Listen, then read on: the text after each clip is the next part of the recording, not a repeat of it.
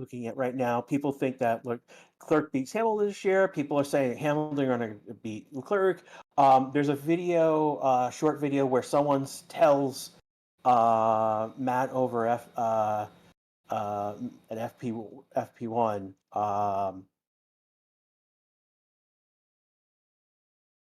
Basically told him to his face that Hamilton is going to destroy Leclerc.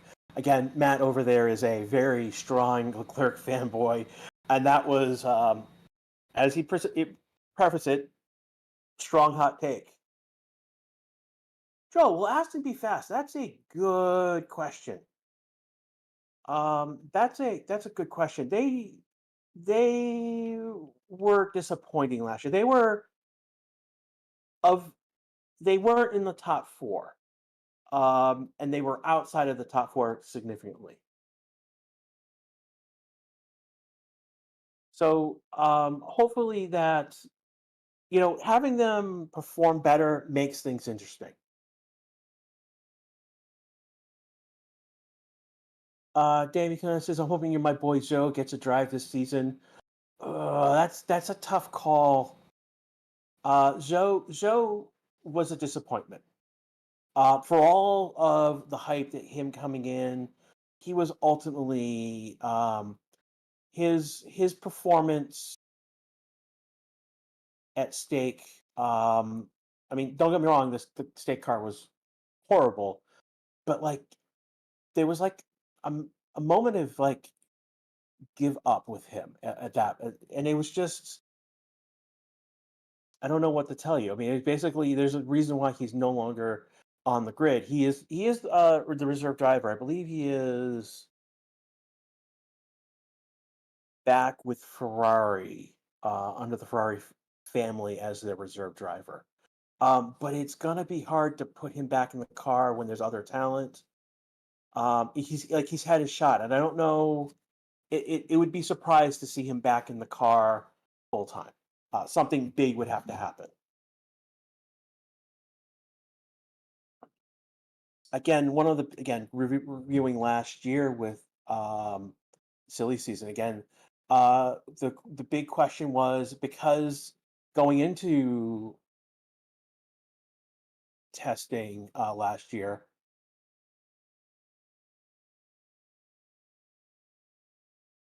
um, you know, Ferrari had already signed Leclerc for a new contract, and then they had signed Hamilton. Hamilton's going to be in the car today. All right, so we are about a minute away from green light. They've got a shot of Lewis is in his car. They're not on track yet, but the interesting is that one of the things you'll see is that uh, Lewis has an aero rake on his car. So what basically a rake is basically a array of sensors. It's basically bolted onto the car to test aerodynamics. And they've got, let me see, this is the Mercedes. Who is in the car? Oh, shit. It looks like Kimmy. I think Kimmy Antonelli is in the car for today. And he's got an aero rake as well. Kimmy's aero rake is right behind the front wheels. I would say that Hamilton's aero rake was a little further back from the wheels. It was in the front of the car, but it wasn't right on the wheels. We've got the Aston Martin out, and I'm looking at. It doesn't look like he's got an aero rake on. If he does, and they have just waved the green flag, and we are now in for testing, everyone.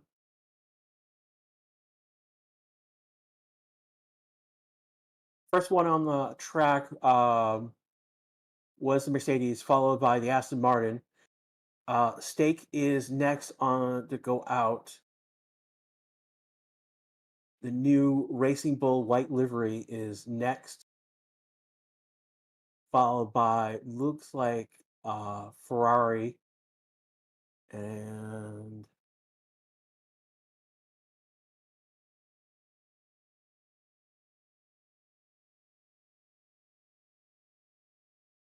I don't know who's behind the Ferrari, but the Red Bull is behind them. Yeah, it's Ferrari about to go next. Uh, and that's Hamilton. Hamilton is his is in the middle. He's not behind the air rake on the Ferrari is not behind the wheels. It's further back between the driver and the wheels in that case.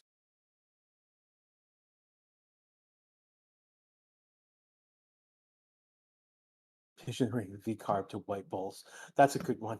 What is happening right now? Cars are getting out onto track, and ultimately, these are coming out. Here is the McLaren. They have an air rake on the car as well. So one of the things that you guys will see, again, this is testing. We're again trying to get things up and running. It looks like there's an issue with our timing, what we're using for timing right now. But that's to be expected. This is the first session of the season. So most of the cars have what's called have air. Again, they're an array of sensors, and it's again to help figure out what the aerodynamics on the car looks like. The other thing that you will see is paint thrown on the car. It's called FlowViz paint, and basically the idea behind FlowViz is that they're seeing how the paint moves across the car.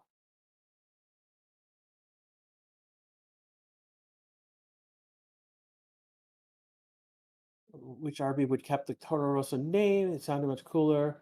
Yeah, but they had they basically got a sponsor basically to for the naming rights.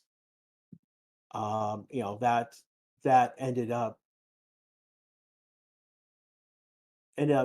ending last year, and they went to with Visa VCarb. When again the team was literally called VCarb because it was the Visa Cash App Racing Bulls. They've After all the jokes we've made last year about that name, we've basically they've dropped the Visa and just gone back to RB Racing Bulls. Can we see the racetrack? No, we can't actually show you the act. Yeah, and then Kimi Antonelli is in the Mercedes. We can actually show you the video again. We're like a watch along.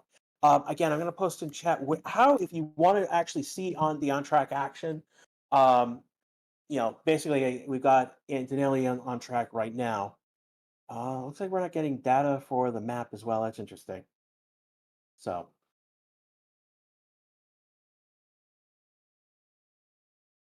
but ultimately, right now, we've got Antonelli in the Mercedes on track. We have Hamilton on track right now.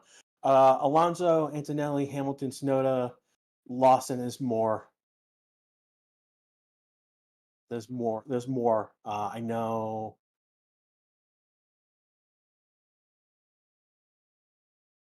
Oh, starting to get data now.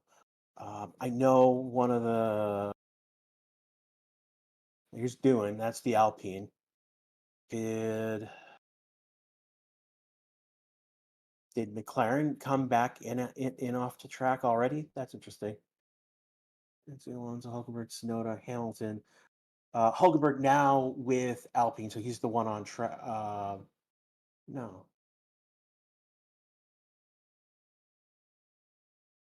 board's showing everyone. That's not helpful. Tsunoda, Antonelli, Hamilton, Lawson. So it looks like Oscar's the one on track today. So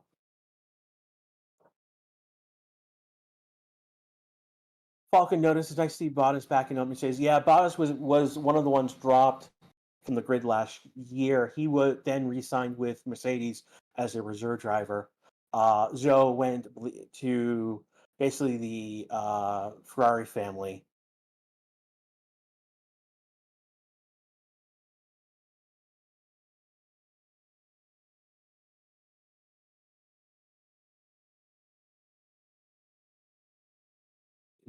Ollie Bierman is was out on track. Okay, so he is with Haas with Hulkenberg.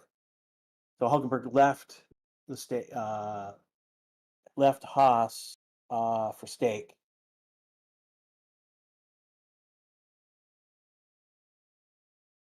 Sorry, I've got that wrong. Hulkenberg left Haas for stake. Um, Man, so many changes from last year. It's crazy. It was a crazy season.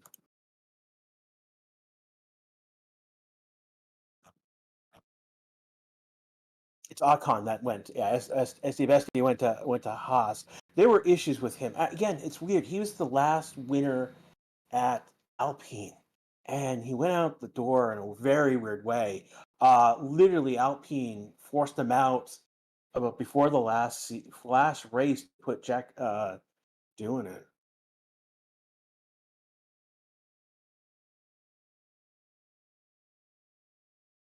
Yeah, and one of the things right now we're not seeing. I mean, yeah, Lawson's top of the board right now, but this is it's early. It's so early. Most of the teams are doing aero rake testing. Like right now, Hamilton still has an aero rake on. He's not going full blown fast as possible because that would blow the aero rake off the car. So have we seen the Williams yet? Yeah, I think the Williams is the one car we have not seen.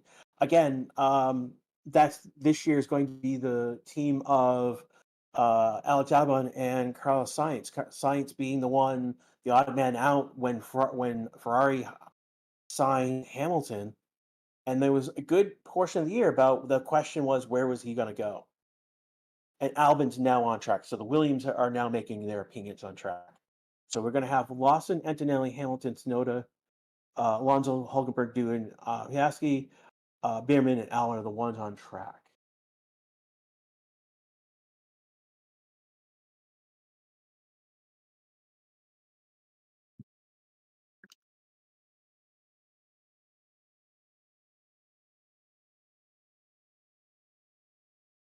And as we go along, I'm not seeing any.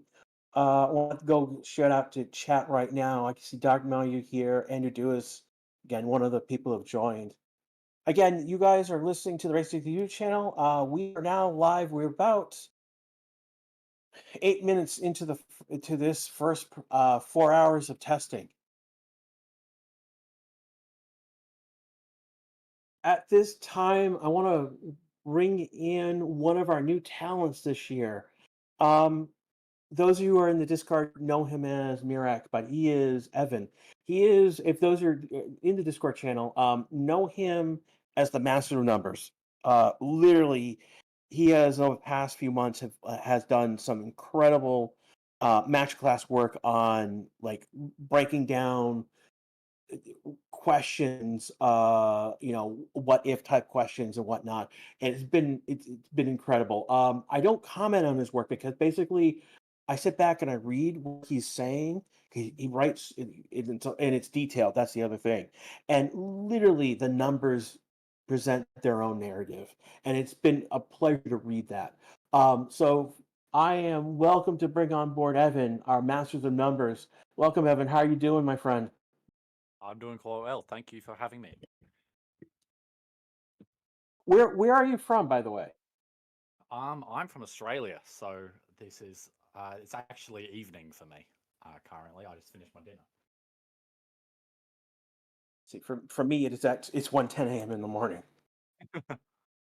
I imagine I'll be the slightly more awake person then. Pretty much. Um, We've got people spamming chat at the moment. Hold on a sec. But yeah, welcome aboard. Tell us about yourself as you are now joining the that you joined the channel.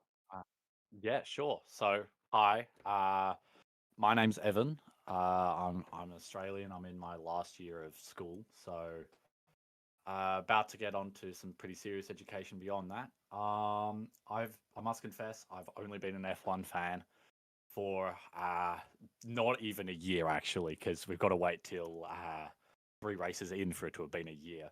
So I'm reasonably new. However, I like to believe that I make up for it with my knowledge of things that have happened within my lifetime and the immense amount of things that have happened before my lifetime. And that's okay. I mean, I'm relatively new to F1. I mean, I'm from the United States specifically. I'm in Central Time Zone, Texas specifically. So I'm about several hours north of Austin.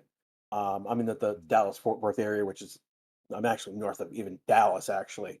Um, Uh, but ultimately, yeah, no, I mean, I know motorsports. I mean, here in the United States, there's IndyCar, there's NASCAR, there's um, IMSA is here in the United States, so I'm not unfamiliar to it. It's just during the pandemic, I went from literally my story is I went from watching Super GT to uh, Tito Marduk Ben to then finding data visualization, which is the sister channel to Race Statistics before Race Statistics the channel was actually created.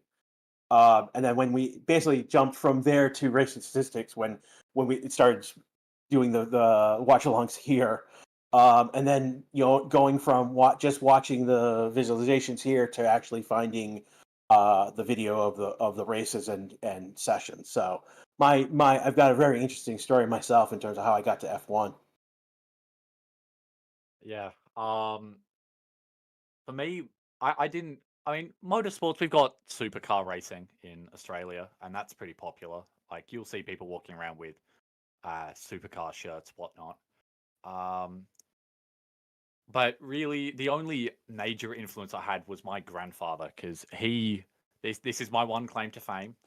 My grandfather, he raced in this little thing called the Tasman Series, which was back in the '60s, and and he only raced in the single event that happened in Tasmania, which is the state I'm from.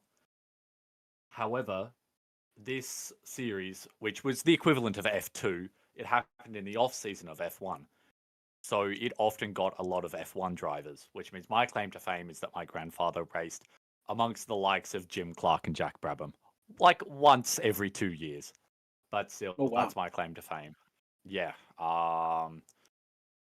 He he came dead last every time he finished, but that's besides the point. He still raced them. I'm sure it was amazing for him whenever they lapped him. And he talked to me a bit about motorsports, but it really just went over my head. I wasn't particularly interested. But then I think I must confess, I was just scrolling on Instagram one day, and I think it was a clip of Romain Grosjean's 2020 crash. It's like, damn, that looked like that hurt. Um, and I just went from there. I liked it, and I just kept scrolling, and I kept getting more and more. I was like, all right, I'm gonna actually check out this sport, see what's going on. And here I am today with a chronic addiction. Well, it's not addiction. It's an obsession, my friend. Yeah, Yes, it's no, an I mean, like, obsession. That's what I if call it. you want to bring someone into the sport, into F1 specifically, we've got, as I'm saying, we've got Yuki coming in. They're probably done with the aero rake, and they're going to take that off the car. Is the reason for it. But if you want to bring someone into F1 specifically, go to the Drive to Survive episode called "Man on Fire," which goes over um, Grosjean's crash and the fireball that happens, and that story there. That's the A story. The B story of the episode is basically the story of Checo Perez becoming the second driver at Red Bull. That's the other story that happens in that Mm, episode. And if you want to like hook someone into F1, that's the episode to get them on. 100%. I must say I'm not a massive Drive to Survive fan, but I have watched most of the seasons, and that episode is definitely a standout to me. Um, like I I honestly, if there was any episode I would ever go back to watch, that would probably be it, because it makes sure to stay out of like a lot of the kind of drama-y sort of bits, which I'm personally not a massive fan of. I just want to watch people race. It's very clinical in that sense. It's very just focused on what happened, and amazingly, the fact that he walked out of that fire. And so those who don't know, while that was effectively his end of his career in F1, Grosjean has moved here to the United States and is raced here in the United States in the IndyCar series. and that so his story doesn't end with that. That's not the end of his career. It opens up the door to him into IndyCar after what happened. Yeah. I must say, I'm not great at tuning in on IndyCar. How do you think he's going? What was that again? I haven't seen much of what he's done in IndyCar. How do you think he's going after the crash? He hasn't. He has not performed well in IndyCar. We would be quite honest. Yeah. He has had a lot of potential. He has raced well, but the he hasn't been able to translate into any wins. Hasn't translated into podiums. There's been like 2 years ago. The season started with him like crashing out three times in the beginning of the season, which is Yeah. yeah, crazy. It's like one of those like he should have done better in the United States and he didn't, and that's one of Yeah. the issues. Um so he's jumped from team to team, unfortunately, for that reason. He's gone from upper teams to lower teams. Yeah. So that's unfortunate. But I think he's not with IndyCar this year. I think he's gone to one of the endurance teams Yeah. for I this think year. I saw him So on a WEC list somewhere. Um, yeah. I mean, if you look at his stint in Formula One, he got podium or two. I think three podiums from memory.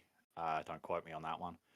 So he didn't have any outs like super insane performances. And to be fair, he didn't get many drives with teams that could have brought him that performance. The only like Lotus could have, but to be fair, his teammate was Kimi Raikkonen, who was bringing those sorts of performances. So it's hard to say whether that was just Kimi pulling the car to where it shouldn't have been, or whether that was the actual performance of the car. But I think if we look at his Haas stint, especially 2018, not only was the Haas really good that year, probably one of the best Haas comparably to the rest of the grid. Um, he had some really strong races where, of course, you had the Mercedes and the Ferrari and the Red Bull up filling up the top six spots. But whenever they weren't performing, it was usually him and Magnussen that were taking those top six positions. So he definitely he had his ups and downs, looking at no certain crashes in particular. But um, yeah, honestly, I'm not really surprised by the fact that he hasn't done particularly well in IndyCar because he's a decent F1 driver, but there wasn't anything crazy there. the best way to describe Grosjean is that he's a good driver, but not a consistent driver. Yeah, And 100%. that carried over from F1 to IndyCar. He was a good driver, but he wasn't a consistent driver. And if he had been, he'd still be with the Andretti team, for example. So Mm.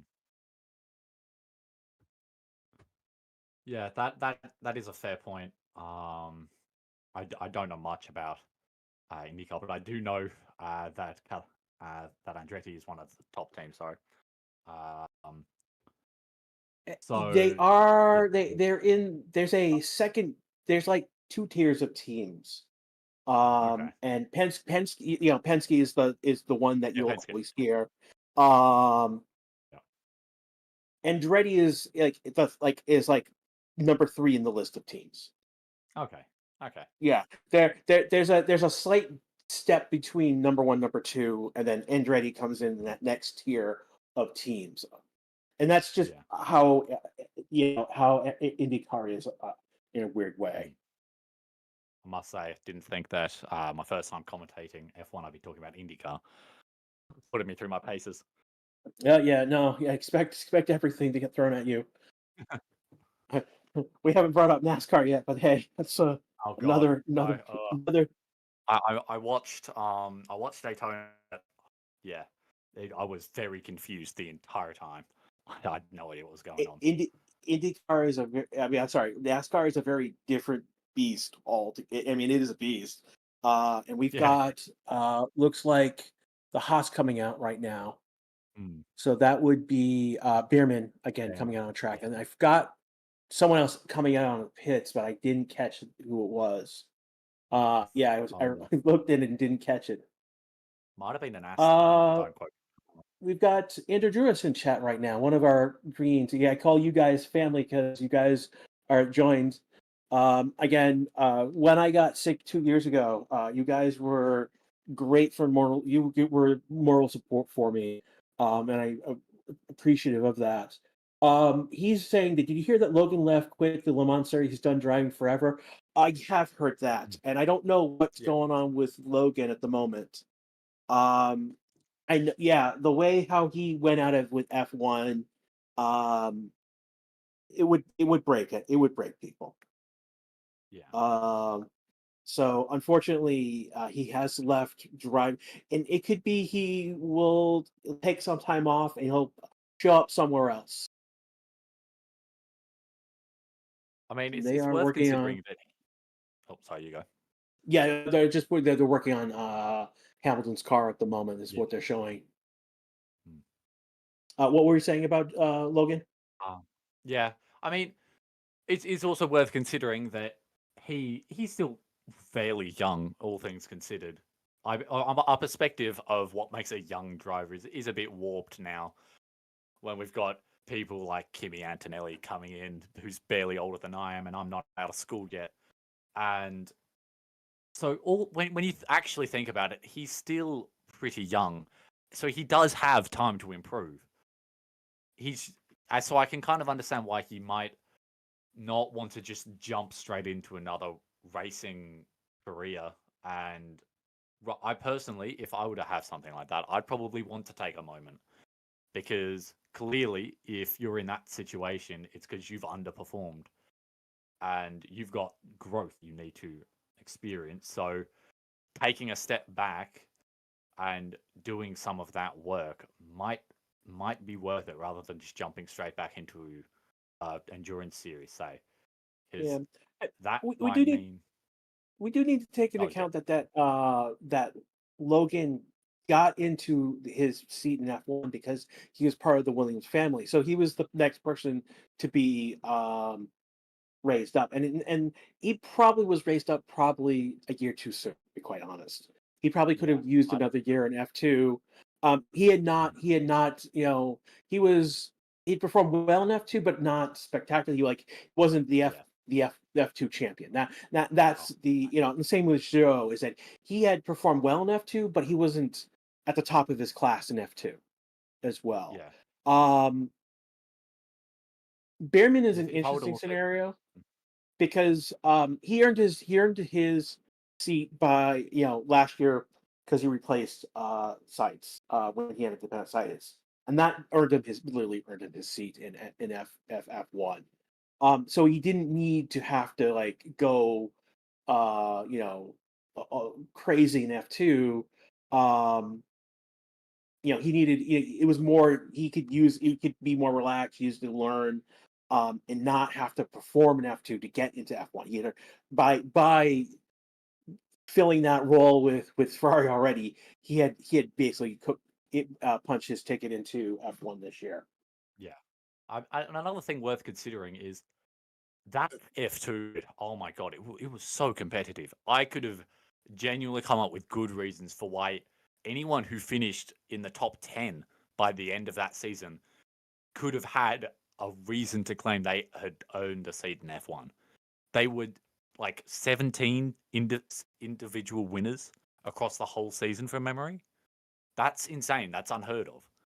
It's and they were all really capable drivers. So And it literally came down to the last race, and the only mm, and unfortunately for Aja, yeah, he had an issue with his car, and that made Bordello to win F2, and that's why he's with stake.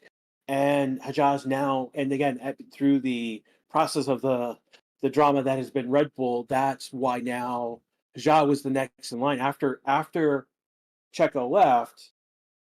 yeah, Basically, Lawson moves up. That opens up a seat. Hajar was the next one to move up into that seat. So yeah, again, crazy this year. I am still counting um six. I'm still counting Lawson as a rookie because this is his first full yeah. season in the seat. Yeah. A lot of people are not counting him, but I'm still am. We've got Haja, we've got Behrman, we've got Doohan, Antonelli. I mean, this is crazy to see so much turmoil. I mean, it was literally silly season was the silliest season of all time, and it Yeah. literally like started in January last year. Hmm. Since day I one, mean, it's just been y- it's and completely and and unpredictable. yeah, and again, as I mentioned earlier, over in Alpine, we still have the question of Franco Colapino as the reserve driver. That's pressure Hmm. on doing automatically. And so we've Hmm. got it. The drama it hasn't stopped. Um, we're going into the season with drama right there already. Um, Yeah. we're going to keep an eye. Can do and perform. If he starts. The way that Doohan keeps the seat, he earns points. Yeah. So I gotta say, like, I know this is literally like first half an hour, but though that's not a terrible early time from Jack Doohan at the top of the times currently. That's pretty decent, I'd say. that is a very With decent a time. lot That's a of 41. 133. Yeah, 133,996 on one of the hard hard tires, I time. believe. Yeah, Not sure that's which. honestly, I'd take that. That's a decent early lap. And when I was watching the lap being set, most of it was mostly purple mini sectors. So either A, he's just pushing really early before anyone else has even considered it, which is definitely a possibility. But I mean, I look at Behrman. He seemed to have been pushing a decent bit on his lap, but he's a decent get. He's 2.4 seconds off his time. So either Haas has fallen into a ditch, or there's I mean, it or is early. Doohan is fighting for his life. I think he still has aero rakes on his car. Did he have a They rig? just I brought. didn't see. You didn't, yeah, I didn't see it. I may be wrong on that. I know that they just brought the Mercedes, not Mercedes, McLaren. So Yeah. Oscar just came into the garage. He has aero rakes on his car. I suspect Hmm. that he will be back out without them. We are seeing Yeah. Hulkenberg out on track right now. He does not have aero rake. He's currently on a medium type tire. So All right. In theory, this lap should be pretty good. Once he gets his push lap there, because I think he's on his out lap currently. he has Is he? improved Oh in no, his. this is This the is lap, I believe. yeah. He's improved in his time so far. He's going to hit sector And 2. He's still improving. He's got some subsectors that are purple. yeah, Only one subsector that's yellow. Colors on the chart for those. Basically, when yeah, you see blue, should that's be all basically right. that means that the driver came out of the pits or came into the pits. A yellow means that the driver has not improved in their best time. Green means that they've improved in their best time, and then finally, and Hulkenberg goes P2 on the board, 135.062 for that lap. Second and eighth off of Doohan's time, which is Mm, good for Doohan.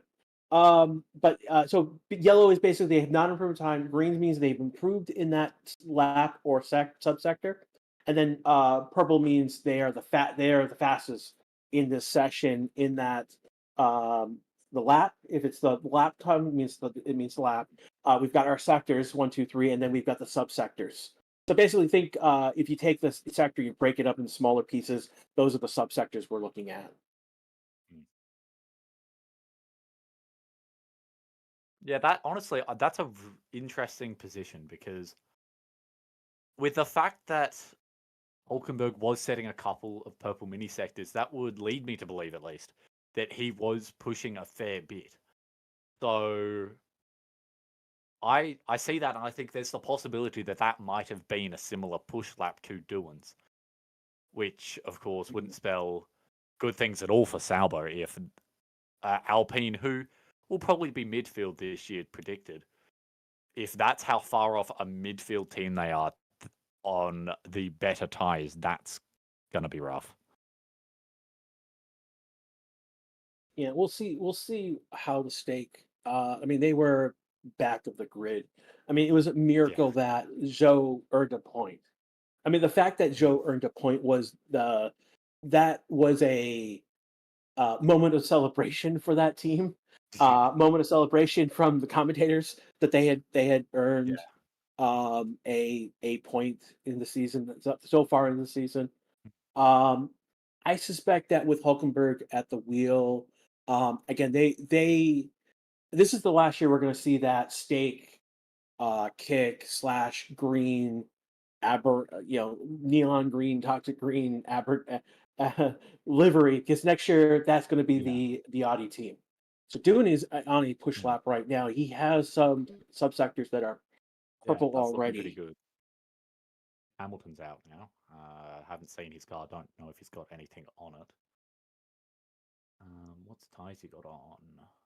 Are those hard tires, I Hamilton's believe?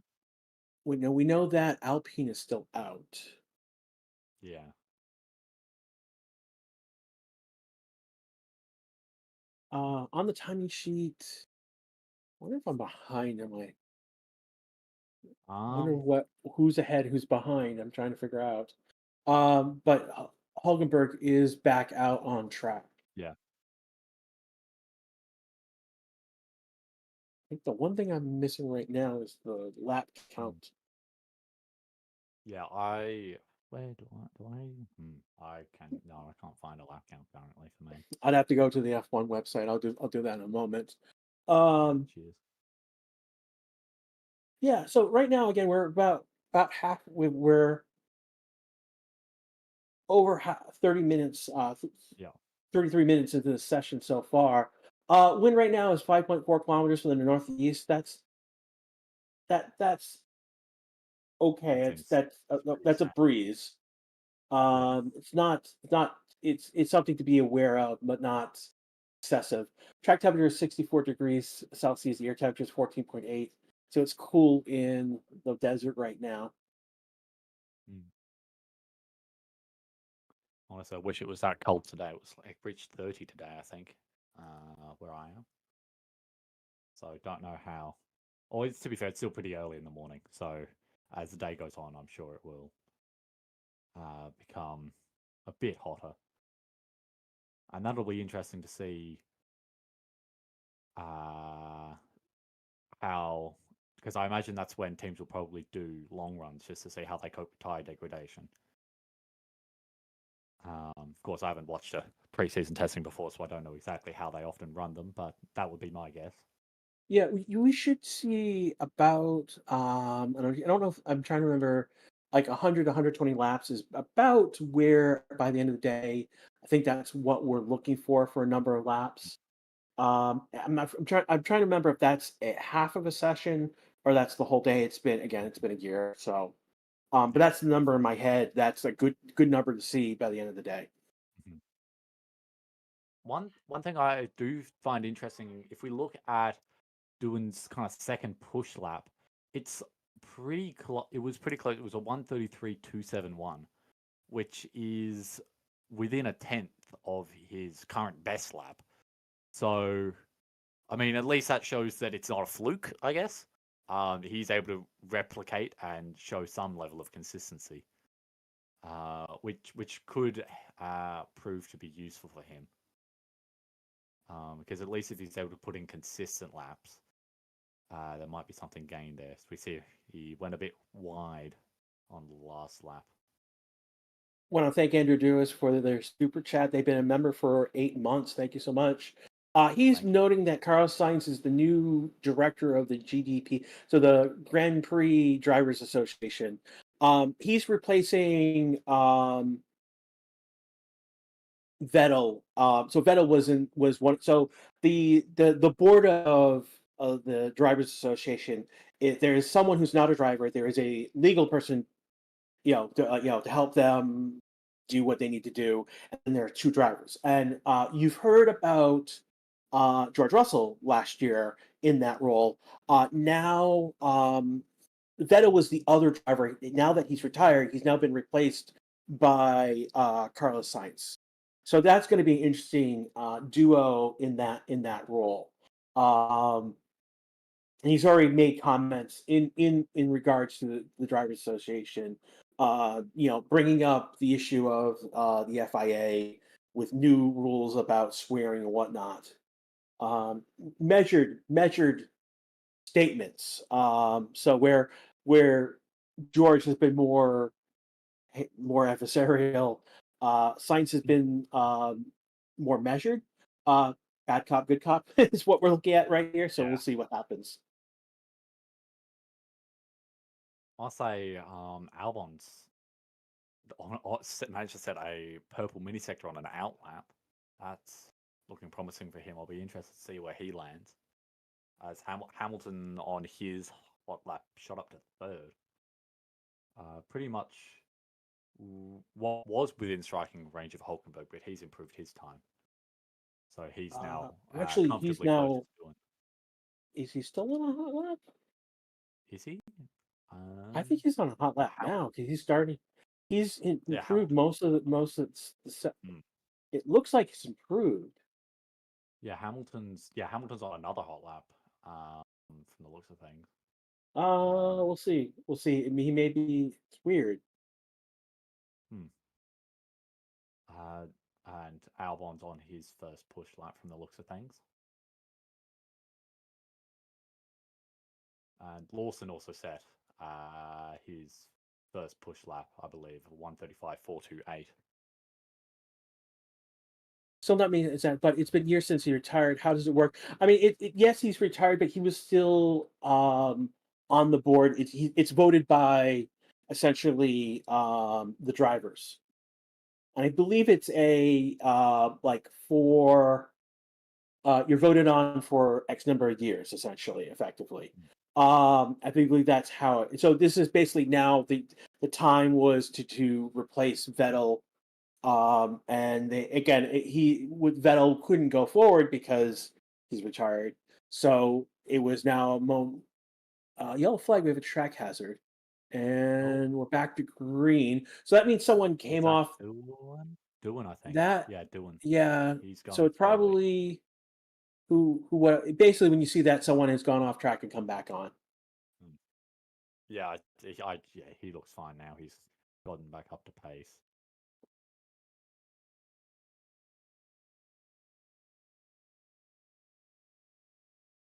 And Doc Murray again Must. pointing out, is it officially Audi? Not yet. It's still the stake kick team this year as under that label, and then next year it will be the Audi name, and there will be a different livery because it's the Audi. And some of you are going to be like, "Thank God." I must say it's a striking livery, that's for sure. It grabbed my attention. I think give me like till China to decide whether I like it or not. The Uh, kick livery, the kick livery, yeah. I yeah, think it and has the possibility to look decent, but it's going to have to be moving very fast, I think. And we yeah. don't know if it's capable of moving particularly fast. And again, the team name is Kick. I know Stake is the parent company, but the issue is that Stake is a gambling casino Yes. operation, and literally they can't use that name across all of all. They can't use it in every location for legal reasons. So you will see the logo. F1 has just bit the bullet and said, "We'll just use the Kick logo for their logo going forward." Yeah, I know.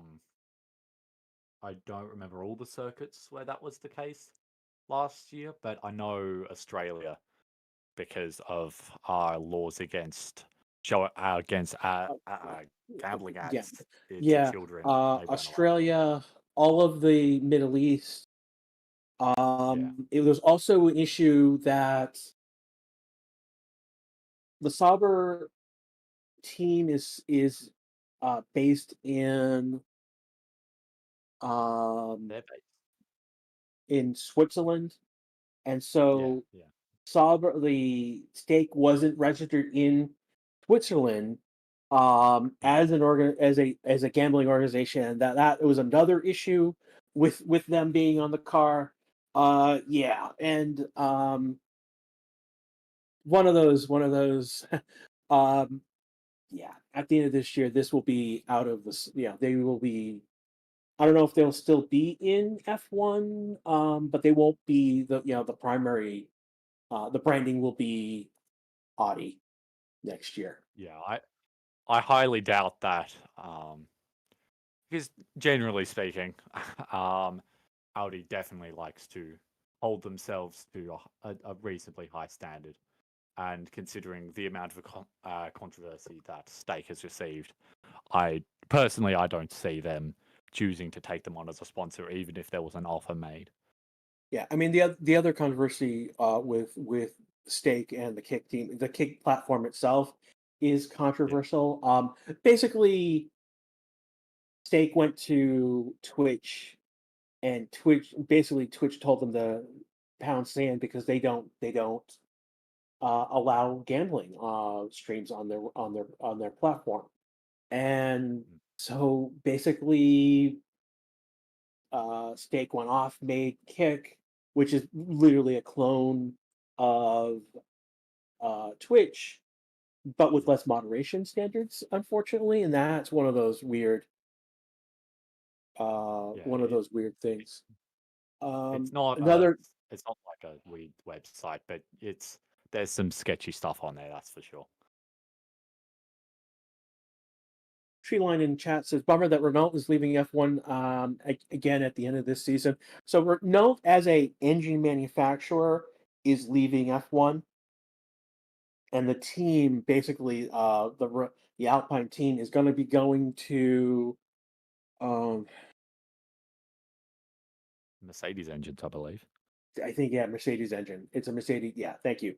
Mercedes engine Yeah, starting in 2026, which is unfortunate. That's uh, you have the engine, like you have the team to support your engine, and you have the power and control over the engine, where now they're going to be a yeah, it's going to be interesting where Alpine goes after in the future. They could be um sold to another organization within a yeah, few years. um Someone asking in chat, what is going on with Red Bull and the Honda engine? So a few years ago, Honda said they were going to get out of F1.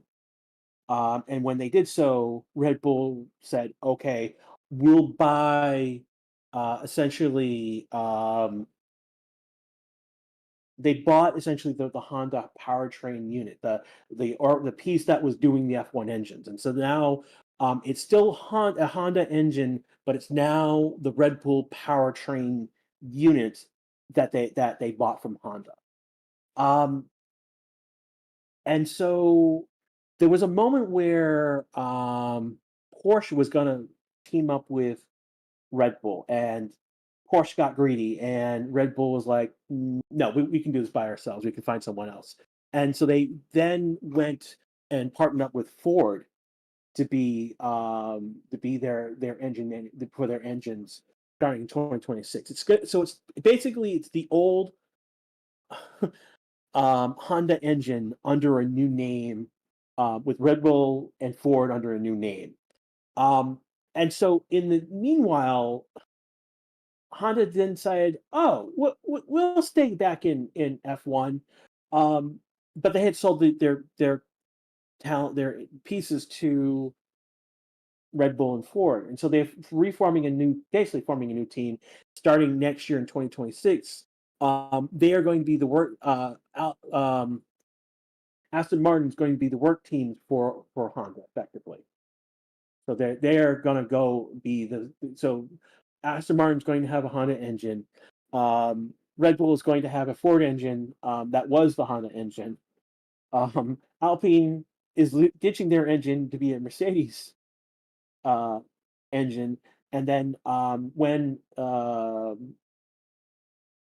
GM comes in, they're going to have a Ferrari engine until they start their own. So which I think it's will be gonna 2028 from memory. It's when they'll be yeah, starting they're looking at 2028 is where they expect to start don't have to be a Ferrari customer anymore, and they'll have their own engine. So Hmm. I must say, Alonso set a pretty strong lap in there. Second fastest currently for his opening lap as well, so not bad for him. Yuri and Chaz asking about the new to F1. What is this S1, S2, S3, PS? So S1, S2, S3. These are Sector 1, Sector 2, Sector 3. What you're seeing with the PS, that's the subsectors that we are talking about. And right now, Sonoda just basically did a lap where he basically, if you look, he's the fastest in Sector 1 at this point. Hamilton in his last lap, he came out. So Hamilton's interesting. He came out the pits, went around, did a subsector fastest at the end of sector 2, and then came right back in the pits. So you can see the beginning and the end of that lap are in blue. So again, blue means exiting or entering the lap. Yellow means they have not improved on their previous times. Green has improved in previous time. Purple is the fastest in the session, whether that is the lap, sector, or subsector. And then the one color we have not seen for reasons is the red one. That's if someone stops on track or has an accident. That's essentially the stop color, and that's we have it will show up eventually, uh, but not Hopefully yet. not too soon. Hopefully not right now. In a dream season of perfect consistency, never. But once again, not to name names, Lance Stroll was still on the grid. No, I kid. Alonso's on a decent lap. I know Lance. This came up in chat in Discord the past 2 days. It's not that Lance is a bad driver; he's just a highly inconsistent driver. Yeah, And we just had 100%. Alonso do top of the board 133.031 for his lap time. I have no clue what tire he is on. Medium It's a tires. It's the it's a medium medium tires. tire. Okay, Yeah. it's showing up again. That it's showing up it differently on the board. Um, All good. but he did set a fastest lap. He did a sector 1, sector 2 were purple as well. He had a bit of a lock up into turn 1 as well. So I'd imagine that probably is why the first sector wasn't purple. We've got a new poll for you: teammate battles in 2025. Who will win more points, Lewis Hamilton or Charles Leclerc? I must say, on the Ferrari teammate battle, I feel like there's really only two ways it's going to go, and there's going to be a really big gap between them. It's just whether Lewis Hamilton is absolutely on his game or not. And it's just the fact that we've got no idea whether he will be or not. Really, we might get an idea once we get Leclerc on track and we see whether his times are similar at all to what Hamilton was setting. But of course, we've heard from the testing that some tests Hamilton was like 1.7 seconds off. I think at their most recent tests, that was the gap, which is that's insane. So, to be fair, he's still settling into the team. He'll probably improve as the season goes on. But if that's the actual gap, Leclerc's going to absolutely dominate, and it's not going to be close.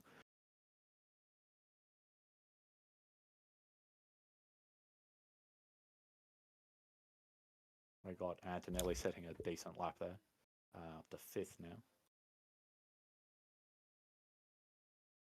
Lawson having a good lap so far. He's improved in his first sector as well.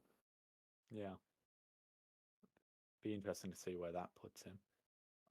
I must say, I'm still really impressed by Doohan's time on hard tires. I think I'm hoping that says both a lot about him and the Alpine, because I think the Alpine will have a decent bit of pace this year. That's my bet. I think they could be possibly challenging Aston Martin for fifth. So really, it just comes down to what Gasly going to do, and what's everyone around doing going to do. Because currently, what they're all doing is going slower. And Lawson up to fourth with a 133.817. Interest. Also on hard tyres as well. So, except for the fact that Red Bull's probably sandbagging, you somewhat have a direct comparison there. Seeing in chat right now, so people are reading that Daniel Ricciardo's not on the grid anymore, and that's it is unfortunate. But literally, he's one of the people who has given way to newer talent, and again, he's part of that Red Bull drama that we had last year as well. Looking at basically the tire information, and I don't have. There's nothing in there's nothing in the live timing from the F1 website about that. But essentially, someone was asking what is C6. Basically, when you see a C number, we're talking about tire compounds. And right now, I believe there's only, and I'm curious to see where C6 is coming up, because I thought there was only 5 compounds currently right now. C1 being the hardest compound, whereas C5 being the softest compound. So you'll see at each race, you'll see 3 tires selected. So where again, you can see C1, C2, C3, C1 being the hard, C2 being the medium, and C3 being the soft. You could very easily at another track see the C3, C4, C5 selected. In that case, the C3 is the hard, the C4 is the medium, and the C5 is the soft. So it gives Pirelli a wiggle room to customize tires to the tracks themselves. So you'll hear super softs. There was another, like I think ultra soft. There was other colors used for tires years ago. They've reduced that only to 3. There's only 3 compounds in each race. So you're only going to see hard, medium, soft, but they will vary from race to race which compound that is. So that's where those C numbers are coming from, and they have changed. There was a C0. So 3 years ago, the C1 moved to being a C0, and they brought in a new C1, and that's where our current C1 is actually right now. Yeah, back to the Pirelli Rainbow is what you guys used to have years and years and years ago. It was the Pirelli Rainbow. They've reduced it down to only 3 colors. So that's what you're talking about right now. CV will be visible in street circuit. So if so that means that's a ultra soft. So C5 is the softest compound. C6 means that's indicating that's going to be even softer than what we've got. So that would be a new. I got to go look up now. Now that I know there's another new compound, I got to go look that up for tomorrow, so I can tell you I more hadn't heard about. about that. Yeah, I hadn't heard about that either. So I got to look that up. And then that's one of the things is that tire compounds, like from year to the next, may move to a different number because they're trying to put in another compound in between it. There's 2 other compounds we do have to count. 2 other tire types we do talk about. They are the wets. They are the green intermediates and the blue wet tire. And the big thing about the wet tire is that they've been trying to improve the performance of that tire so it can actually so drivers will actually use it. When it gets raining enough for that blue tire, the track is usually there's too much water on the track for them to effectively race at that point, and that's been I'm the fairly issue with certain. that blue tire. Yeah, that's been the issue with Fairly that blue certain all tire. recent time is that the blue tires. I'm fairly certain, other than like, well, they weren't run at all last year, I don't think, except for Canada, where we saw the Uh, Haas drivers gamble on starting the race on full wets and then just having so much more grip than everyone else. And I think they ran a highest of 4th and 5th at one point because they just charged from the back of the grid because they had so much more grip. that was an insane race. To start with, but yeah, They did I show think up. Oh, what they was probably did at the? Brazil or something. I think Brazil they showed up as well because of the They mi- rain. did they did they They show showed up up in some. Spa They, on they that wet day, like that really wet free practice day? I've got They to go might back have. and they might have shown up, but Well, basically they show up so rarely. Is basically the mm, problem is not the tire's fault. It's just basically by the time you get to the point where you could be using those wet tires, the track is so wet. They don't actually like it. It's actually the FIA has been basically red flagging the race at that point. So mm, it's actually too dangerous to they again, particularly after that spa race that basically yeah, uh, 3 whole never really laps. happened. Yeah, I mean, like this is one of those crazy. So it's by the time that you get to the track where you would use that blue wet tire, it's actually too it's far too gone to be racing on the track.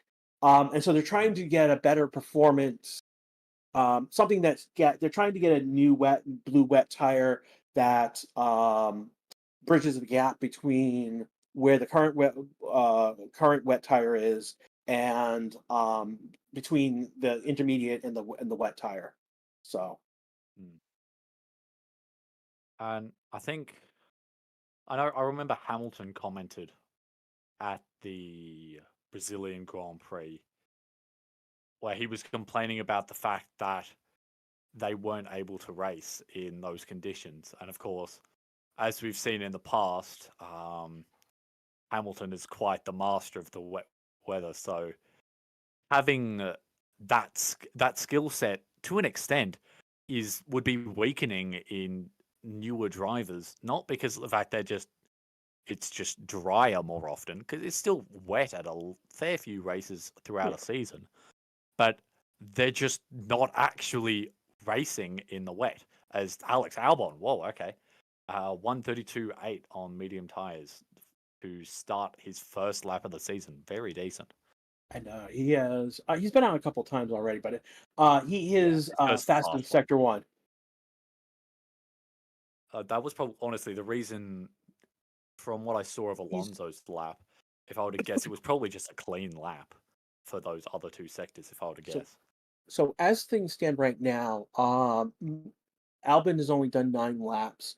Everyone besides Oscar has done over 10. The highest so far is we've seen Sonoda do 23 laps and Doohan do 20 laps. Then they're currently still on track right now. So we're looking at doing snow on medium and hard. So they're doing some long runs, testing tires with the car at what looks like 5 and 6 laps. Currently, Hulkenberg just did 9 laps. He's on 16 total. He's currently in the pits though. The one that is Oscar has only done 6 laps on a medium. He did a medium. Last was on a medium, but only did 1 lap, so he came out, came back in. Um, so he's only done 6 laps, and that's something to put a pin in. Um, Mm, Again, we're only in an hour into this session, yeah, but still, that is something to put a pin in to see. That's a low number for the first yeah. hour. So we'll see how things go. It, it may be that McLaren is testing something, is they're tweaking something. Um, so we'll see if that number improves the next 3 hours or so. Well, Hamilton's on a decent lap. He's had a couple purple mini sec. Um, it'll be interesting to see how that lap finishes out.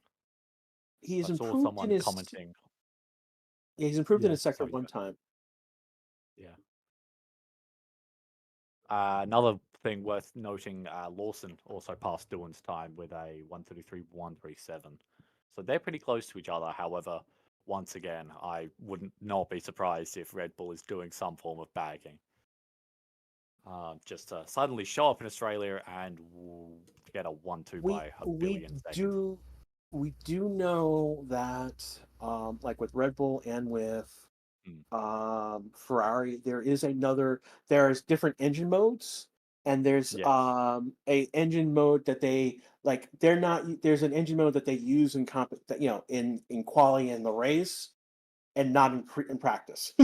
And so I suspect they're not tuned. The cars are not tuned up to their maximum potential right Oh, now. and there he goes. Lewis Hamilton with the fastest lap. A 1:32.621. Not bad. Fastest final sector.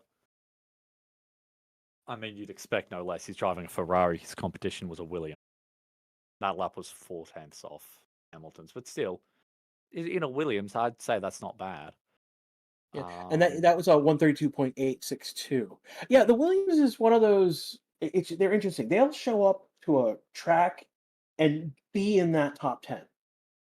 mm, And with science now in the Williams car, we can see them perform more consistently. That's the one thing, is that's a huge upgrade. I mean, I know Colapino, I know you make all the jokes about Logan and all the jokes about Colapino, uh, but Science is a highly consistent driver. He is, yeah, he's one of the elite drivers, and to have him in the Williams is gonna make them. It's gonna put pressure. Really, the team that's gonna be most pressured by them is gonna be Aston Martin out of the gate.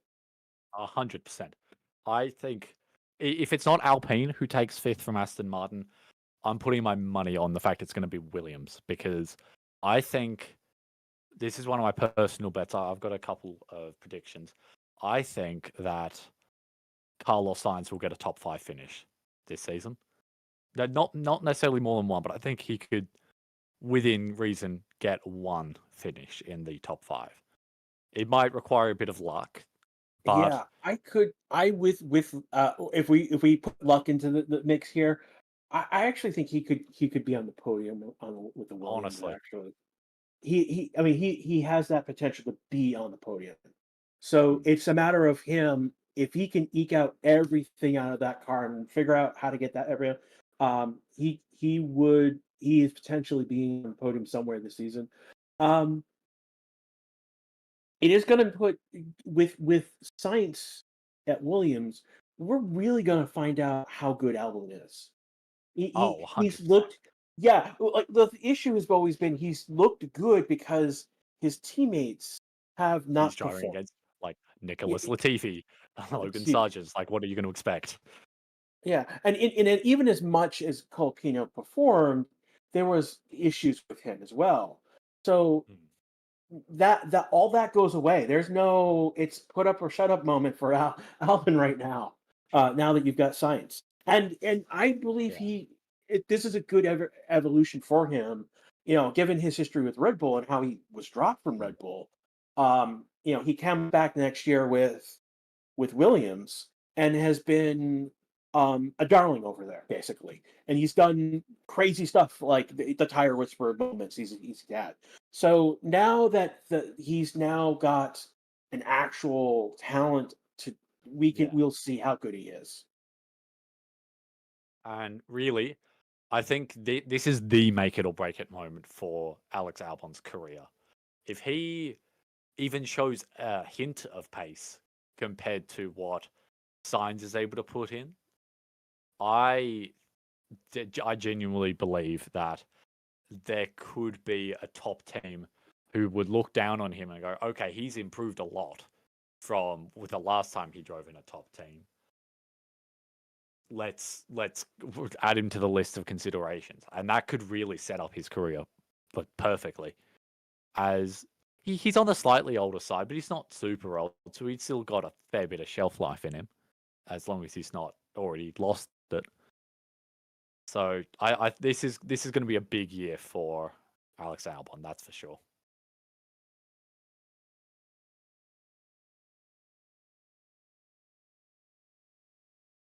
Another thing also worth noting is during all of that, Piastri came out of the pits again and did another just go around and then come straight back into the pits. So I'm going to be honest at this stage, I've got no idea what McLaren is up to.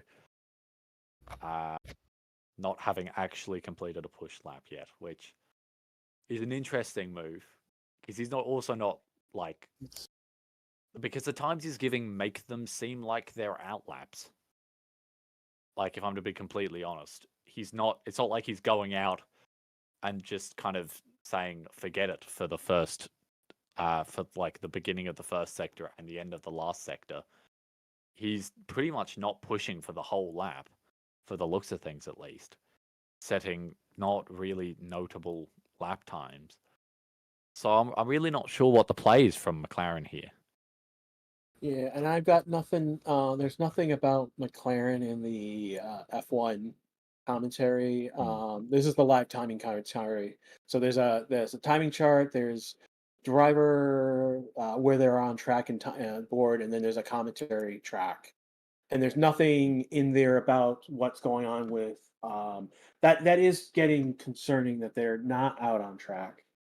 Yeah, Um, McLaren again, fan, I'm panicking a bit. we're we're now an hour and 8 minutes into the session already. Again, you're listening to the Race Season YouTube channel. This is again Grash with you live with preseason testing. I'm here with our new commentary, Evan, our master of numbers, in our Discord channel.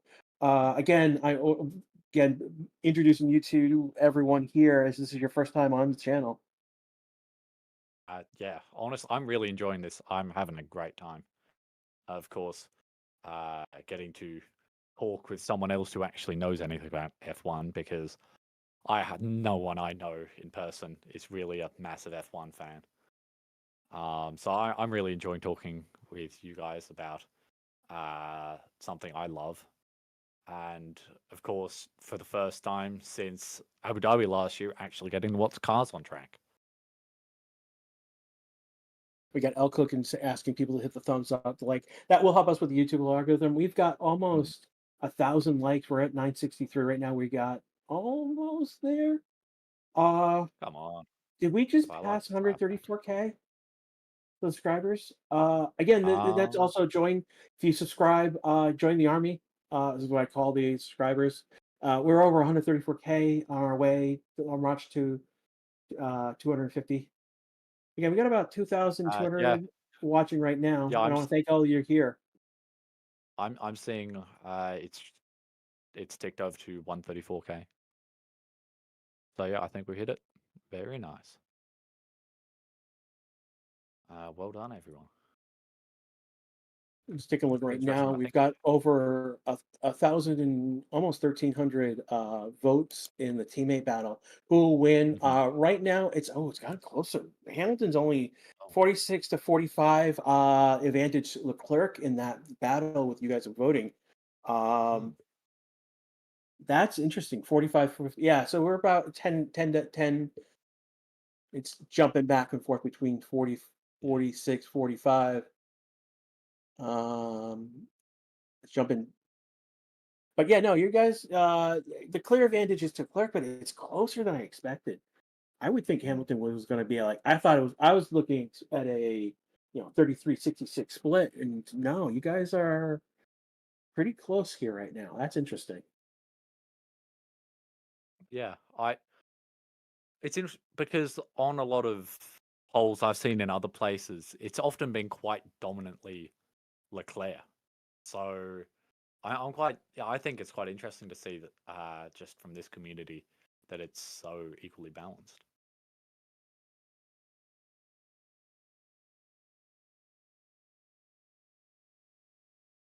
Oh, and there we go. 1K likes. We've hit it. Very nicely done. As currently the only man on track is Hamilton.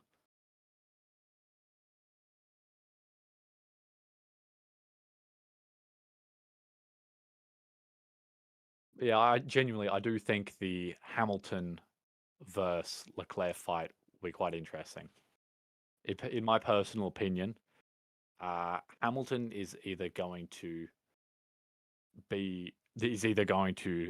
show his old Mercedes colors and absolutely dominate by quite a lot, or we're going to see him be like lower than fifth in the championship, which would be pretty disappointing considering it's possible Ferrari could reasonably win both championships this year. From the looks of things, he's probably on a long session now. I'm seeing a Leclerc driving today. I don't believe so. I know that on some very rare occasions you'll have them split it halfway through a free practice session, but from my understanding, most of the teams are just this day it will be entirely for the drivers who are currently on track. And on Oscar, yeah, I think about everyone's confused by whatever Oscar's up to. He's come out for, I believe, 7 laps now, and all of them have just been exit the pit, go around, and come straight back in. So I've seen on the first couple of times around, he did have aero rigs on. So I'm not totally certain as to. I'd assume it's mostly just literally what this session's built for, which is testing.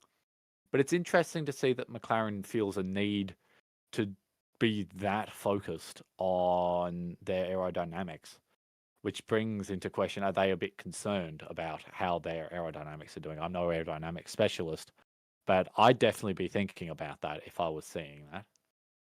We've also got Behrman on track on, I believe, the medium tyres, which is also what Hamilton is running.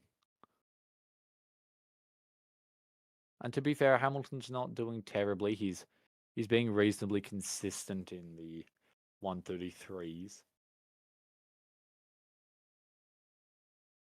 Currently, it would appear everyone's either stopped to grab a drink or have decided that being on track is not the crucial bit right now.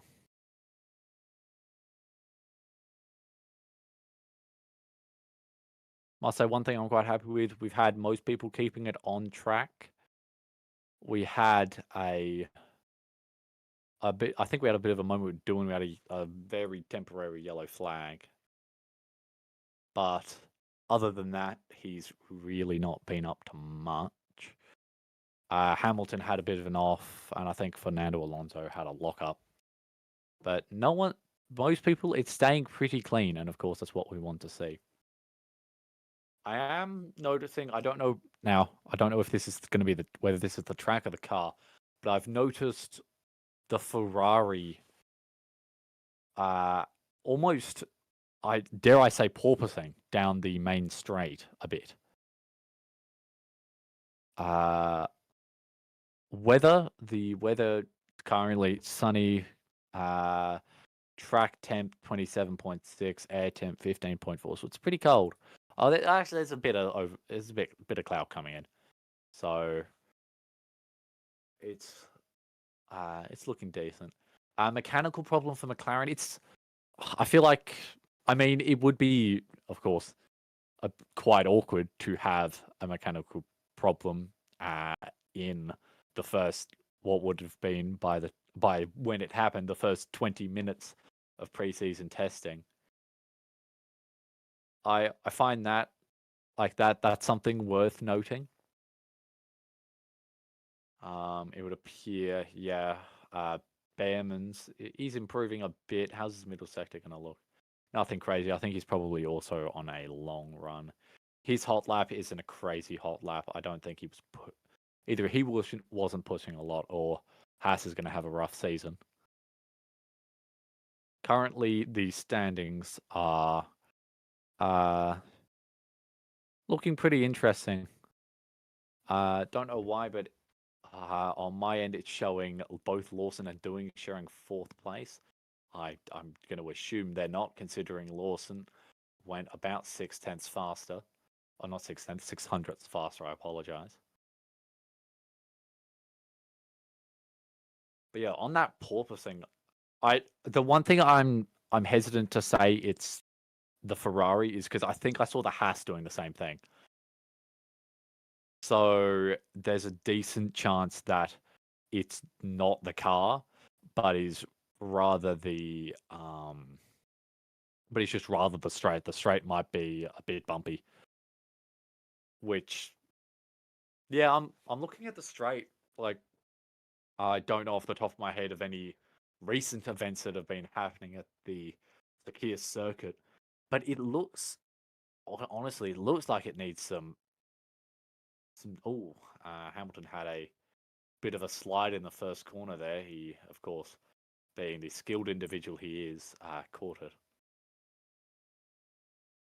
By the way, thank you for those answering the push-pull rod questions.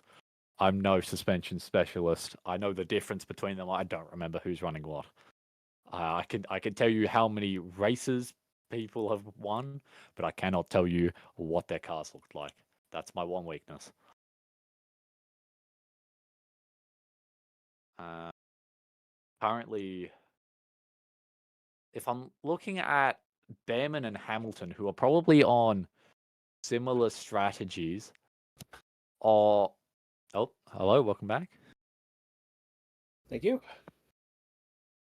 Not much has happened. We've just had Hamilton come into the pit, as Behrman is now the only one on track.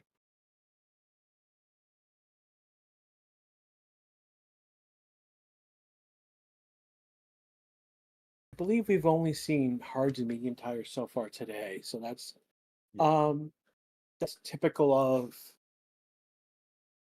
if you're trying to figure out things with the car, those are the two tires you're going to be looking at. The softs lately have been eaten up.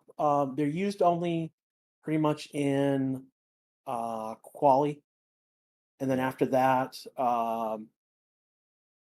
it's for those going for fastest lap. In fact, that's actually one of the things that's changed this year is that there is no longer a fastest lap point anymore, Oh, yes. and and the reason for that change was basically Oh, it Piastri. was basic people like in 10th place or out of the points were going for the fastest lap, and it wasn't affecting. It wasn't like being held by the race leaders or for example, I know there's been a few times where Verstappen has pitted, leading the race, pits. He's got this huge lead, and then goes out and gets the fastest lap. So it hasn't really affected things as it's been not worth awarding the point. Is basically what's the amount to it. So One thing that is definitely worth commenting on is the fact that for the, I believe now only the eighth time, uh, there is a McLaren on track. Oscar Piastri has left the pits and is currently in the second sector. ooh, Uh, I Lord pray it's just an outlap, and that we'll actually get to see not necessarily all of the McLaren's paces. I wouldn't be surprised if they're also doing some form of holding off, similar to what Ferrari and Red Bull are almost notorious for. I am But I'd ahead be of the stream, but Lawson is now on an outlap, and then Hogan will be the yeah. next one coming out of the pits. Hmm. What tires is Piastri on? Piastri is on the mediums. Okay. We might be about to see him do a long stint similar to what we're currently seeing Behrman and just saw Hamilton do, if I were to guess. Just wait with bated breath as he approaches the final corner to see if he will peel off into the pits. No, we are crossing the line. We are about to Yes, see the he first push lap from pushed. a McLaren.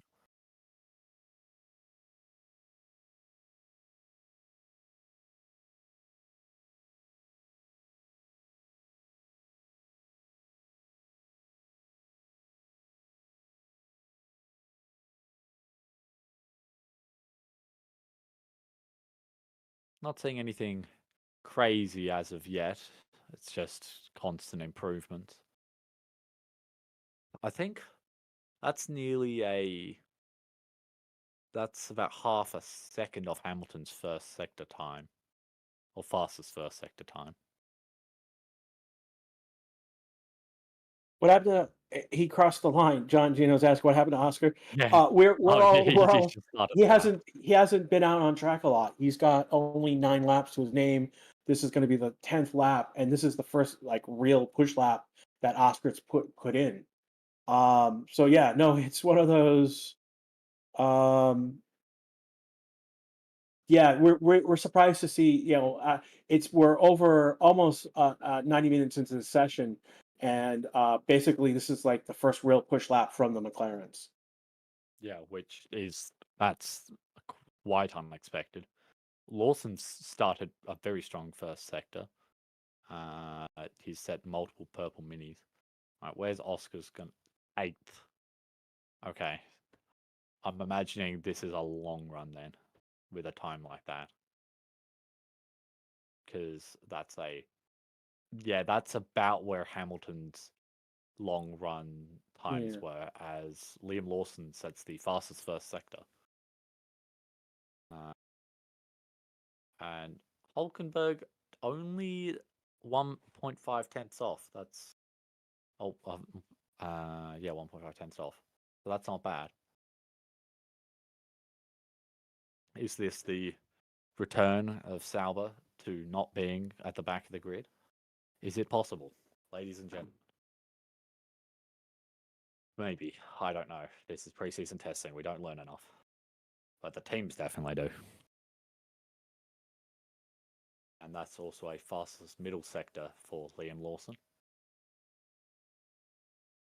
I would imagine this will, unless something goes wrong, will definitely go on to be the fastest lap currently.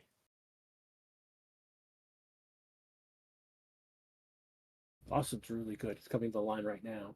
He's going to go to the Yeah. top of the board, 132.036. Oh, okay. I hear you. I hear you. That's pretty good. What was? Okay, I'm gonna do the forbidden for the numbers man and go check his numbers because he doesn't remember. Double check I'm not getting this wrong. One right now, we're setting up something with the timing board. Um, Let me check where Hulkenberg, that lap, he got him a bit closer. He's in fifth now. That puts him ahead of Doohan now. And Uh, Hulkenberg's last lap was 133, 141, which is his best lap so far. Oscar's lap was 132. Oh, sorry, 134.227. yeah. He's 2.1 seconds off the lead, Lawson's lead lap. Um, that was his Now, best. That was that push lap. Now he's probably on. that was on hard tires. Okay, that's pretty impressive. I like if that I just assumed it was medium tires, but that's a pretty strong lap on a set of hard compound tires. So Oscar just did 30 seconds in sector one. Hmm. That's nearly a second off what Law. Yeah, that's 1.2 seconds off Lawson's first sector. But it also looked like Piastri had a cooldown lap, so it would almost make me think he was doing push laps. But if they are push laps, they're very uncompetitive push laps, which could be seen as a bit concerning. Again, his best lap was a 134.227. His last lap was 2 minutes, so 2.07 Yeah, 742. We'll see if this is closer to that. So his last lap was 134.833. So that was a half a second yeah. off his best time. We'll see what is going on, and it may be that he's doing some sort of program. It's a long run program, so we're looking for consistency, as opposed to a push lap, a hot lap, or versus cool down lap scenario. Hmm. Lawson But had the quick statistic I want to pull up for you was the fastest lap from Bahrain last year. So the fastest lap during the race was a 132.6. So we are already going faster than last year, which is very promising. I'm quite excited to see that we are in preseason testing, and we already have the Red Bull going 6 tenths faster than it was in the race, with Max's time of a oh, 132.6. it was Max's time. Yeah, Oh, Max set a Th- 1:32.6 as the fastest time, as the fastest lap in Bahrain last year. And this is one of the things that's going on. Hulkenberg right now is cooking. He's got the fastest first Oh, he's sector. an insane lap right now. Go Yeah. Hulkenberg. And so one of the things that's been consistently happening is that the cars are getting faster and they're putting more downforce into the tires. And I know that Pirelli wasn't I think it was 2 years ago, Pirelli had to scramble to get newer tires. Basically, they were working on the next season's tires already, and they scrambled to get those tires up to speed for Silverstone, because one of the things that they were seeing right away was that the cars were going faster. They were putting more downforce into them, and they needed the stronger construction for the tires that they planned for the next year. So that was one of the things that was going on. As we see Hulkenberg do a very respectable 1:32.389 on a set of medium tires, So a gap which of all a things point considered, zero, a zero gap of point zero point two. zero five three. So that's I'd be pretty happy with that. But yeah, from the looks of things, I don't know. Pia- Piastri's lap times, because he's definitely doing push laps and then cool down laps, because his previous lap time was a 1:57.6, and if the McLaren's that far off the pace, I might cry. So he's definitely going on and off from pushing. Yeah, his But last lap was yeah, yeah, 157.6, and then and he doesn't have anything. he's back to a 30.5 sector one and a 40 So he's point. back So to he's his back. So he's pushed. So there is a push, a faster lap, cooler lap that's going on here. But it's not. It's on the medium tire. It's not. And again, we don't know if he could be loaded on fuel. I mean, he has yeah. done 5 laps on that medium tire, so that is into play right now. Um, he is the lowest with number of laps with 13. That's shared with Alonso right now, who's been in the pits for a while. I'll take Oh, that back. Albon Albon's lower. Yeah, the lowest is he's 11 still now. 11. Which I must say, At the that's a pretty top, fast sign top, for somebody who's only yeah, done 11 laps. in the past 30 minutes, I've noticed that there's been a lot of people in the pits. As we speak of Albon, he's now left the pits. Uh, Oscar has As come in and Oscar and is Hulkenberg. pitted. So Oscar's come in and has come back out. Ah, okay. Was that a tire change? Possibly. Well, Possibly a tire Lawson's at the change. fastest middle sector. He's on a bit of a flyer. Yeah, and Hulkenberg's just done the same, so they might have just done tire changes. I want to thank Shay for showing up. Hey Shay, good to see you again. Again, Hey, one of dude. our regulars in the Hmm. fan. Is that? Yes, Again, for that those who is don't the know, first. Oh, you go. yep. So Lawson just did a new fastest lap of a 131.914.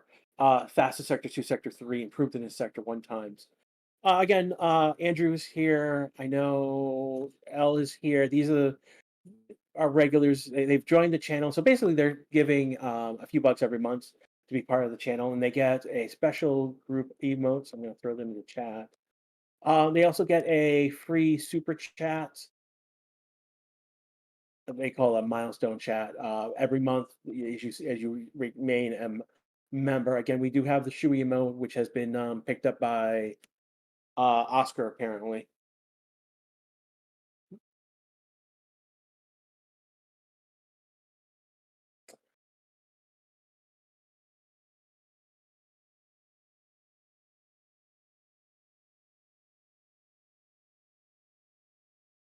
And we just passed over 2 hours and 30 minutes left in this session. Again, you are listening to the Race YouTube channel again. I am. This is Gresh here again, back for another season. Um, you'll probably see me a lot more than some of you. Again, I'll be doing more races than I did last year.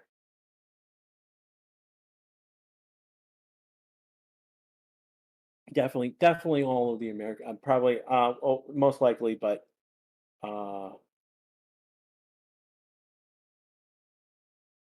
what do you mean remove the Perez one? I don't know what's going on.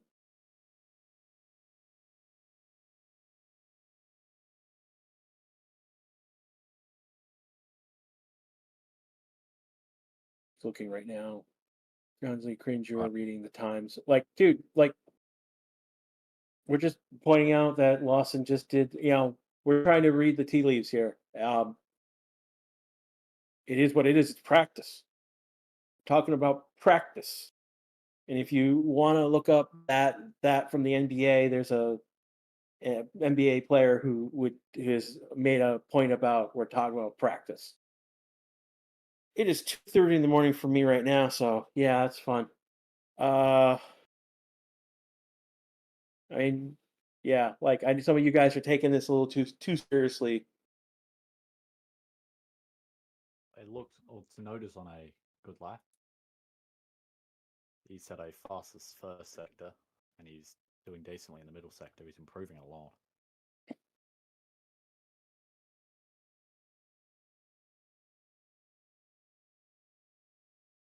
Looking good in the second sector as well. Hmm. Albin, Albon, he had a he strong start. yeah, he may have That's come off of his he may yeah, have come off of a fast lap. Yeah, so it he was just it was let probably on Tsunoda a fast pass. lap. We've got several people Ooh, on. 1, 2, 3, 4, 5, 5 7 on hundredths track. off Lawson currently. Oh wow. This is going to be very close between Tsunoda and Lawson. No comment on the decision by Red Bull there as to who to promote, but I'm just saying. And And Tsunoda Snowden's gonna goes second fastest. Oh, he lost a lot in that last sector. Oh, interesting. he goes at 132.161. He's only a quarter of a second off of Lawson's time. But that was about 2 tenths he lost in a single sector. That's pretty big Hmm. for a sector that's pretty much a straight line and 2 corners. Sashu in chat's asking, lost no time hard. Yes, it was set on a hard tire, and Sonoda's was Yeah, set on a medium tire. so that is worth considering. Oh, just saw a replay there with Hulkenberg and Albon almost doing a bit of racing there through the first corner, as I think they Boy. both. Yeah, that's what happened with. That's why Albon set like a bunch of purple sectors. Is because he was getting a tow from Hulkenberg Okay, because they both tried to start fastest laps at the same time, but then gotcha. Albon backed out of it and Hulkenberg continued. But I believe now Albon is on his fast lap, which is a reasonably fast lap. Hamilton sets a new best, personal best, sorry, 132.565.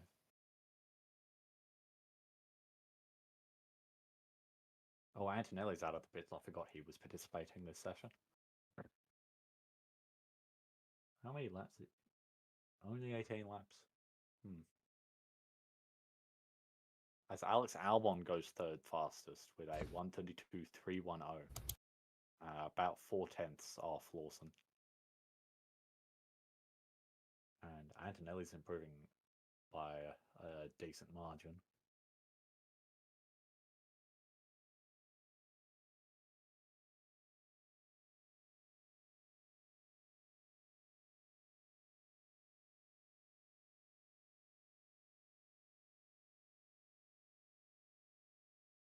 Antonelli crosses the line. Oh, interesting. Only 8th fastest with a 133.907.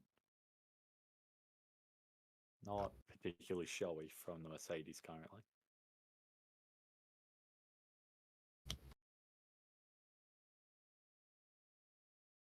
One thing mechanically I did notice on both the Red Bulls, or sorry, like the Red Bull and the RB, was they seemed to have in their rear wing what looked not a mini DRS. I'm not saying mini mini DRS. I'm going to offend someone, but there seemed to be a slightly larger gap than what I've noticed of everyone else's rear wings between the flap that moves for DRS and the base plate at the front of the rear wing. Sorry, which is interesting to comment on, considering that it was them who were complaining about the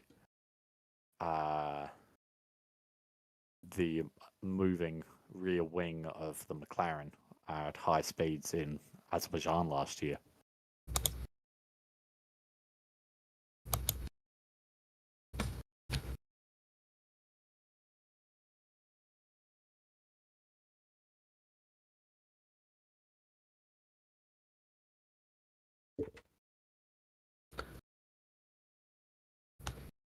Trying to look at right now. No one's really improving on their times right now. A lot of people on cooldown laps are doing something else. Oscar came out, came back in, doing the pits. Alonso's on an out lap. Not consistent. Yes, I believe that. Yes, that now means that Piastri is back to the bottom of least number of laps, only having done 14. Oh, Hamilton got a bit shaky through the beginning of the second sector there. I think he went off for a minute, but he's continued on. He's all good.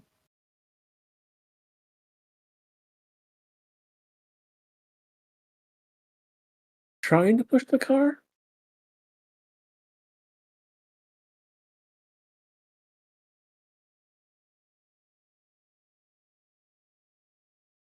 I think he's trying to push. Yeah, he's trying to push the car, and I don't know.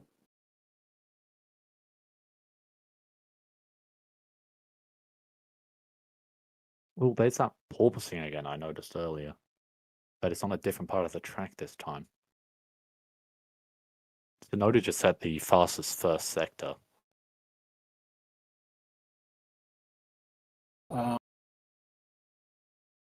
Hamlin just went P2 with that lap. Yeah. It was a very inconsistent lap, but it's he's only 1.36 off of Lawson's time. I needed that on a medium tire. Tsunoda's on a medium tire. He lost time in that second sector. I think he was trying to get around Albon at an awkward moment, so he lost out a fair bit. Alonso's improving, and Antonelli was improving, but I think he's backed off.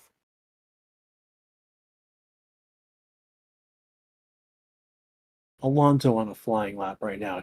Didn't start it well, but improved.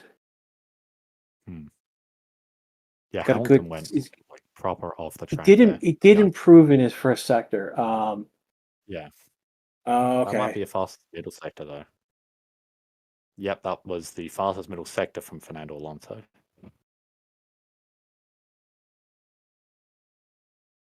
But yeah, I'm noticing a lot of porpoising from that Ferrari. It does appear to be struggling. Is it the car? Is it the track? Is the question?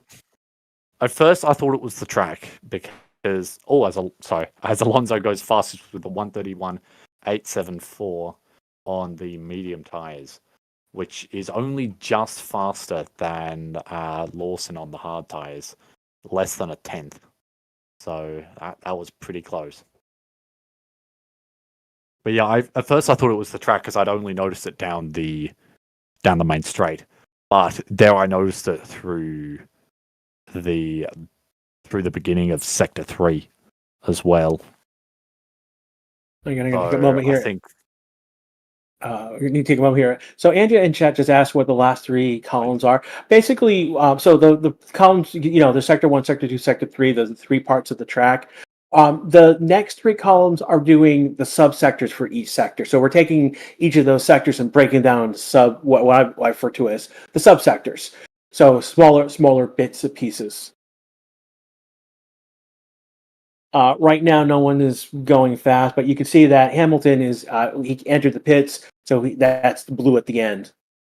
Oscar's coming out on an out lap, so his lap has started with a blue. Behrman, his last lap in sector 2, he had a green sector that's where he improved.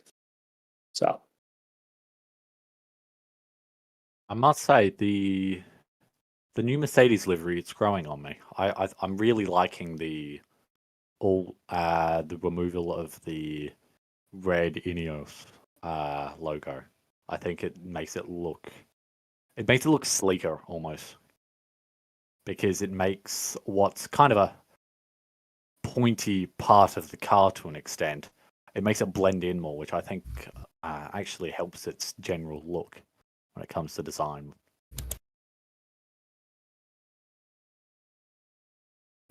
Timony in chats is Ferrari porpoising, and that's something we're debating at the moment. It could be. There are other reasons why it could be. It could be the track. It could be going over a bumpy area of the track, or going over curbs. That will cause that to cause the bounce a little bit. And it didn't just came in and come out. Do you think others are sandbagging? And you don't need to ask it again, Adita. It's not.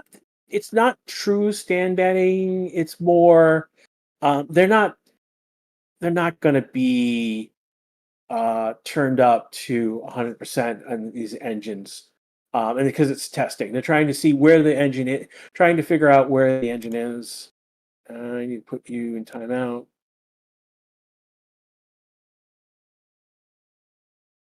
But ultimately, they're not running these engines at full blast, and that's the thing that you do have to take in consideration.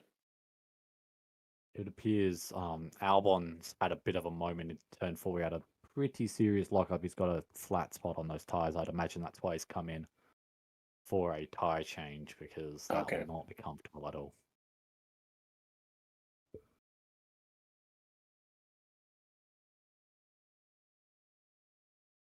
And Alonso, he's improving in some of his mini sectors, but overall, this lap's a bit slower from the looks of things. So it's here right now. Good to see you again. And again, one of the renders. Where's Max? Max not in the car this session. Again, only one from each team is going to be out on track, and Max is not on track for this session. Don't know the schedule for the next session. So is Max will come out again? He may not be. It could be all lost all day today. So again, we've got another 2 hours 15 minutes in the session, so we won't see him until at least the next section at the earliest.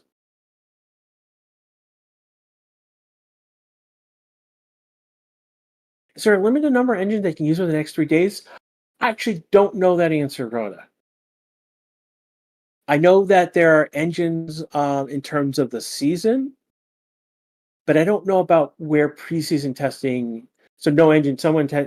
Michael's saying there's no engine restrictions. Yeah, from my understanding, I did a bit of looking into all the specifications for preseason testing, and because of the fact that it's pre-season, generally speaking, it's considered separate, and there's no. So technically, you could burn through 6 engines if you really wanted to.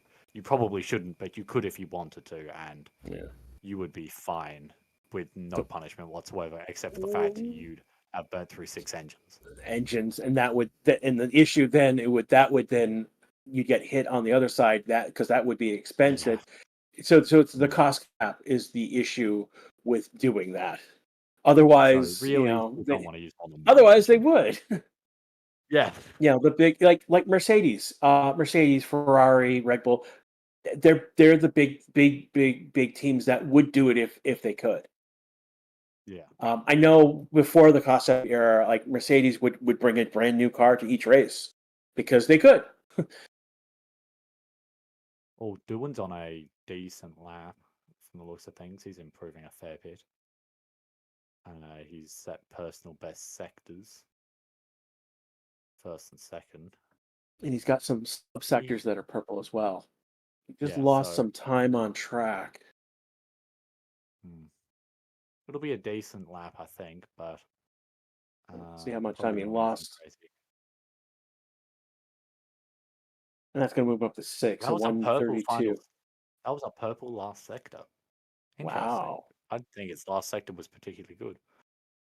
Have we found Alpine's strong suit? It's a straight line this year, ladies and gentlemen.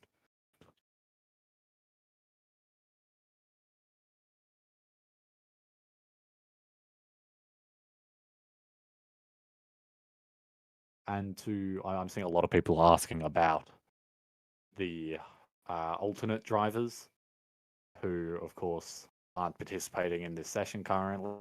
For most of them, from my understanding, they won't be. They most likely will not participate at all today. Some of them might sub in halfway through. Well, most of them will probably sub in about halfway through tomorrow, and then that'll leave a full day for them on the next day. So probably we won't be seeing any of Verstappen, Norris, Bortoletto, so on and so forth. We'll only be seeing their teammates this session.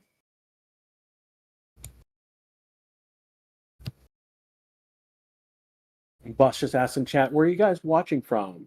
Again, I am in the United States, particularly in the state of Texas. I am, again, if you don't know anything about, again, Austin is in the state of Texas. It's our state capital. I am about several hours north of Austin in the Dallas area, where I'm currently working.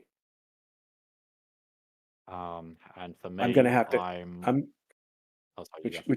yeah, I'm gonna have to go a little bit because I do have to get some sleep. I do have class to teach later today. That is all good, man. Yeah, I'm watching from Australia, in particular the state of Tasmania. For those who don't know, that is the little island state off the south of mainland Australia. It's pretty cold most of the time. However, we did have a decently warm day today, so I'm feeling pretty comfortable today. And it's currently 7:49 p.m.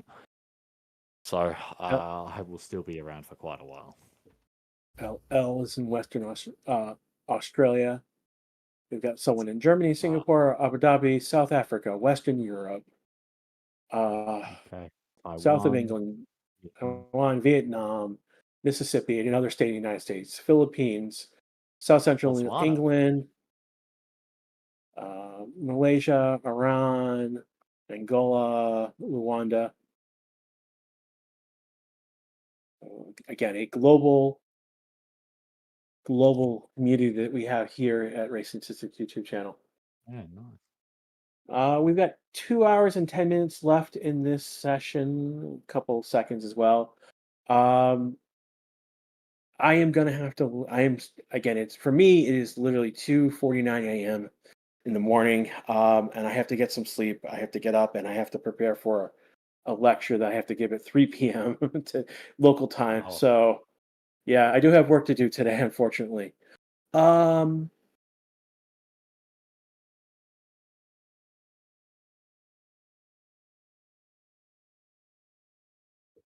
I'm seeing some questions there about Ferrari's race pace. I was watching Hamilton's long run pretty closely, and it's not bad. He was pacing at about 133s to 134s, so within reason. Of course, we don't know what everyone else's race pace is in comparison. Crucially, we don't know McLaren's race pace really. I mean, we could see Oscar's time of a 134.227, but then again, what McLaren has been up to this session is a bit in the air. No one really knows. With him only having completed 17 laps yeah, and not one thing having to really completed any in the first hour. one thing to note on Albin's car is that they are using Flowviz paint, and it's red. Initially it's a red Flowviz paint on their car, which is interesting. A purple. It's a purple red hue that I'm seeing, and it's across the back of the wing over the the sides of the so it's over the DRS section of the wing, front and back, down the sides, over the diffuser, um, and that's interesting. And they're using again a purple red Flovius paint, which is caught me off guard. But that's interesting that we're seeing that right now. If I were to guess, the reason that they'd probably be using that color is because, well, really simply, the visibility. Because usually Floviz paint, it's a yellowy. It's basically a fluoro green. For those who haven't seen it, I would I've seen it. imagine the reason that I've Williams would seen be it. running red would be to make it easier to see on the car, Yeah, because they it's a will be. contrast question. I've seen it Yeah, purple, I've seen it yellow, I've seen it green. This is the first time seeing it in a red color. And it makes sense with the amount of blue on the car. That red is going to be a high contrast color to that blue. yeah. So I that's the reason why. It's just, hey, new Flowfish color this year, everyone. yeah. I think I saw Sauber running red Floviz paint at one point, because of course against the green that's going to stand out a fair bit. But and maybe Alpine at some point I think I saw run red, or there was ironically a pinky red, which I think That would would blend in be more. that would blend in. I would expect them Yeah, to use a green. I mean, their yeah, car is I would. really, really purple, and it's blue and purple to begin with. Hmm.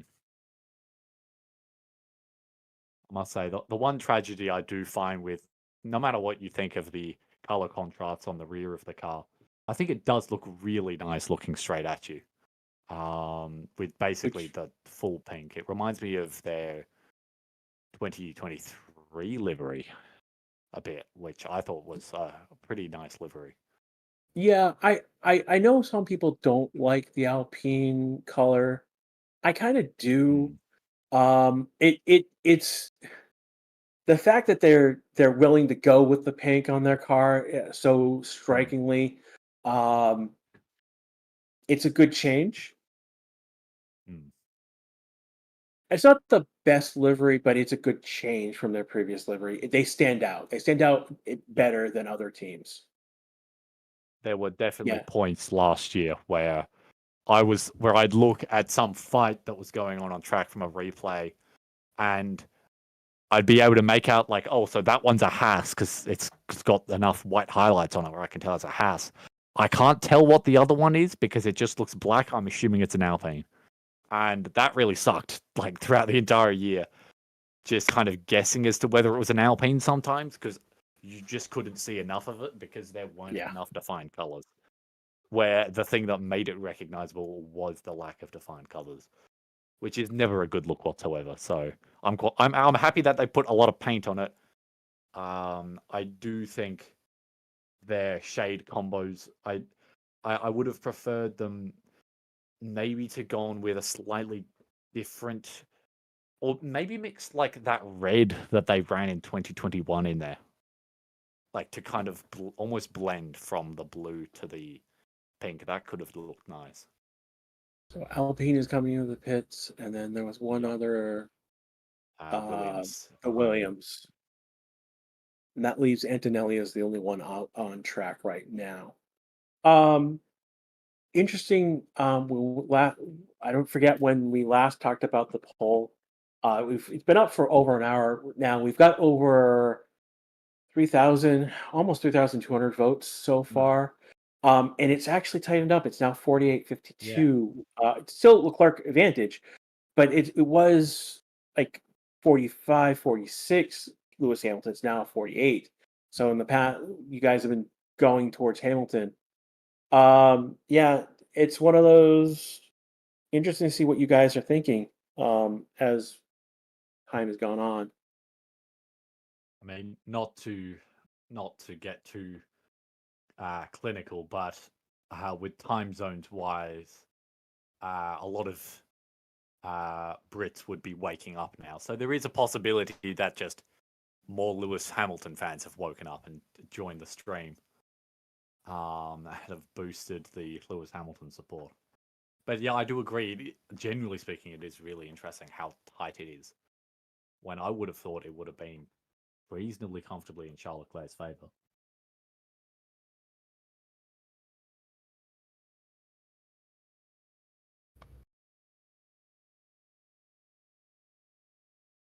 Yeah, currently looking at the number of laps. The driver with the most laps is Yuki Tsunoda, who's done 36 laps, as we are just on the cusp of the halfway mark for number of laps.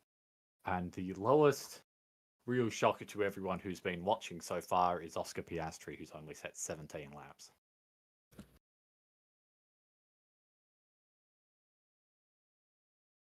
You see Behrman's exiting the pit now.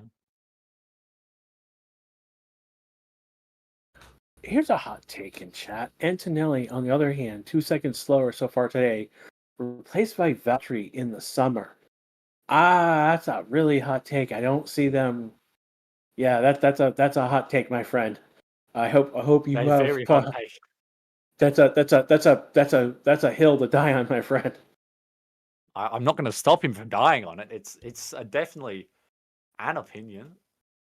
I don't know if I completely disagree with him though, because of like Antonelli, he's not a bad driver, but he's a rookie driver. No, that's the win doesn't respect the full moment here, my friend. That is a hill you are dying on. No, Valtteri's not going to replace Kimi. There's no way. They're gonna take time and they're gonna let him develop and they're gonna let him make mistakes. And we know this already because he crashed Hamilton's car last season, and then they gave him the contract. so we know they're gonna take time. They're gonna be patient with him. They're gonna let him develop. I mean, to be fair, he in the first 2 sectors he did manage to set before absolutely binning it into the wall in Italy. Yeah, he I think one of them was the fastest sector. I yeah, think no, the first sector was the fastest sector. Yeah, he was flying, so it was really obvious he was just pushing really hard. It was I remember that session. He was top of the board, and pushing the car until he pinned the car. So yeah, no, the more likely scenario for Valtteri is that we know that GM is coming in next season, and it's more likely that the way that people are expecting is that GM is going to get an existing driver for experience and bring in a new American driver, most likely Colton Herta. And Valtteri is linked, his potential as being one of the drivers that he could go in as that experienced driver. Checo Perez is another driver that could potentially be in that. Checo, the benefit for Checo is that he does bring sponsors with him. I know they call, he brings a lot of sponsors, and that's a big deal. That would help, with the finances of running the team.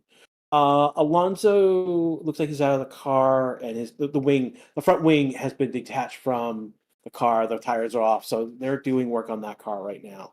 So don't expect Alonso to come back out anytime soon. Yeah. Lawson is on a hot lap currently, and he's set the fastest first sector and is still flying. So I imagine this will be the fall of Alonso's fastest lap. However, it is also worth mentioning he's still on the hard tires. So he's still managing to find more pace, as I would assume some of it would be him becoming more comfortable in the car. And I mean, the track will almost definitely be improving.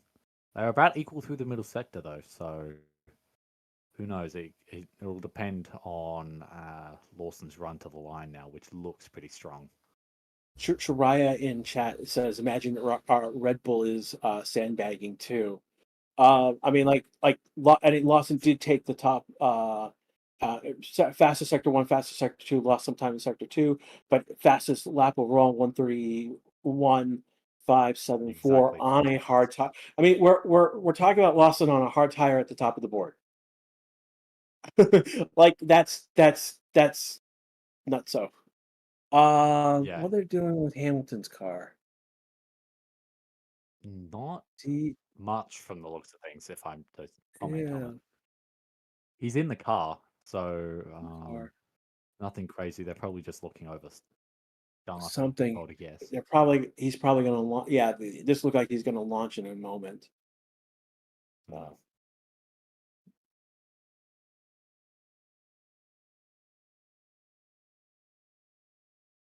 It looks like Piastri's on a bit of whatever you might call a push lap from whatever McLaren's been doing.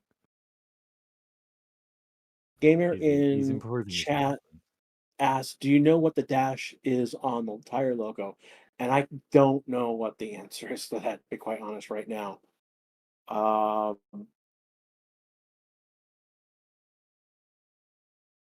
It might, it might be one of the mm, alternative compounds. Is what is it that I believe that what might be maybe. marking. I just can't. I mean, I just don't know off top of my head. Something I had to put a pin on and look up later on. And that's the same logo that is on the F1. Dash means if it's a new setter, it's used. Okay, that's what Grace Distance just said. Thank you. Um, we are past the midway point of this session. There's about another 2 hours left to go. Again, you're listening to the Racing to YouTube channel. Again, this is Grash with Evan, our new commentator. Evan, the master of numbers. Those who know him from Discord. Um,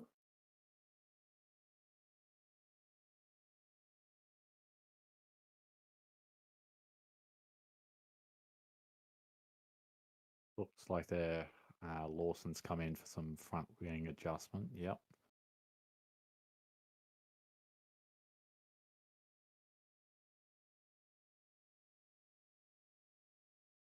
It's interesting. It looked like Hulkenberg was on a flying lap, but he's not setting any particular. He didn't have a great first sector. He's come up a bit more in the next sector.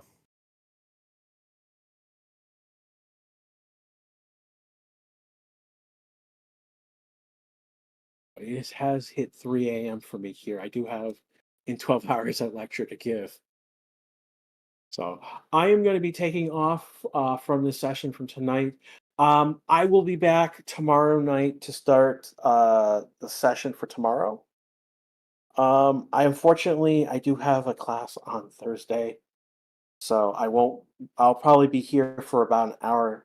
But I don't have any class on Friday, so that Thursday night, Friday morning, Friday afternoon session, I might be here all day. So we'll see. We'll see how things go where I'm at. I want to thank everyone who's shown up. Again, we had over 2,000. Yeah, we've got 2,356 watching right now. We're over 100, 256 likes right now. Added another 100 subscribers. Thank you so much. Helps us with the YouTube algorithm. Um, Andrew L, Shay, who else have I missed? Our green chatters that have joined the channel. Thank you for guys showing up, and then all the other regulars who've shown up, and there, some of you are going to be new regulars as well. So I want to thank you all who have shown up so far. Again, the stream's not ending. I've got literally have to go to bed. Yeah, Uh, I'll be here for a bit. so I will see you all tomorrow. I will again recap what again. I'll know what else happened during today in the sessions. When we get back tomorrow for the next session, we'll do a recap of what happened today. Again, for the Racing Tuesday channel, this is Crash. Again, I'm going to leave you with Evan. Go easy on his first stream, but you've been doing well. Welcome Thank you. on board. glad to have you on board. Looking forward to see you do sessions by yourself, and also work with you again in the future. So, I again from Grash. Have a good night, everyone. I'll see you tomorrow. Meanwhile, enjoy the F1's back, everyone's preseason testing. Good night. Good night. All right, then he's gone. I can run chaos now. I'm kidding. Just as that happens, we see Jack Doohan. That's a rather respectable time with a 1:31.844, which is the second fastest lap of the session currently. Piastri set a new best lap, but that still leaves him 8th, which is which I do trust McLaren is probably sandbagging quite a bit still. I would be impressed if they'd managed to drop that far down the grid in a single season, but these things happen, so we'll see. But don't hold your Ferrari fans thinking that you're not going to have any competition, because you better believe Liam Lawson has been looking absolutely rapid in that Red Bull.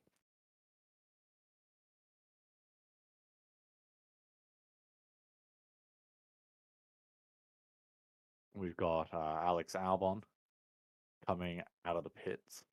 Why is no one on the hards? Voons?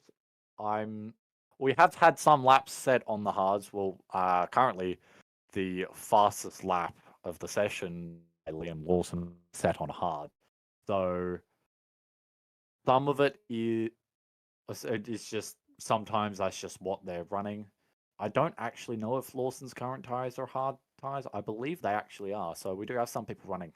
We do have one person running hard tires, and from memory, I remember Alpine with Jack Doohan ran a hard tire. I think Alonso ran a hard tire.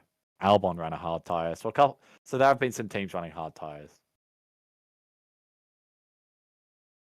Oh, and Nico Hulkenberg sets a personal best lap. He's up to 6th with a 1:32.169.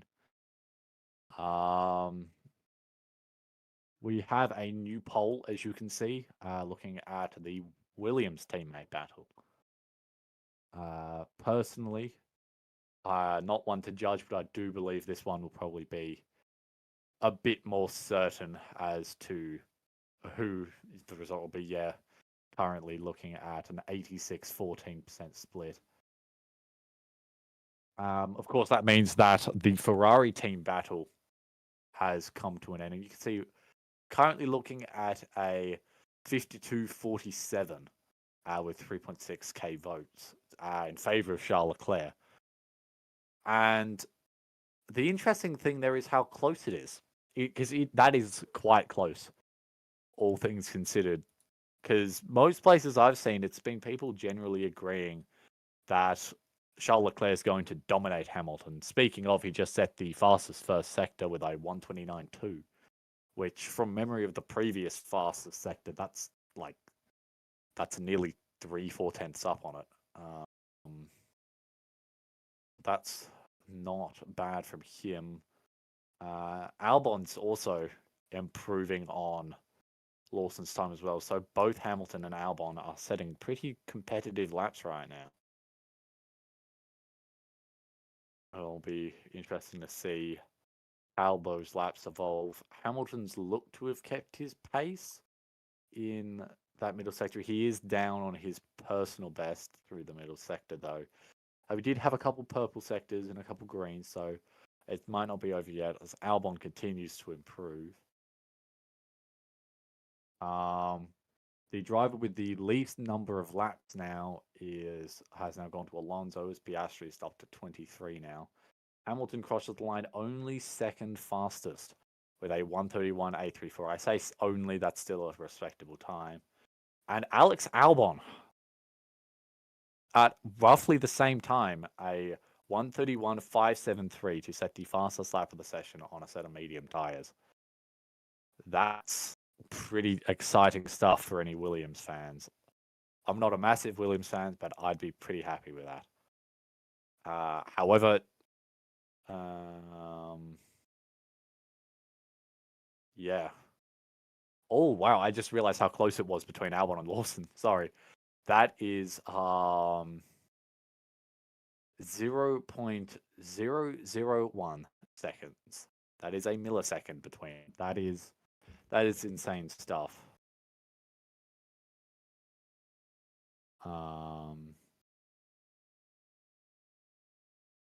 Kind of unheard of. Or we see Lawson on a lap had a bit of a moment in turn 4. That is, he ran a bit wide. I think he got oversteer during the corner, which, of course, if anyone knows anything about Red Bull, oversteer is the middle name there. The cars are built to oversteer, as of course that's what Max likes. Which, of course, I'm sure Max watching that, he'd be quite pleased to see that that car is going to turn in when he tells it to. One guy who I think we've almost forgotten about him a bit because he hasn't really set a recent push lap, and that's Ollie Behrman. He's kind of just been sitting around not doing much, if I'm to be completely honest with you. We see Yuki Tsunoda. He's on a hot lap. Decent first sector.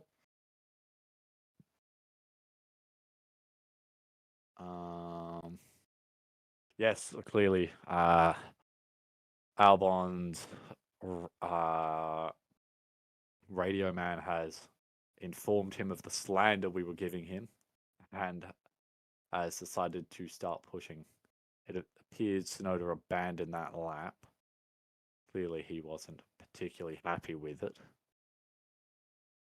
As Lawson and Doohan are now looking like they're starting push laps at the same time almost.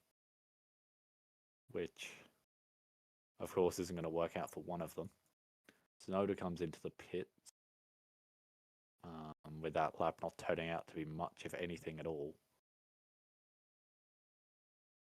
An update on the pole that's just started between the teammate battle for between Williams. We have Carlos Sainz still at 86%. I think it's quite clear who's most popular there.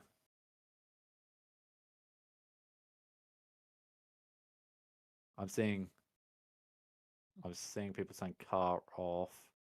Oh, yes, I've seen. Sorry, I know what you're talking about now. Yes, I've seen that on the visuals. I've seen that pop up a couple of times. I don't think it's anything to worry about. Okay, that's interesting. I've just watched Oscar Piastri running down the main straight, and that porpoising that I was mentioning that I noticed a bit on the Ferrari and the Haas, mostly in the Ferrari, seems to be pretty much just not present at all in the McLaren. He seemed to be driving quite smoothly along there.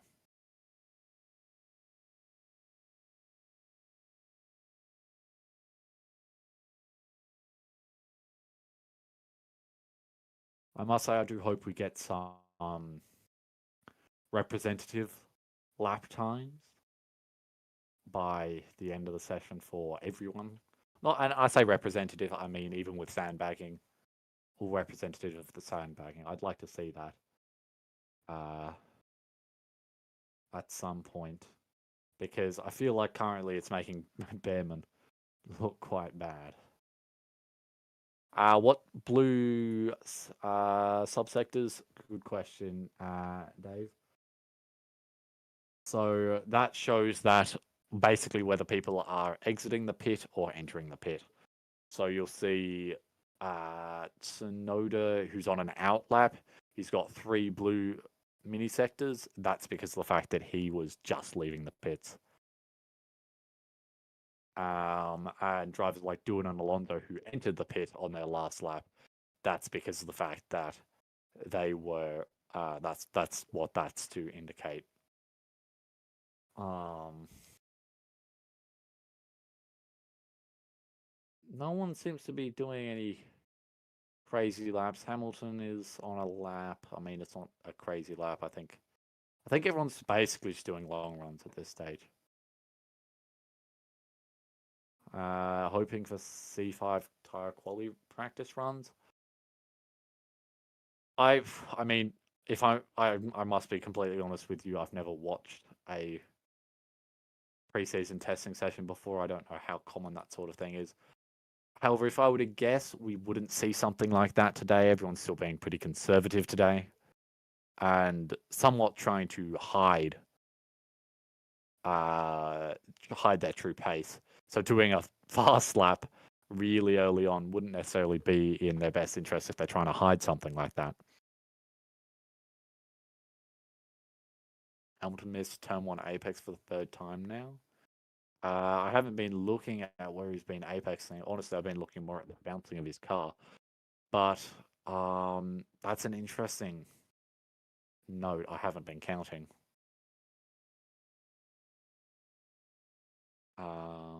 Yeah,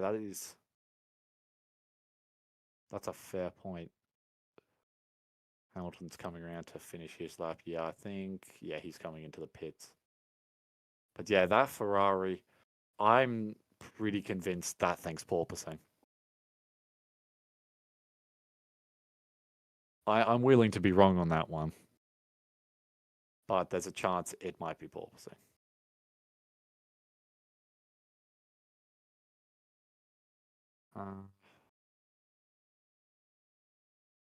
Oh.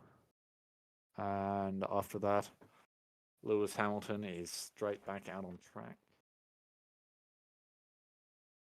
Oh, looks like a possible moment for Jack Doohan entering turn 11. Yeah, he ran a bit wide. Re-entered all fine, but that'll be the end of that lap being remotely decent for him. And Hamilton, again, I've noticed a lot of people running wide at the exit of turn 4. We've seen Albon do it, we've seen Doohan do it, we've seen Hamilton do it, and I think we've seen Lawson do it. So, could be the wind. What, northeast? Yeah, that could be the cause for that.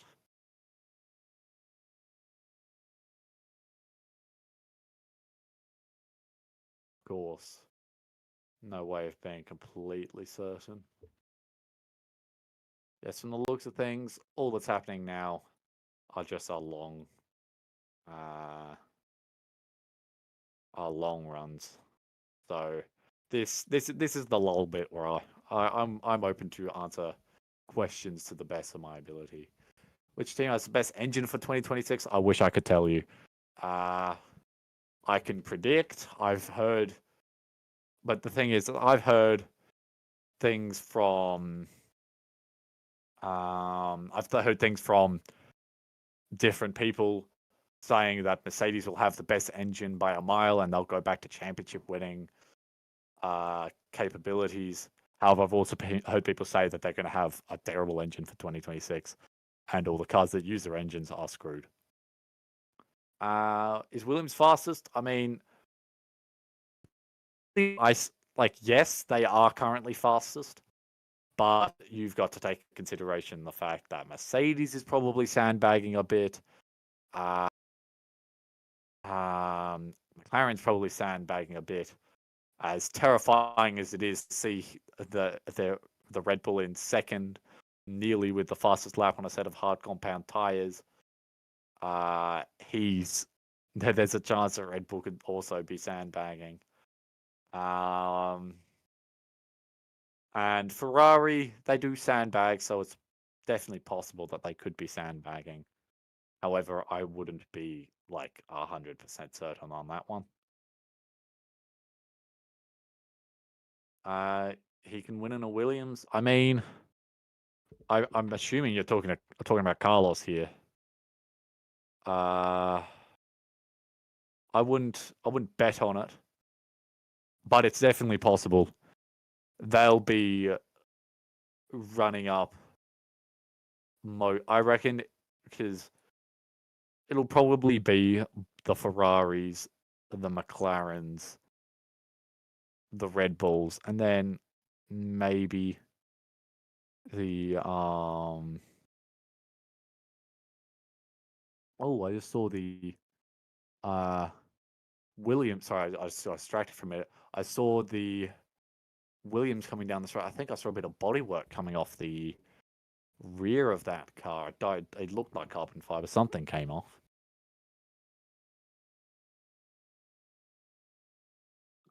Is there a way to watch live for free? I promise you, this is the best spot to do it. Um, when I was in Japan, uh, it's the second F1 race I ever watched. I was watching it on this channel because I couldn't watch it on any of the Japanese websites because I didn't speak enough Japanese. So I promise you, this is the best place to watch races if you do not have access to the to a standard live broadcast. And even still, I'm practically watching the live broadcast and commentating on it whilst watching the stream and making sure everything's going well. And I'm still enjoying this as an experience, so I would recommend that too. Always worth tuning into this stream. Oh, again, Lewis Hamilton. I think that's nearly got to be the fifth time I've seen Lewis Hamilton run wide in turn 4. But yes, I think I'm not certain. I got a glance at a replay and it looked like something fell off the rear of the Williams as it was bumping around a bit, which I've spotted in a lot of cars down the main straight. Why Alonso only 19 laps? The last time I saw of that Aston Martin, it didn't have a front nose cone on it or any tires, and it was up on jacks. So I'm fairly certain they're changing something pretty mega about the setup. I'm assuming Alonso's probably tuned in over the radio and complained about something, so they're trying to fix it.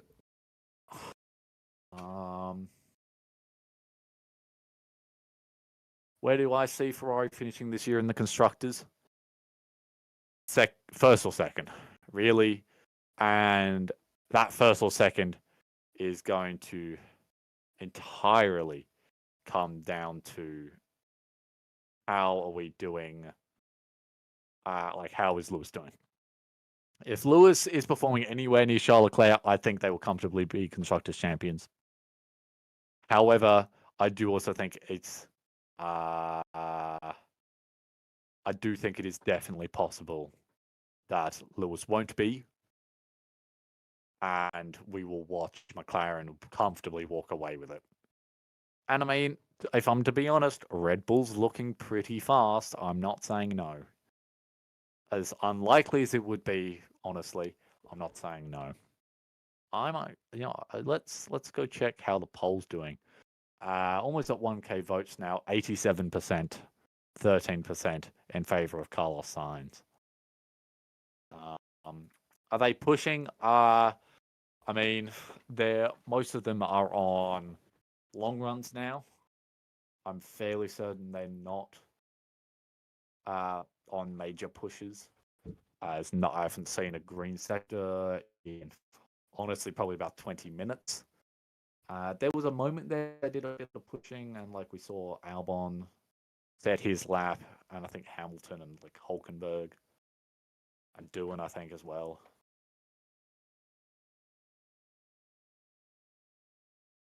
But yeah, Ferrari, it's going to be a mixed bag, I think, with Ferrari. First or second, though, because I say first or second because personally, I think if Lewis Hamilton isn't just isn't going to flash his old colors for the season. What time for the second session? I believe it's the same times. I don't think it's different. I believe tomorrow will be at the same time as this. Red Bull sandbagging, hard to tell. If they are, that's not good news for any of the other front runners, because Lawson, who's meant to be the slower of the two Red Bulls, is currently showing blistering pace. Which team is showing best long run pace? I mean, there's been most long run paces kind of been sitting around 135s, 134s, which is exciting to an extent because that is a little faster than what it was last year, and that's not even considering people sandbagging. Generally speaking, yeah, fast pace. Oh, hang on, we've got actual fast laps. 2 seconds. Or I say fast laps. It's Doohan's improving and Antonelli's improving, which is it's been a while since I've seen any green mini sector, so I'm getting a little excited. If William wins the World Drivers' Champions and Constructors, Ferrari will be upset, and I'll be proud of my men in blue. Now, fair enough.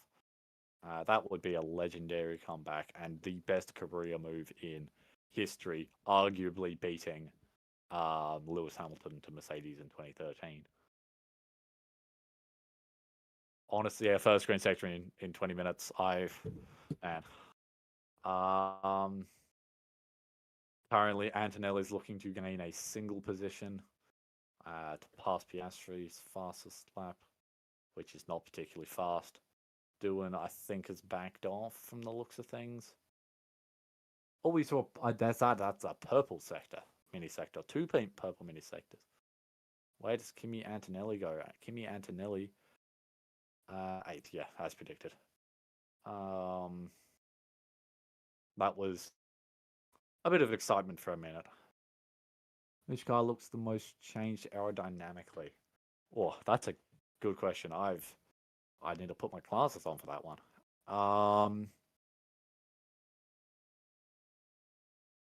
I mean, I know Ferrari said that they worked nearly their entire car, but I haven't had much time to look at it. I did get a good look at a Red Bull comparison, and it all seems a bit narrower, just generally. Weather update, partly cloudy, 15 degrees Celsius, 59 Fahrenheit. Track temp, 25 degrees Celsius, 77 Fahrenheit. 49% humidity and a 5.7 kilometers an hour. Oh no, sorry, not 5. I can't read. 14 kilometers northeast. We can see. Looks like Hulkenberg's out of the car currently.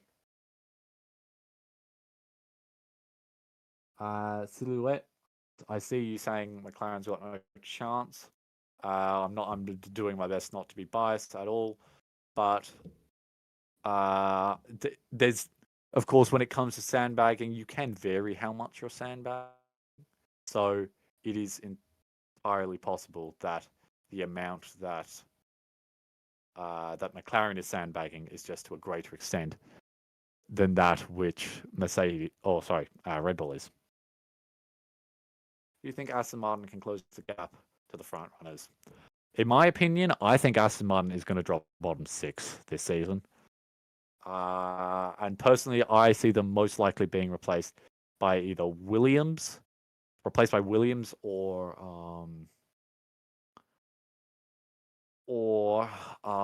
Alpine, maybe. That's my other idea. Yes, there is some wind. Yeah, 14 Ks northeast. It's picked up a bit, I think. Remember checking it. All right, we have now 1.5 hours left in this session.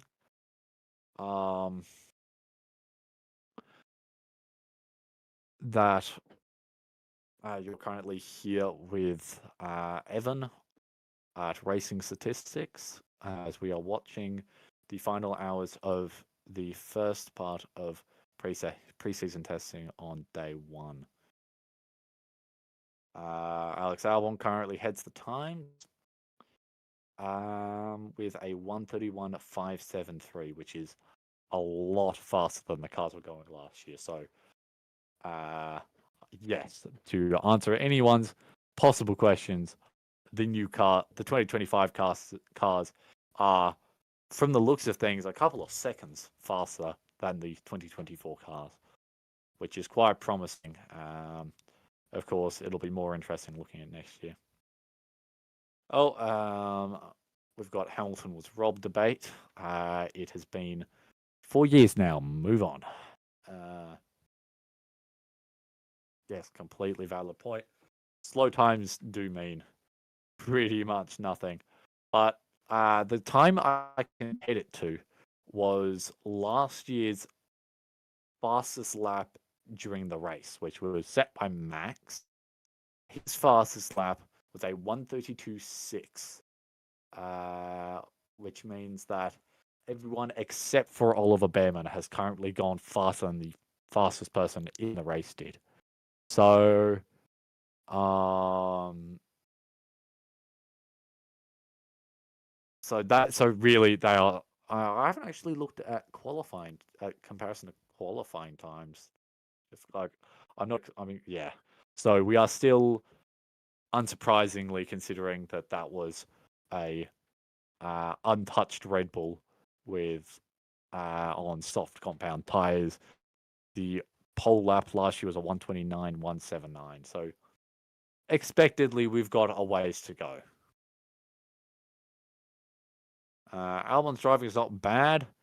Yeah, it's not bad. It's just not quite good enough, say, is crucially it, because of the fact that everyone is predicting, as you can see by the poll that is currently still ongoing, 87% to 13%, Carlos Sainz is going to be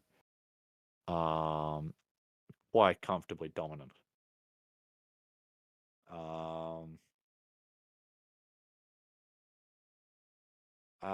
Also, worth mentioning, we are only 95 likes off the like goal for this session. So, if you have not already liked, 100% do it. And of course, it would be much appreciated from everyone on this end, even though it is my first day, if you were to subscribe. The content that is produced here, as someone who has grown from being a viewer to now someone on the end of the microphone, is quite high quality, and is really a completely acceptable alternative to watching the actual races.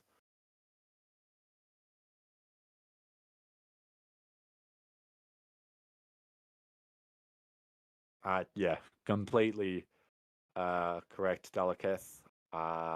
I wasn't expecting the quality times to be close. I was just curious because it's always worth checking these things. I think the car's about 4 to 5 tenths. I'd argue it's a bit bigger, personally at least. I'd argue the 2025 cars are nearly a second faster. And keep in mind, that's just based off Alex Albon's time, who's in a Williams compared to a Red Bull, like a prime Red Bull last year. We've got a new poll that is up and running. Teammate battle: who will score the most points in 2025 for McLaren? Now, my heart, I'm not trying to warp anyone's votes. My heart tells me Oscar Piastri as a fellow countryman. I mean, his drive in Azerbaijan was faultless, really. It was brilliant. However, Lando Norris also had some really fire drives, so I wouldn't be that shocked. Racing stats, yeah. Honestly, I don't know what he's on about, Falcon. He's trying to start the beef. Honestly, next thing you know, we'll put up a poll asking who should have won in 2021. And that will be a living hell dealing with. But yeah, currently looking at that poll, as it's currently going, it's pretty evenly a third think Oscar will beat him, and 2/3 will think Lando will win.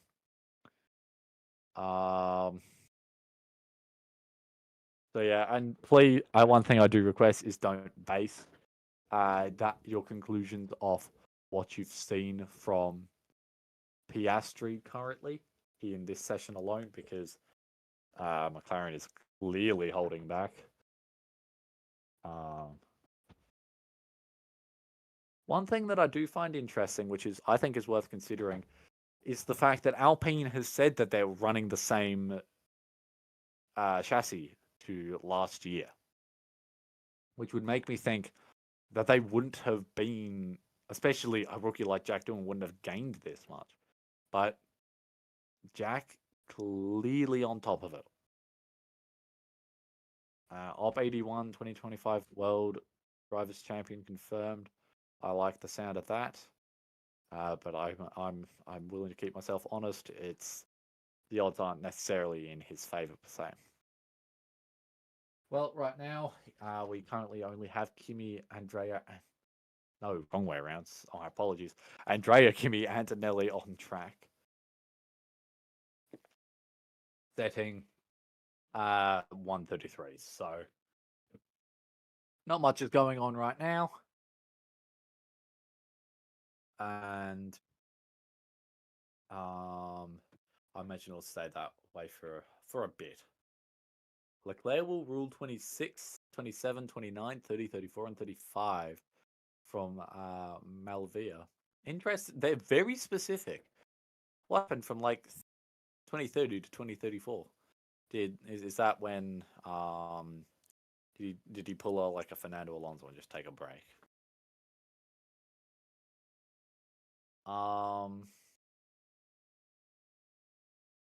seeing a lot of one thing I'm seeing a lot of is especially is a lot of people being more willing to lean towards Max going for a fifth, which I personally I don't agree with that. I think Leclerc will probably have this one in the bag. It'll be close, but I think he's got a better chance. McLaren P9, what the heck? Yeah. Oh, sorry, I think mine at a moment there. I'm all good. Yeah,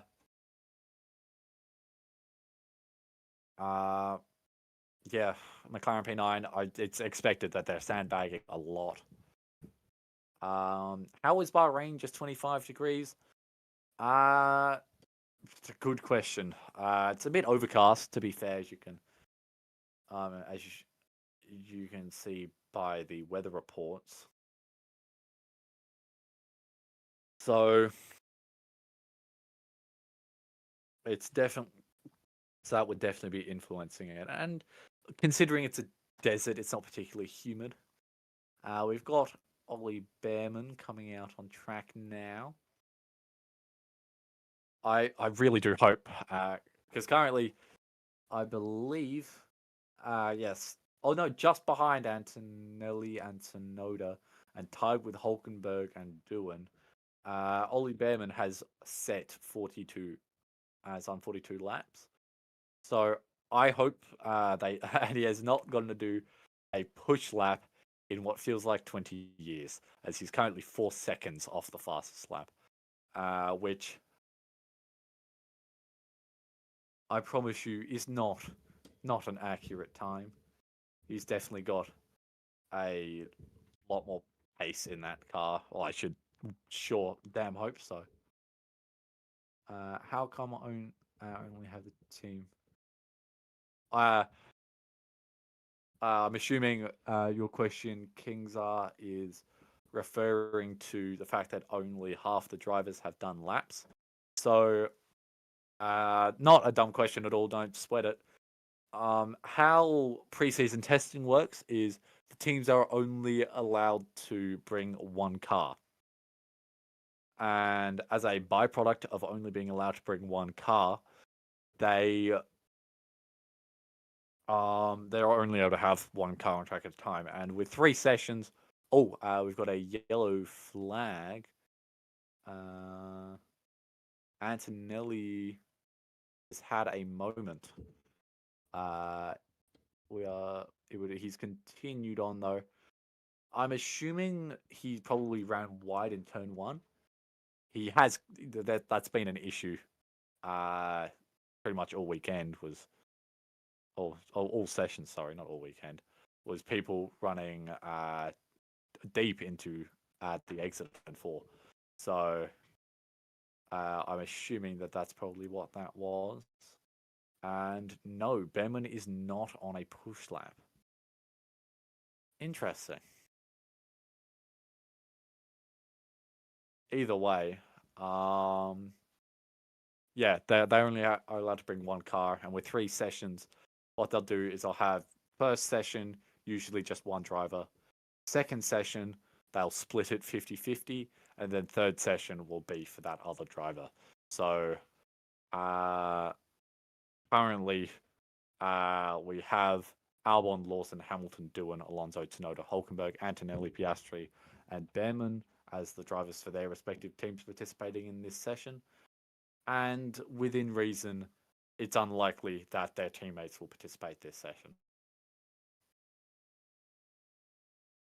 Do you see a way back for Mick into F1 one day? Good question. I mean, it's not impossible. He is currently driving for those who aren't aware, Mick Schumacher is currently driving in, okay, we'll just deal with that real quick. We can't got a spammer in chat.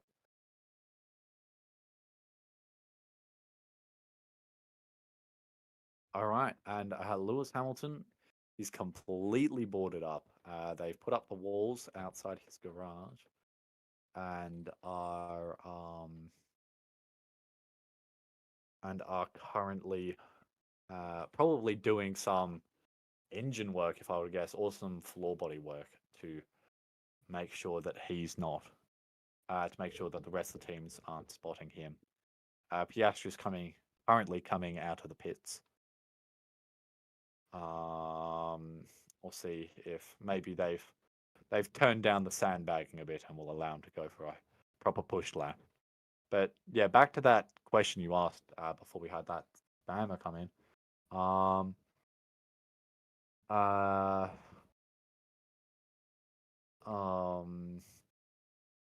Mick Schumacher is currently driving for Alpine in the World Endurance Championship. So, and of course, they have an F1 team. So there is the possibility that he could make an entrance through there. I wouldn't hold my breath, but it's definitely possible that he could make an arrival onto the grid through that. I'm currently seeing that there's work being done on the V-carb.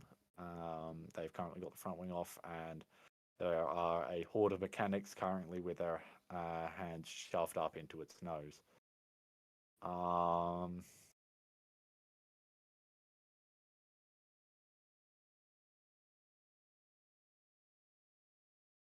But yeah, that's my opinions. Those are my opinions on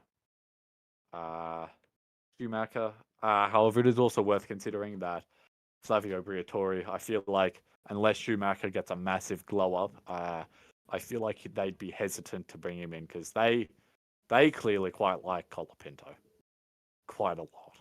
So they're way more likely to. I think they're far more likely to bring Colapinto in, and then Schumacher maybe someday in the future. Which application you use for streaming? The stream, I must say, I can't answer that one. The stream is not on my end. It's being run through Racing Statistics. I am just your commentator today. Oh, okay. Piastri's actually possibly setting a competitive lap. He's had a couple of purple minis, and he's set a personal best in the first sector. This is more what we should be expecting from the McLaren in preseason testing. Currently pacing around where Hamilton is in lap time. I think he'll probably land a bit close to doing. But really, I feel like that's more just showing that Alpine's probably not sandbagging. So Oscar Piastri will come across the line. Sixth fastest behind Alonso, they 1:32.084. He wasn't great in the final sector. And of course, the final sector is very low downforce required. So I would imagine that they might be running a slightly higher downforce setup compared to others. Also, great job, guys. We have just hit the like goal of 1.5k likes, which is much appreciated.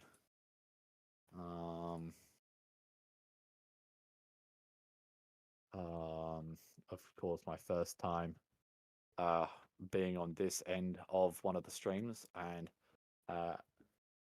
hitting a like goal is quite a nice thing. So thank you guys. Greatly appreciate it. I'm really enjoying this. From the looks of things, from a replay there,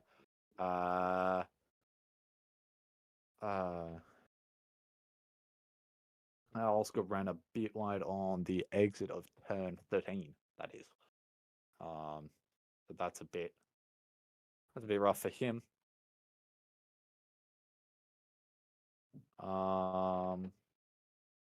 Yes, thank you for spreading the word, Malvia. This is just testing. These times are not representative. They might be for some seasons, but or for some, not sorry, for some races, but not for everyone. So Red Bull's probably got more pace. Ferrari's probably got more pace. McLaren, I should damn well hope, has more pace, and Mercedes probably has more pace too. Currently, we've got Hulkenberg out there with some Flovis paint on the side pod, on the right side pod, and on the floor. He's actually setting a decent. He set a fastest first personal best in the first sector, but I think he might have gotten a toe from someone there, which assisted him. Currently, we have Oscar Piastri, Oliver Behrman, Nico Hulkenberg, Fernando Alonso, and Andrea Kimi Antonelli out on track.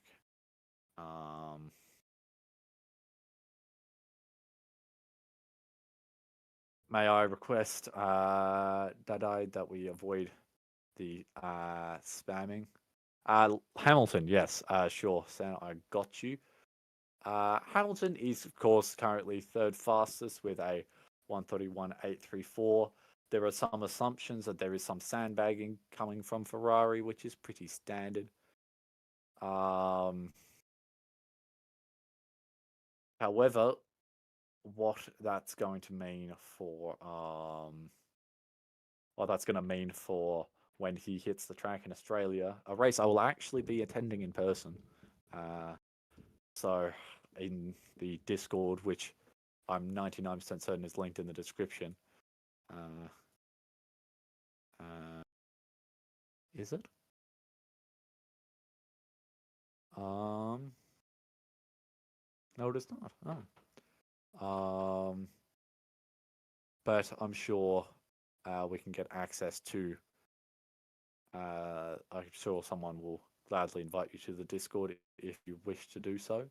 And I don't remember where I was going with that sentence. I'm going to be real. I got distracted by the fact that I didn't notice the Discord was in the description because I would have thought that. Thought it would have been. Actually, that's something that's worth checking. The poll about who's going to score more points at McLaren. And currently it is sitting 1/3, 2/3 in favor of Lando Norris, which I'd say was pretty expected. I think that's what people thought was going to happen. No major surprises coming from there.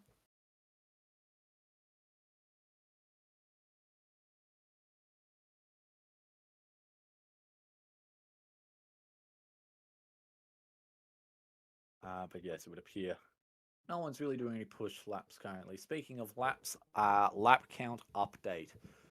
Fernando Alonso currently with the lowest lap count of 21. There was a lot of heavy work being done pretty early on, so I would imagine that would be the cause of it. However, um, however, at the other end, we have, if I'm just having a quick glance, I believe it is, yes, Andrea Kimi Antonelli, who has set 50 laps, which I'd say it's pretty respectable. When we're aiming for about 100 to 120 by the end of the day, Antonelli is quite comfortably on pace.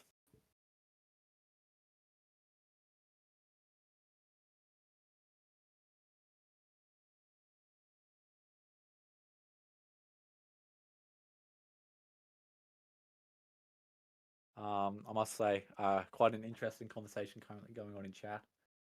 Of is Hamilton past his prime?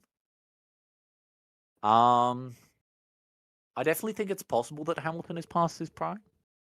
I mean, hell, I'd say it's definitive, or he probably would have won at least one of the past 3 championships if he was still in his prime. So I'd say it's definitely possible he's not in his prime anymore.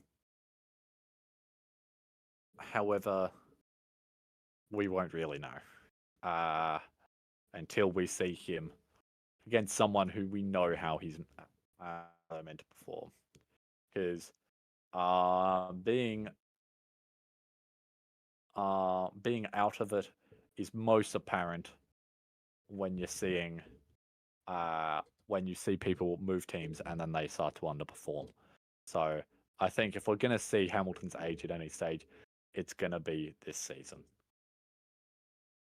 Lawson is on hards. I'm going to tell you right now, Liam Lawson is indeed not on the hard compound tires. I just saw him race pass on the medium tires.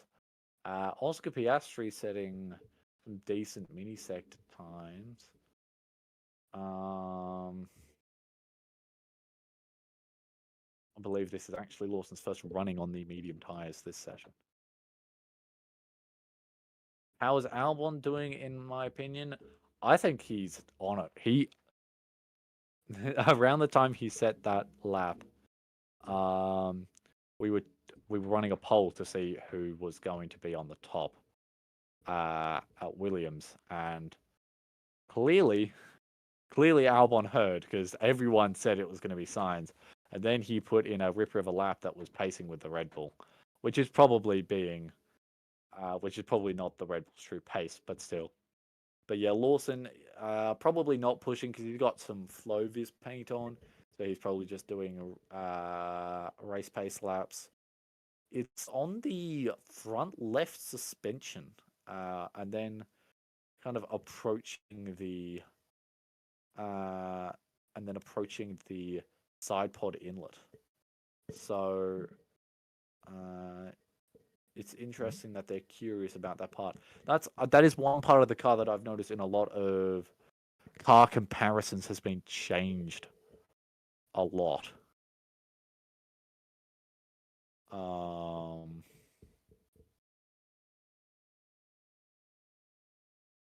I must say, with Albon being fastest in testing, though, realistically, I don't think it'll take much more than like Hamilton or Lawson to go for a push lap.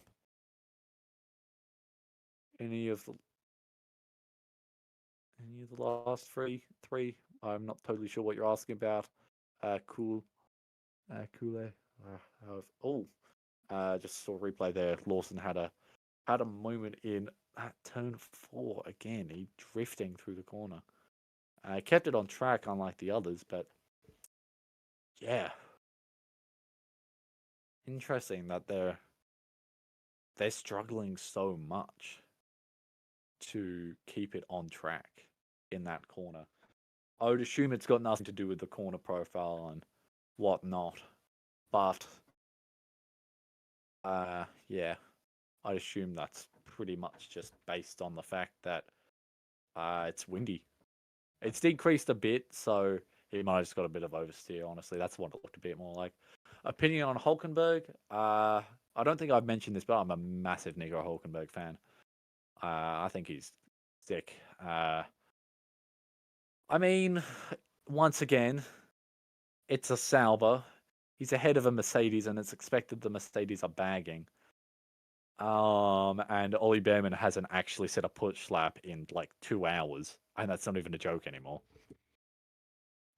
So there's a chance they are the slowest. Or it could be crazy and Sauber's got mad pace and they're sandbagging, which would be crazy. But currently Hulkenberg, I think for the car he's in, he's not doing too bad. If the gaps are anything like what they were last year, he's not doing too bad. Alonso's setting a couple decent mini sectors. I see a purple one there.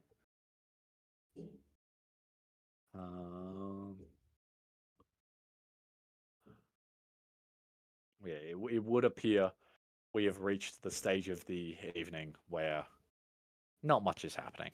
Everyone, this is the first bit that was kind of for us. Now this is for the teams, which really that's the crucial bit, is that the teams get time to make sure that everything they want to have working is working. Fernando Alonso just set a pretty decent lap there. You think he should be reasonably happy with that one? Oh no, I just saw the Mercedes in the pit. I thought Lewis Hamilton was in the pit. It's already happening. Oh, I'm sure I'll move on someday. It would appear Lawson's coming out of the pits. Most underrated driver being Nico Hulkenberg? I mean, he's definitely underrated. That's for sure. Yeah, I'd say claiming he's the most underrated driver is fair enough. Like him, Tsunoda, and Gasly, really for me, the kings of the midfield, as I like to call them.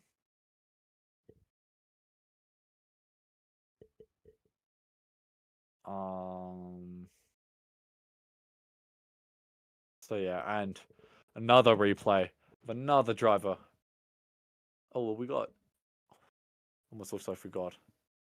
Hulkenberg and Behrman racing each other through turn 4, which, considering how many people I've seen lose it through, that's a bit risky. Tsunoda's setting a couple purples. Hulkenberg's set a couple purples. Those mini sectors are looking good. They've got decent race pace. Yeah, I'm pretty convinced McLaren's sandbagging now. Or they've just had a generational fall off. Personal best for Yuki Tsunoda in the middle sector. Okay. We've actually got things happening now. That's actually exciting.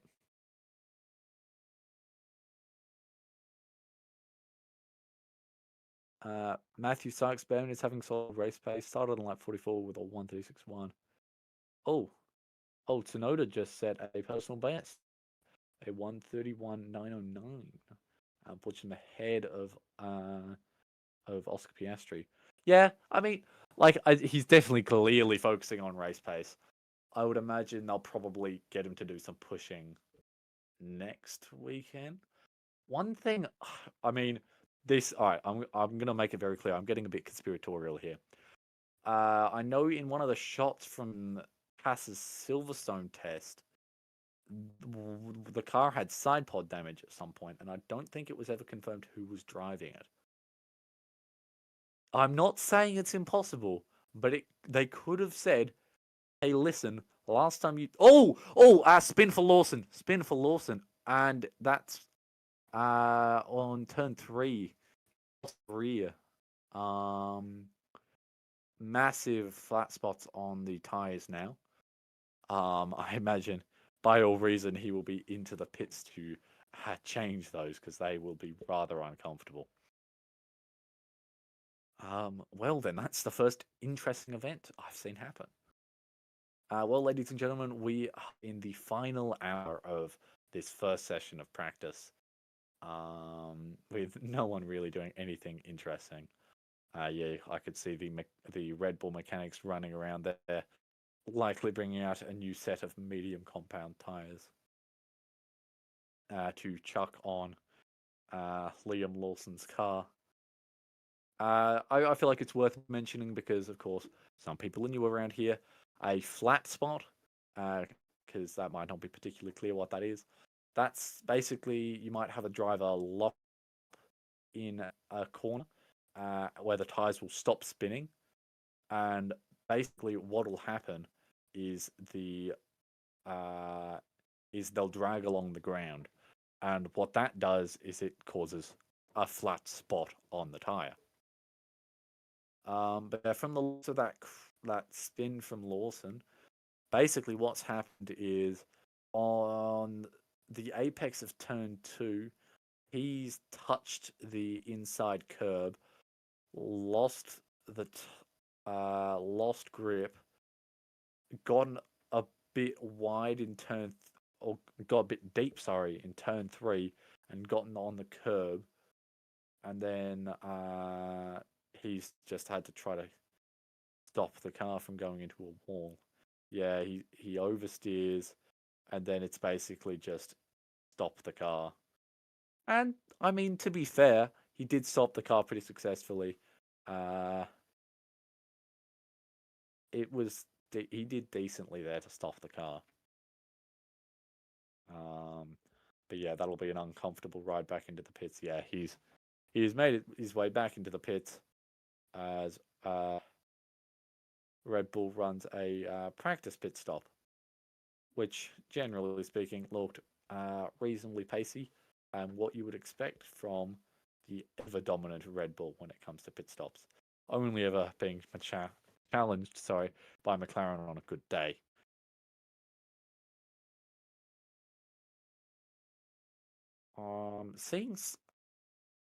Seeing one of the mechanics unscrewing something from the floor of the Red Bull there. I'm not totally sure what that is. If anyone knows what that is from the description I've just given, feel free to correct me. Pat, this season's going to be a banger. You better believe it. I must say, as I've mentioned at the beginning of the stream, I only started watching F1 last year, but I am very excited. So I got a pretty good first season in, but I'm really excited to see this season because, by all reason, it should just be what we got in 2024, like in the last 2/3, but for the whole year. Like that's really exciting. Just got to look there at the engine cover for the Alpine, the vents on the side of the car. They are massive. They are really big. Compared to like Ferrari and McLaren, which pretty much they just run a single slit. Which honestly, considering it's Alpine, that makes sense. They have been they've been struggling with a lot. They struggled with a lot of engine issues last year. And of course, last year of Renault engines in the sport, they want to make sure they have as few retirements as possible. Antonelli's on a decent lap. That's a personal best first sector for him at 29.4. I am entirely engrossed on this man's lap now because no one else is doing anything interesting. He has just caught Albon. Hopefully that won't keep him slow him up too much. It's not looking too bad. I'm interested to see where that'll put him. I don't know whether it'll put him ahead of Hulkenberg. It might.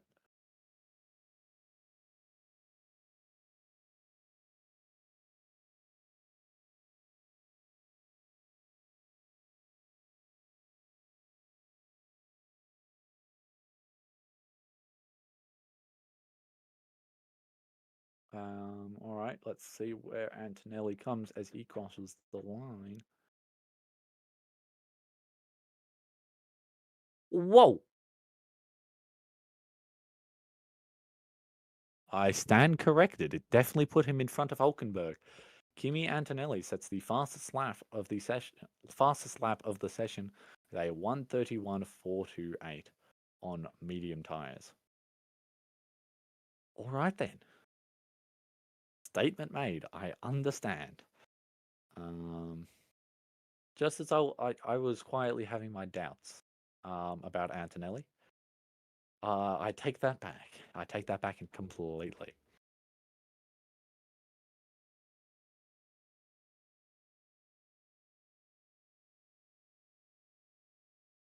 Must say, it's getting a bit late for me.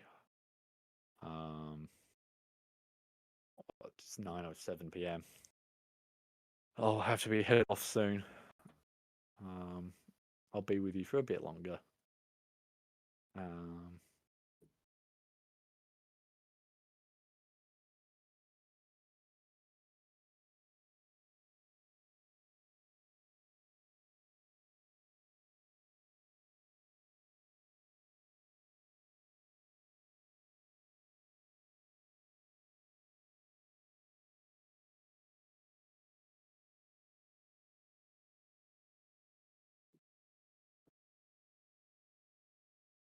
Yeah, Antonelli is cooking. This is this is looking strong from him.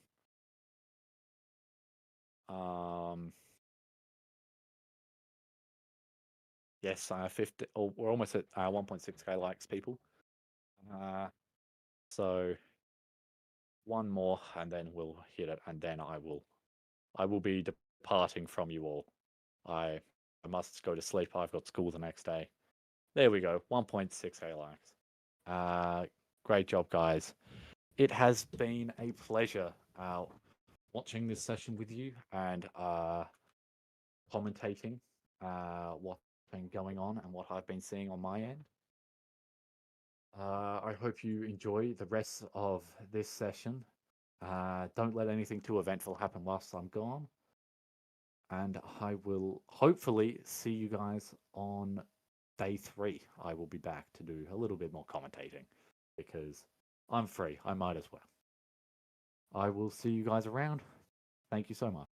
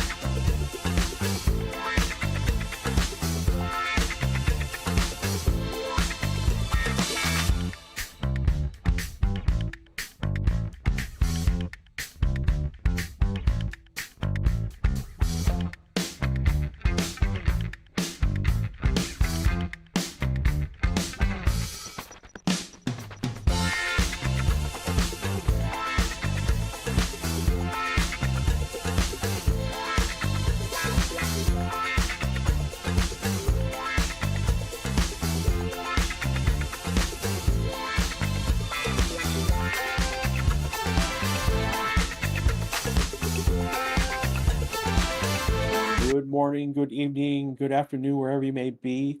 You're listening to the Direction to YouTube channel, and this is Brash back for the last half hour of, at least right now, last hour, officially right now is the last half hour. Um, don't, people are saying that the testing will be extended. Um, hasn't hit the website yet, hasn't hit the website yet, so that's all I can say at the moment. Again, this is Crash with you. Hey everyone, can you guys hear me? Radio, you guys tell me that you guys can hear me well.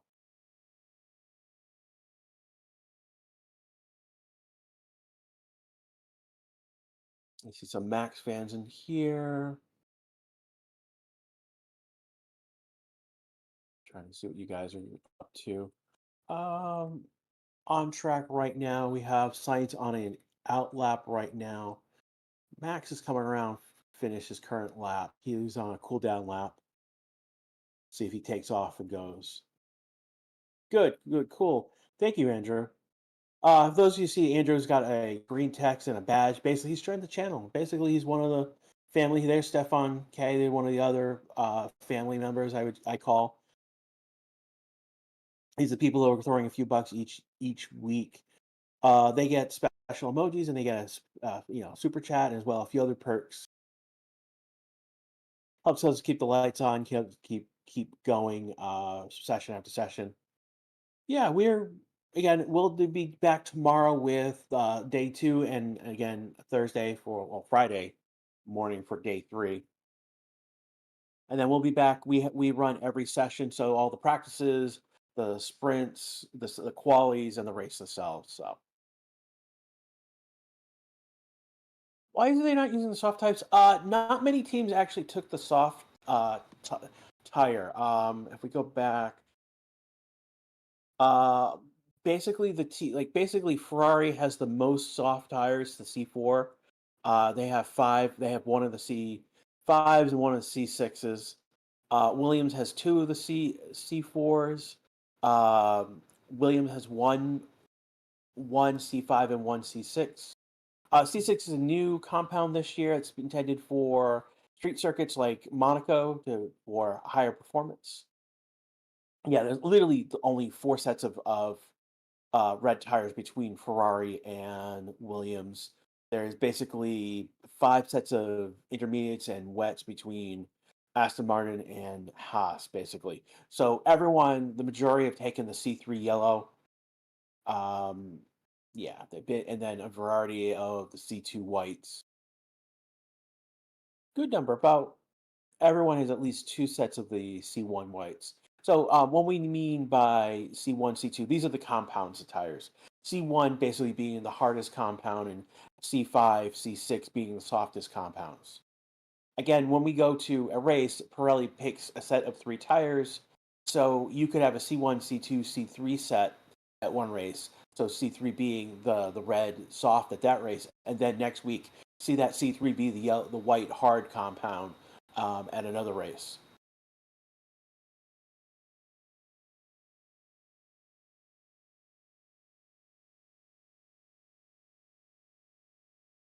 I'm looking at right now. Power Cut was good, so power new PC with an RTX 1590 in it.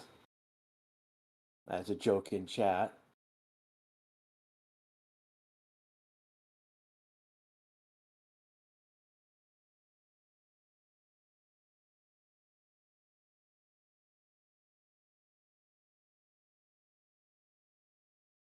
Going on right now, seeing what else is Ryan available this season. He's not going to be on stream in a normal capacity like he had been the previous years. He has decided to take a step back.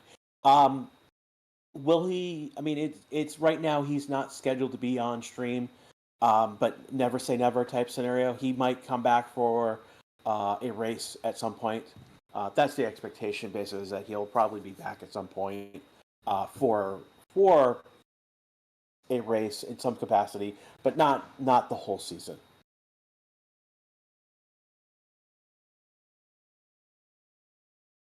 We got who's in the papaya? And it's Norris. Norris is coming out of the pits right now. And they're bringing the Alpine back into the garage. Did session get extended? I believe it has officially been extended. Hold on. Our timing has been extended by an hour.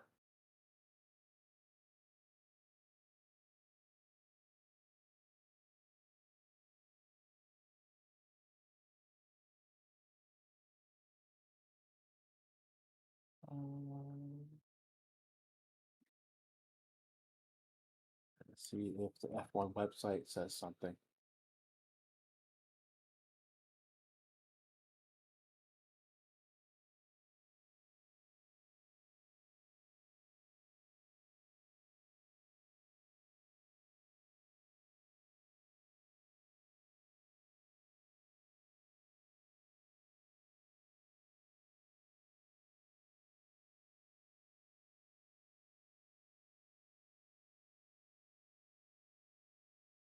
Um,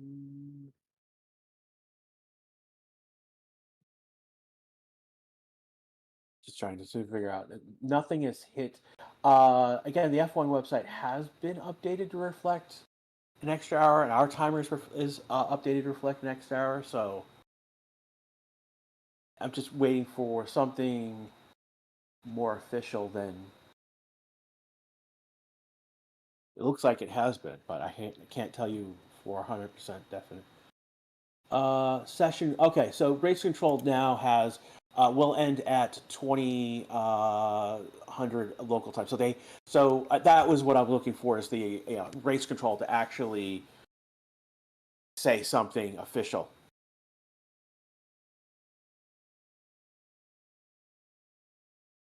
So we're here for another 90 minutes, everyone. So thank you for those who are here right now. We've got 134, 442 subscribers. No, 403 now. I want to thank everyone who's joined today as a subscriber. We got over 200, 2,500 likes so far. And there's about 2,000 of you who've been watching. A little less right now, but that's been fluctuating. Again, the red flag, no action for hour did people took off during that. So again, those who don't know, I am Crash. I'm one of the commentators. I've been here for almost over 2 years already, and I've done some of the. Ooh, Norris has a purple sector.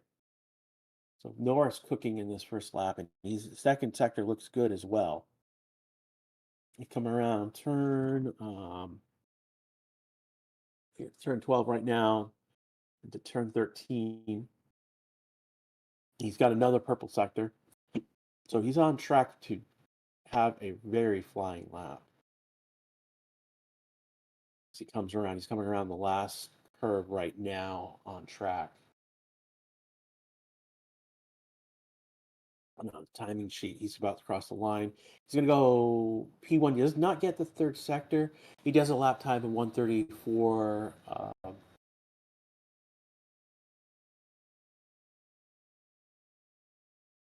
Get the correct time. 430. So 130, 430 is Norris's time on that flying lap. So he goes P1 on the board right now. Again, we've got Norris, Russell, Sainz on track right now. Sainz in the Williams. I know people are pointing out he's in P6. I mean, he's in P6 in Williams, so that is interesting to see. Why is Max on still on the hard tires? Because that's the tire that they primarily are using this weekend over these 3 days. If I go back, I can go tell you. Red Bull took 2 C1s, 11 C2s, and 20 C3s, and then 2 C4s. So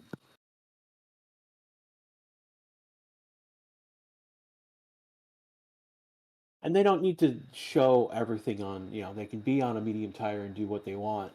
I mean, be on a hard tire and do what they want. So they're not necessarily looking for the quality pace, the uh, fastest pace in the car right now. I mean, everyone's sandbagging. I mean, I know there's an article I believe, an article on the Racing Systems website.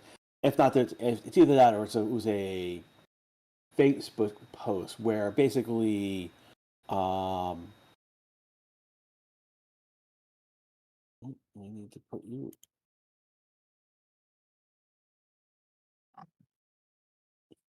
Need to be a moderator for a moment.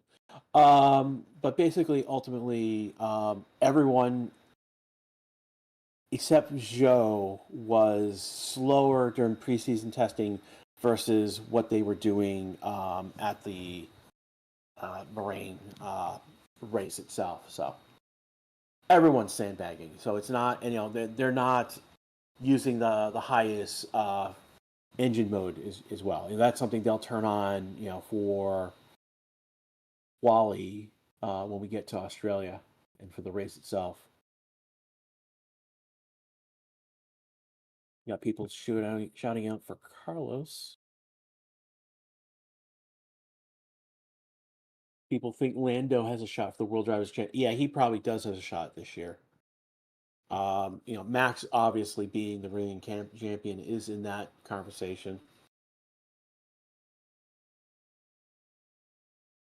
Uh, see Sean saying F1 stream showing no fastest lap, but no time displayed. Yeah, they're not showing any time display on the board. But the big issue is that this year there is no longer a fastest lap. That's been removed from the rules this year. I mean, it's not that they're not getting, and that's something that F1 TV's been doing lately. They're just showing the board with drivers in order, but without any times. Kyra asks, will they softs? A few teams will do softs, but there's only a few sets of soft tires that were taken in consideration this week for the testing. Bradley, why are Aston hiding in the garage? That's a good question. Uh, that is a good question. I don't know why what's going on. Why Stroll is still in the garage? He's done only 21 laps, and Alonso did 66. No, it's 46. So they've done a whole race distance between the two of them, but not each one individually. So that's something of concern.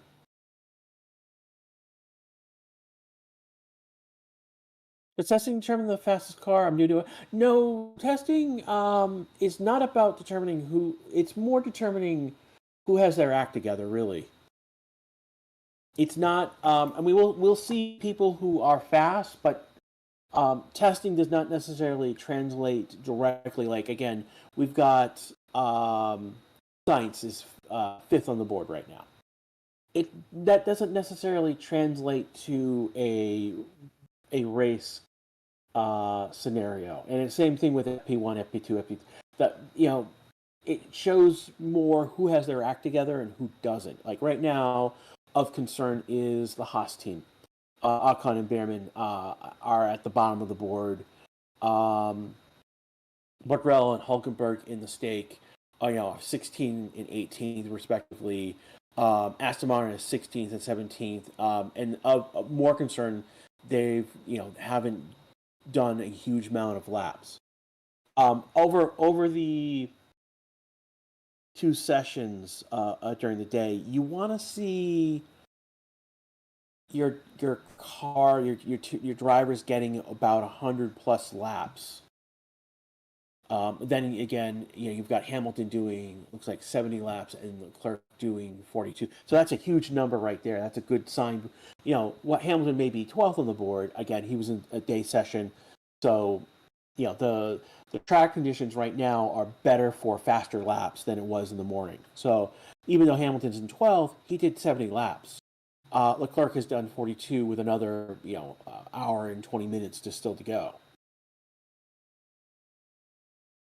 Does any F1 car have significant aerodynamic design changes? Most of them do. I mean, the thing about F1 is it is a constructor series, so each car is built bespoke by each of the teams. It's not like NASCAR or IndyCar or even F2 or F3, where the cars are more they're more stock. They're more it's it's a spec more of a spec series than it is to where F1 each team is building the whole car themselves. They have a formula which they have to build towards, but like each team is doing the brakes on their own. Each team is doing like for example last year one of the issues that the stake team had was they made a change to their tires and they couldn't account for race conditions and it ultimately caused problems. And it is raining on track. It is we call it spitting of rain. It's not getting the track wet, but it is parts of there is parts of the track that is getting some water. We'll see how that affects things. It's not enough to bring out the intermediates um, or even the wets, just in that regards. And again, only two teams have intermediates this weekend. So actually, this week I should say. Science is flying again. Now let's take a look at where he is. He's he's on a cool down lap right now. Take a look. Here I am live. I am live. I can jump up here. Cool. So it looks like there is pit lane is getting slightly damp. It's more someone spilled their water type as opposed to an actual drenching.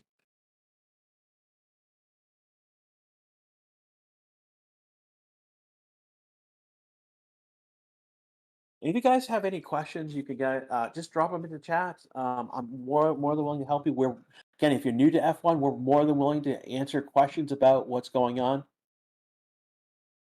Nana, do you streams the GP2? Yes, we stream all of the sessions. So we will be back tomorrow to stream day two and the day after that for day three for preseason testing. We'll be back for the practice session. So would on a normal weekend, you've got FP1, FP2, FP3.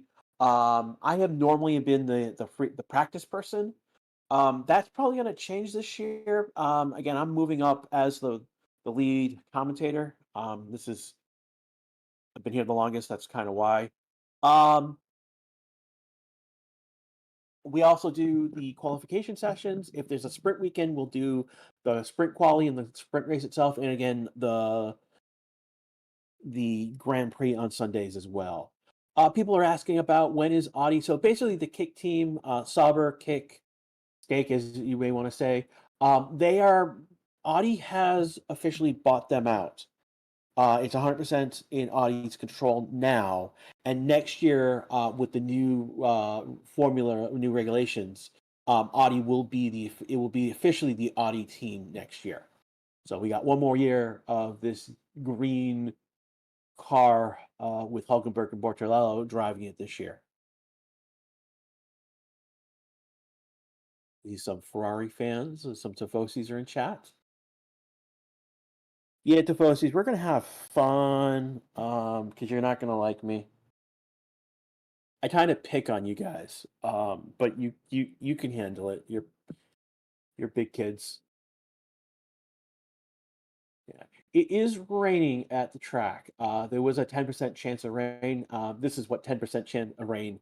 It is not heavy. It's very light. And we've got Isaac Hajah is in number 11 in the Racing Bulls, replacing. So basically, he's technically replacing Liam Lawson, who has moved up to Red Bull. Again, over last year, the drama that has been Red Bull, we lost both Daniel Ricciardo and Checo Perez. Lawson replacing Checo at Racing Bulls, and then at the end of the year, after the end of the year, Checo parted ways with Red Bull, allowing Lawson to move up to that seat. And with that, with him moving to that seat, that opened up for Isaac to move up from F2 to F1 into the Racing Bulls. Did anyone spin or crash? No, not that I know of today. No one tried to really push their car that hard. Liam spun in the morning. Okay, that did not know. It must have been after I went to sleep. I did the first 2 hours with one of our new commentators, Evan. Those who don't know, Evan is in our Discord, and he's done a ton of analytical work, doing what ifs, doing what other analytical work. I've called him the master of numbers for that as well. He is a native Australian from Tasmania. So he is interesting. Who's the one talking? Galois is asking that this is Crash. I am typically have been I'm there right now, the lead commentator on the channel now. Now that Ryan has stepped back, I've normally been here for pre-practice for FP1, FP2, FP3. You'll see me more during races this year because Ryan's not doing all the races as he was, primary was doing races last year. So yeah, new era for racing statistics. I'm excited. I did a couple races last year. I know, like particularly the Vegas, as I did Vegas last year, and that was a hoot to do. That was so much fun.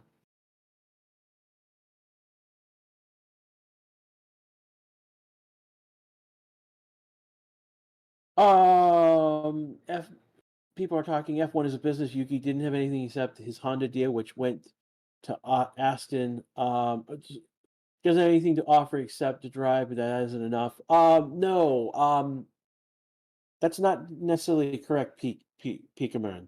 The issue basically, Honda is still partnered with Red Bull and through that, the Racing Bulls. So the Honda is still partnered with the Red Bull family. That is going to change this year. At the end of this year, it is going to Honda is going to go to Aston Martin, and basically Aston Martin is going to be Honda's work team going forward. And then Red Bull's partnership with Ford is going to come into its own, with Ford being the engine manufacturer effectively. It is going to be the old, that old Honda engine. I mean, don't basically Red Bull bought out the powertrain unit. So basically Red Bull bought the engine from Honda and formed Red Bull Powertrains. And now next year that branding agreement is going to go move forward with Ford Red Bull Powertrains.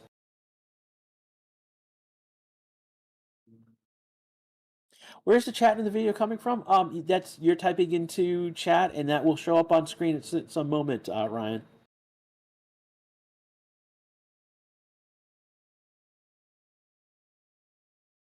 We've got 1, 2, 3, 4, 5, 6, 7 on track.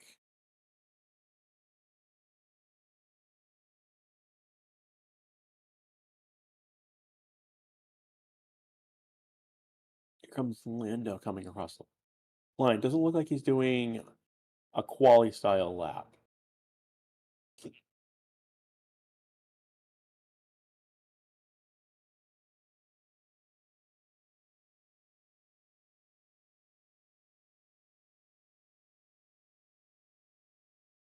Looking at what you guys are saying in chat, looking at other information. No one seems to be pushing at the moment. Watchalong's trying to.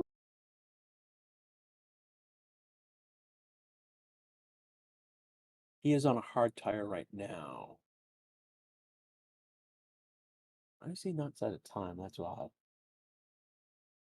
His best lap is a 132.718. There must be a glitch in the system where it's not showing that time. Race motors, a lot of teams are definitely sandbagging, and I've mentioned this before. Like every team is sandbagging. They're not showing their full hand right now.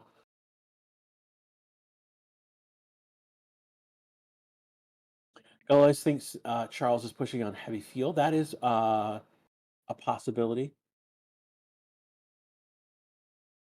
and they need to know that for the race itself. I mean, it can't be all in quali mode. They got to get data for the race itself, and most of the programs you're going to see this over the next few days are going to be more race related programs than quali related.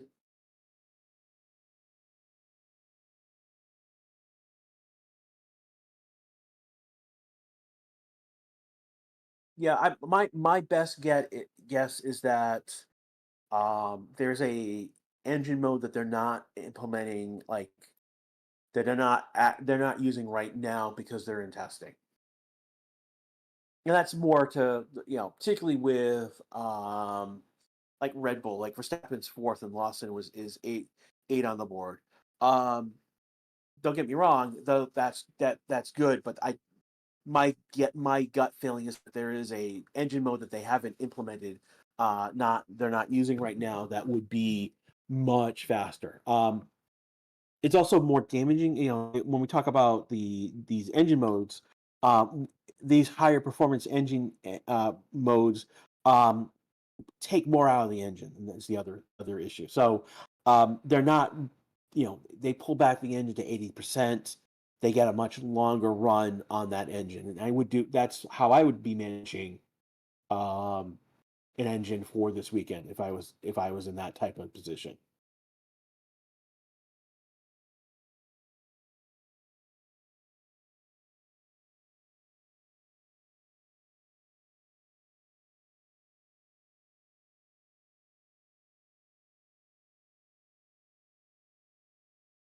People are pointing out science in his chill guy error.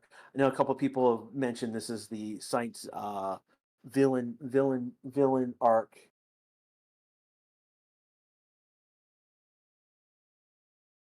Bro, just had DRS open for a few seconds. It's not at the moment. We've got one, two, three, four, five, six. Norris, Leclerc, Gasly, Hajar, Bortolo, and Ocon are on track.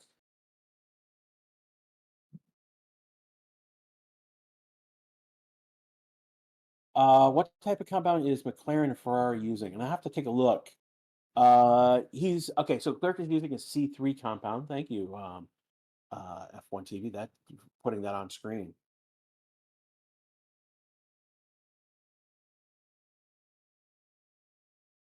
The way that you can tell is that one of the compounds has a bracket on it and the other one doesn't.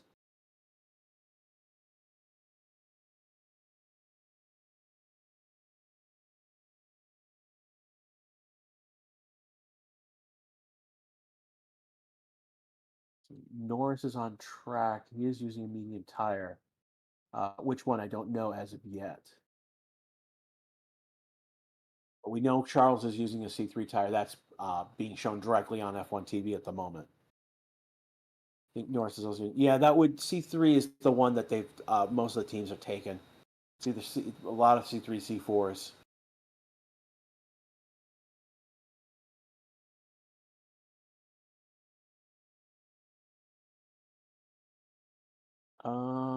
You guys are yelling red. Why? Why red? Why you guys are ahead for a reason. You just pointing out that Leclerc is driving in a red car? I don't see anything as of yet. I could be behind for a few. See what happens.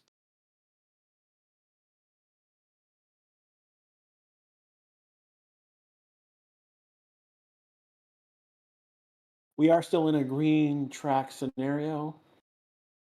I think people are pointing out that Leclerc is in a red car for right now. We've got an hour and 4 minutes left in the session. Again, you're listening to uh, the Racing City YouTube channel. This is Grash. I've been the primary practice person for the past 2 years. So for those of you who don't know me, hello, I'm Grash. I am an American. I live currently in the state of Texas. So if you know where the American Grand Prix is in Austin, Texas, I live north of Austin. I actually live. So if you go north of Austin, you'll hit Dallas, and I'm actually in the Dallas area. I'm not from this area. United States is huge, so we've got a lot of different places where you may be from. I'm specifically from the Northeast, specifically New England. So that's the Boston area is the major city is where I grew up around.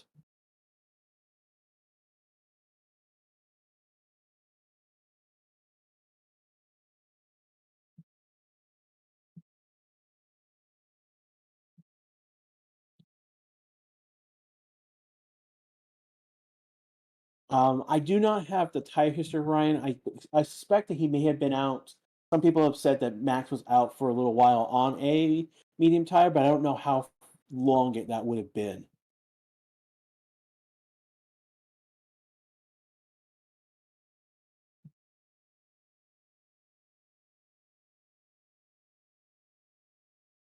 Has Stroll crashed Aston chat? No, he has not.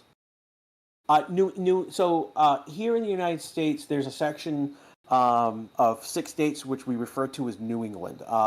So basically, it's where the first British colonies were formed.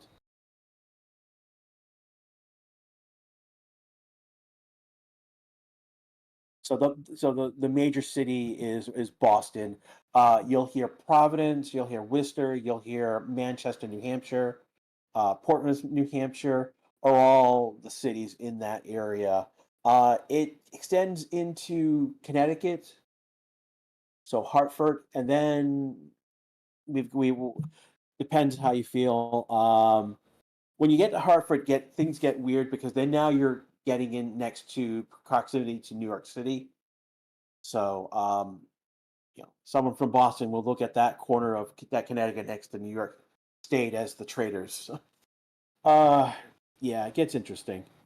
Rhode Island is sometimes, the two baseball teams are the Red Sox and the Yankees in that area, and it's a where is the line between where are Red Sox fans and where are Yankees fans? Anyways, moving on. No one is doing doing a push lap right now, and it looks like they're doing a more measured program. They don't need they've done their fastest program already, and that makes sense.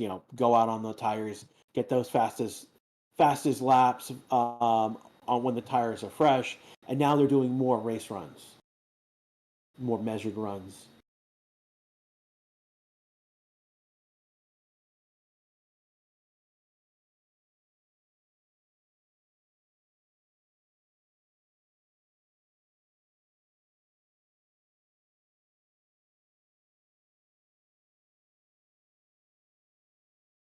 Again, don't again. A lot of people are talking about fastest lap. I mean, we're talking about the fastest lap in this session.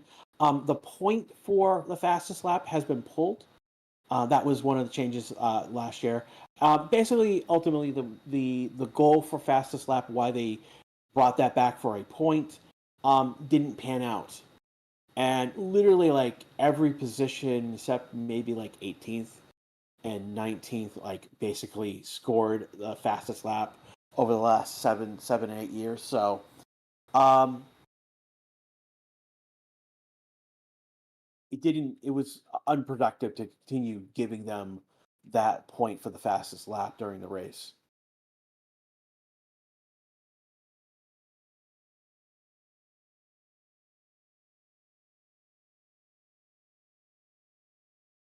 Why was Oscar down in the standings this morning compared to Lando now? Yeah, setup tweaks. Also, I mean, they weren't really pushing the car like Norris has been pushing the car. And Mac, those who have been asking for Max on a medium tire, he is now on a medium tire. Just came in pitted for them. And is he on a outlap still? Yeah, he's still on his outlap. So he's coming around turn 12 right now on the timing screen. Got two more turns, and then we'll see a flying lap on those mediums.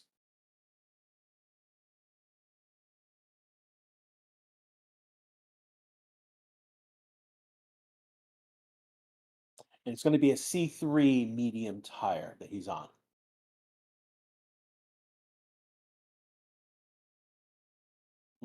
That back of that Red Bull is hitting the ground.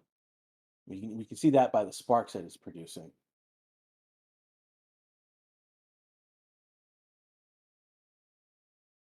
Max is now on his flying lap.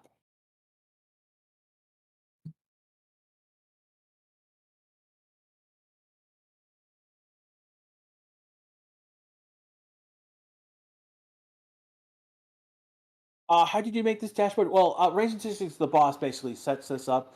We are using, I know, multi-viewer for the timing charts. I don't know where our track is. I know, and basically it's a layout in basically like OBS or in our streaming software. He's laid out chat the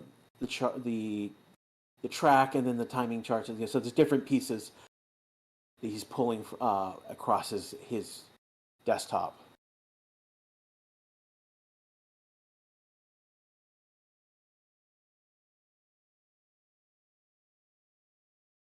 Max did a fastest sector one. He's improved in sector two.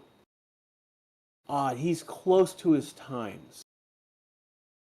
If there's a lot of sectors that he's not improving in. It's again, and he's gonna do an improvement in sector three, and he's gonna go P2 on the board, which is a 130.674 with a gap of 0.244, so a quarter of a second gap between him and Norris.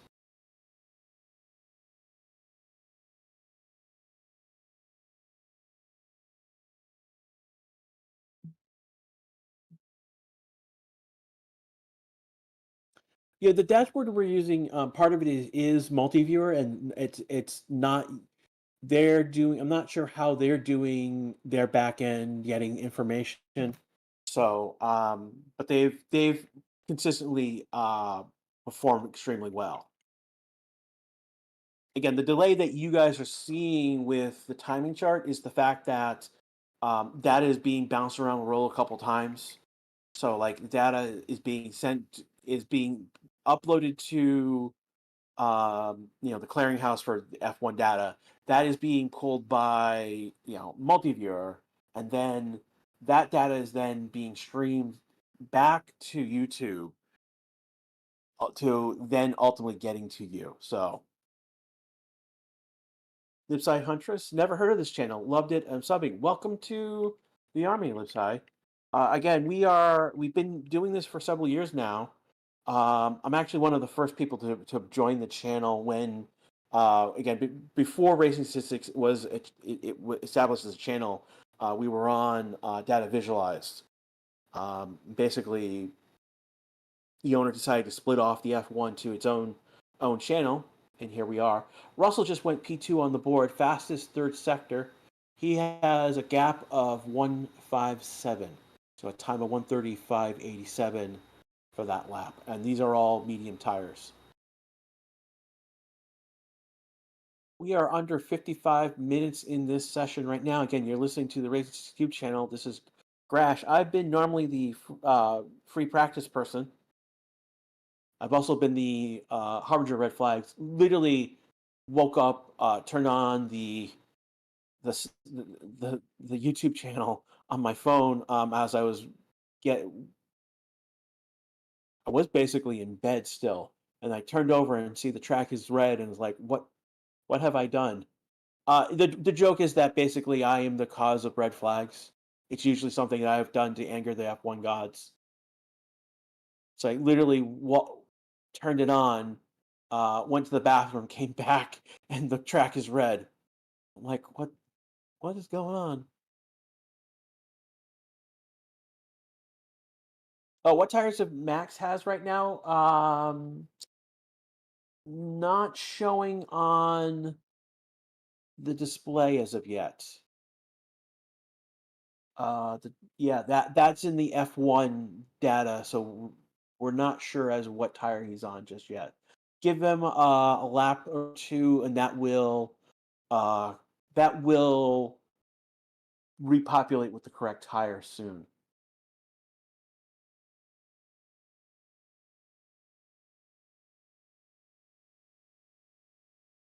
Because I did practice most of the time, I will get strings of sessions of red flag after red flag after flag, and if not multiple red flags in a session. They will red flag practice regularly, where it would normally have been a yellow flag, like during the race or during quali. It becomes red flagged during a practice session very quickly, and so I've gotten strings of sessions. My record has been 6 sessions in a row where a red flag has been flown. Sidelines missed the first half. Why is Lewis Hamilton not driving? Because Lewis was in the so there's 2 sessions during the day, a morning session and an afternoon session. Lewis drove in the morning session and not in, so therefore he's not in this session. So we got Charles driving, and this is interesting that we have all of the drivers driving today. I was expecting to see. I was expecting to see that at least one team or two to have do an all day with one driver. What is Stroll doing? Stroll is in the pits. He's been in the pits for a while.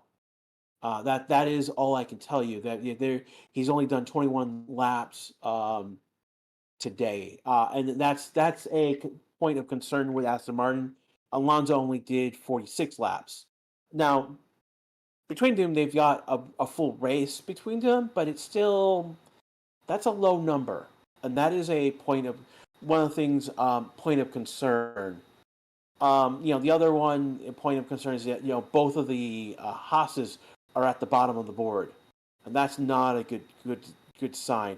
Now, granted, they've done Behrman did 72, and Akon's right now on track doing 65. So he's on track to do a full race run over the 4 hours.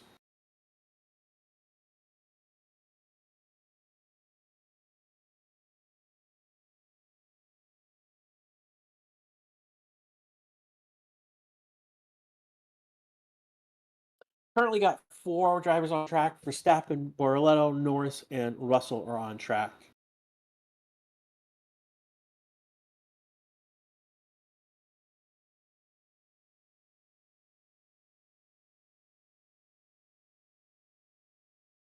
Taking a look right now if there's anything about Aston Martin.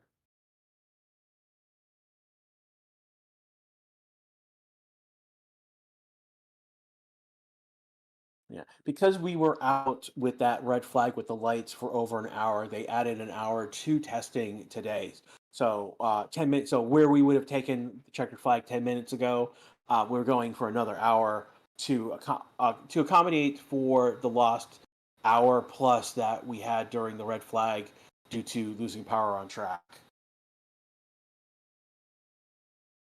We've got people who think Max will be the 2025 world champion. That would be historic. That would mean that Max has tied um, Michael Schumacher as being the only other driver to have. So right now, Mike Schumacher is the only driver to have 5 world championships in a row. Max would equal that number if he were to win this year, and it is possible. I mean, he is that good.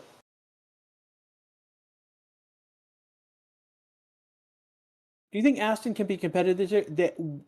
They have the capability to be competitive. Will they be competitive is another question. Again, right now, I know a lot of people that Newey has joined Aston Martin. Um, this year's car does not have Newey's hand on it. So basically, the car was cooked before, as it is now, before Newey came on board. It will be next year's car that Newey will have a hand in, and that's going to be interesting how things progress with Newey in that position.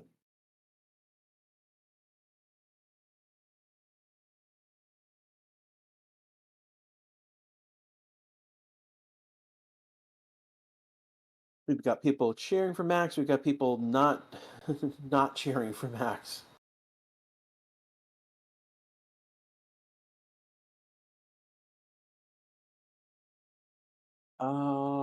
Max people fly. Max is not flying.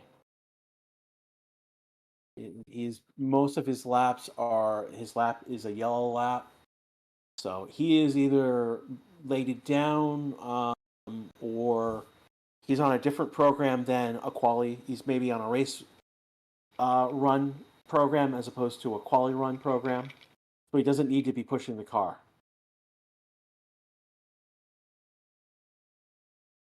Nope, Newey does not have a hand in this year's current car. He basically left Red Bull middle of last year, and he had been pulled back on duties with the Red Bull F1 car.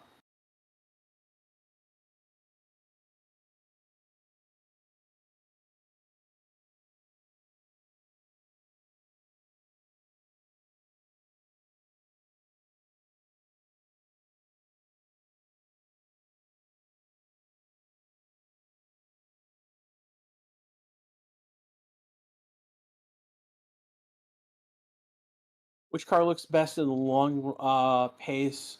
I mean, right now they're all in long paces. I mean, Verstappen has looked pretty good. Russell has looked pretty good. Leclerc has looked pretty good. Norris has looked pretty good. Sainz has been looking good. Um, you've got Gasly and the Alpine looking good. I mean, from the morning session, you've got Antonelli had looked good during. Hamilton was looking good in the morning session.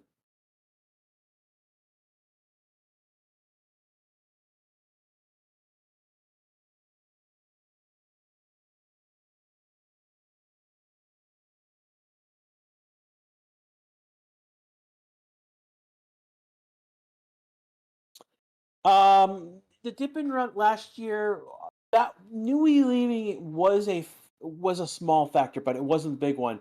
One of the things that's still going on is with the front wing. There's this issue of, they call it the flexi wing, and Red Bull didn't think that that level of flex was going to be allowed by the FIA, and it ended up was.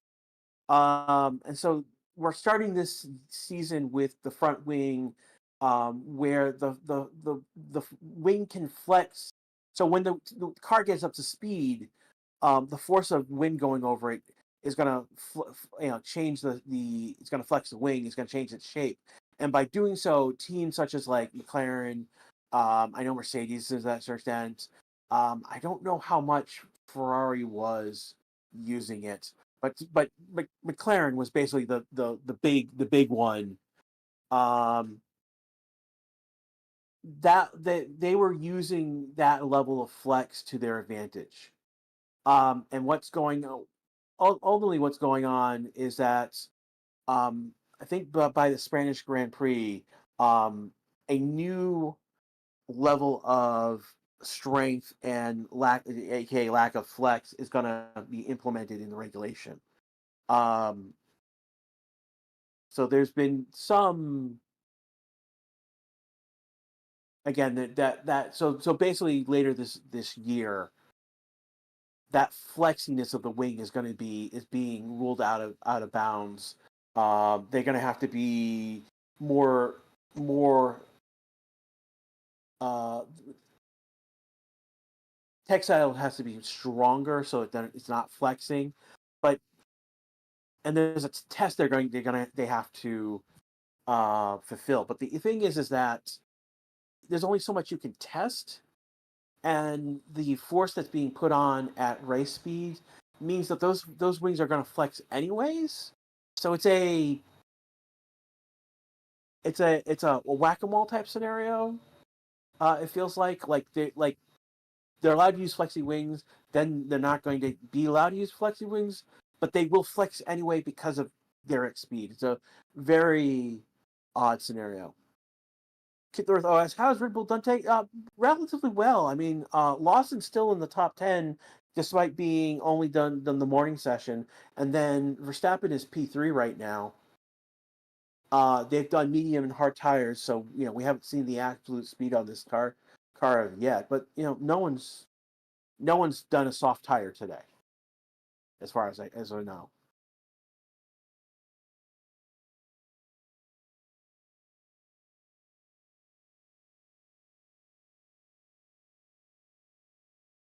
Wasn't there a brake bias system that was banned mid-season last year?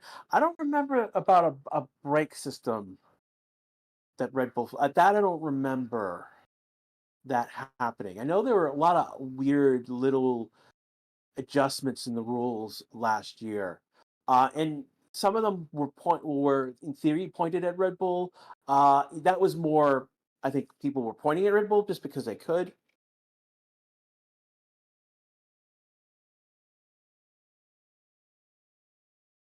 The thing that we do need to take into account is that a few years ago, Red Bull was when they implemented the cost cap. Red Bull had breached the cost cap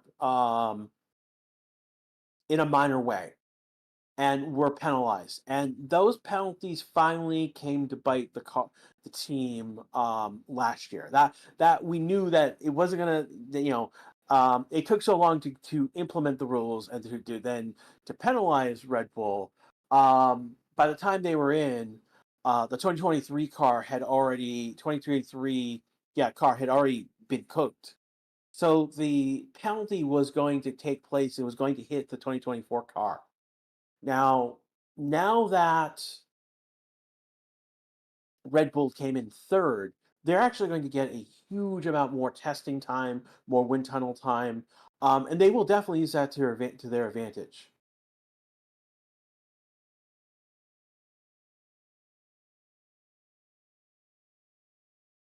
Life is better. Is racing going on right now? I mean, it is testing, and we are talking about them testing cars. It's not a race. It's not a free practice weekend or a race weekend as of yet. This is just the preseason testing right now.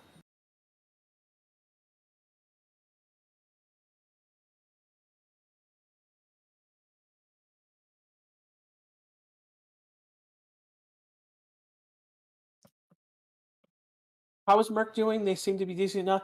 Yeah, I mean Hamilton, not Hamilton. Russell right now is P2, and Antonelli is still in the top, is seventh. So they're actually doing particularly well. Apologies. Having said that, Ferrari has done particularly well. Clerk is fourth. Hamilton is 12th after the morning session.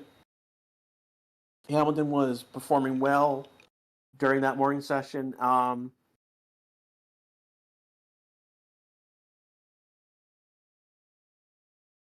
One of the things that we are dealing with is that the track is being rubbered in.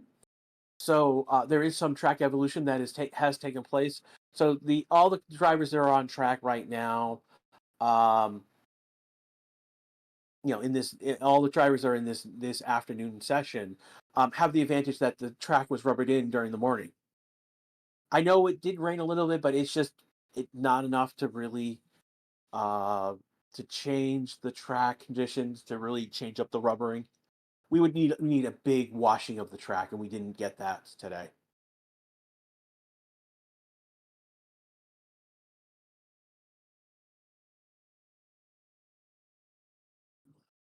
Jared Wall, thank you for hosting this live streaming. By the way, we appreciate you being here.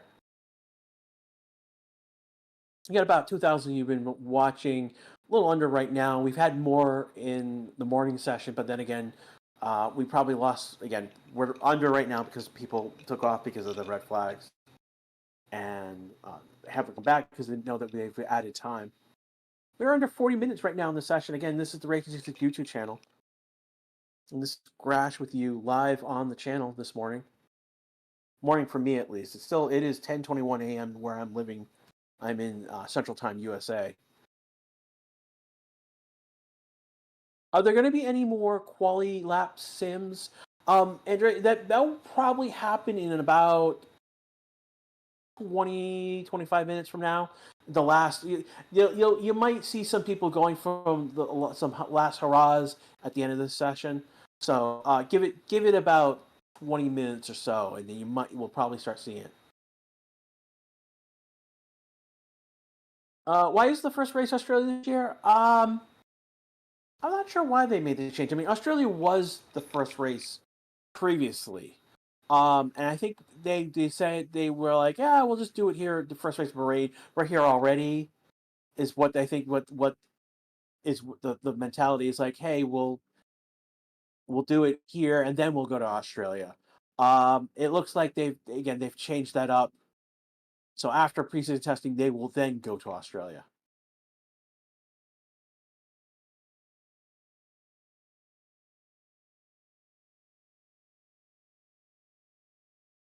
Each car looks great on track, not livery wise, but more aerodynamically. Um, I mean, it's the top 12, 12, 13 cars. I mean, um, you know, Clarence look good. The Mercedes have looked good. Ferraris look good. Red Bull, Racing Bulls, they've all looked good. Williams has looked good on the track. There's been points where Williams has been the fastest car on track in a few times.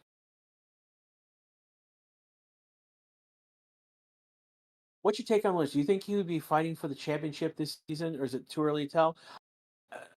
Um, it is too early to tell, but the expectation he should be fighting for a championship. There is buzz with again. It's very interesting. There's a lot of buzz with Lewis because he's moved to Ferrari. And don't get me wrong, like uh, he has moved to a new team, but he is still the world champion. I mean, like Ferrari, like when you replace Sainz with Lewis, it's still an upgrade. And that I know no offense to Sainz, he's a very good driver. Lewis is a incredibly better driver. There's a jump between Carlos. I'm sorry, with Sainz to Lewis. So that there you expect him to be winning races in that Ferrari. Um, The question is he back as his former self as the world champion, Lewis Hamilton, or is he more akin to Vettel, having come to Ferrari? You know, performing well, but not at that world champion standard.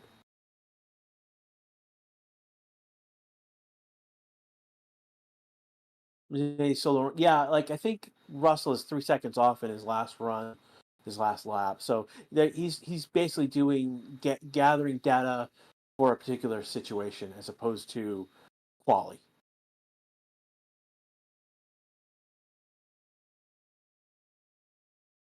Jenny, do you think Williams will actually be the fifth fastest car as it is right now?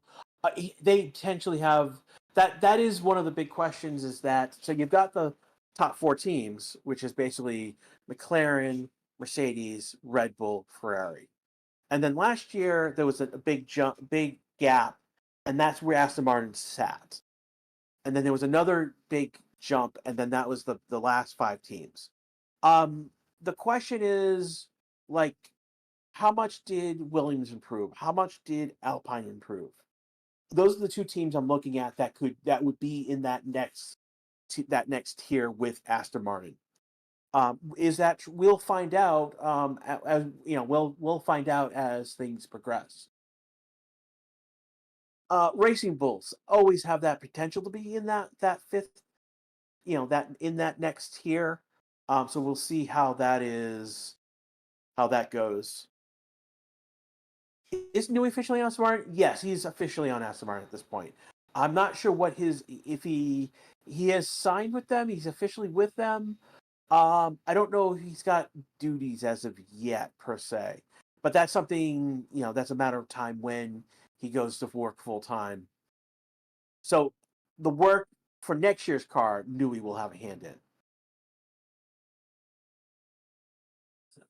Thanos pointing out Australia's nostalgic starting. Yeah, I mean, for a longest time, Australia was the starting race for the F1 year.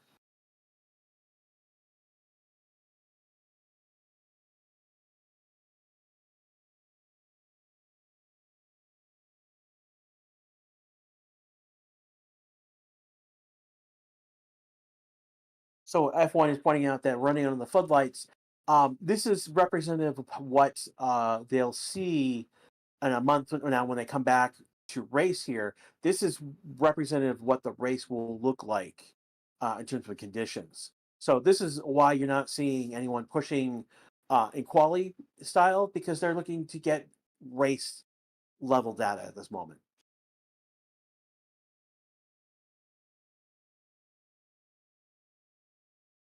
How's Ferrari's car behaving very well is all I can tell you right now. They looked good in the morning session. They've looked really good. There's been points where Leclerc has been top of the board.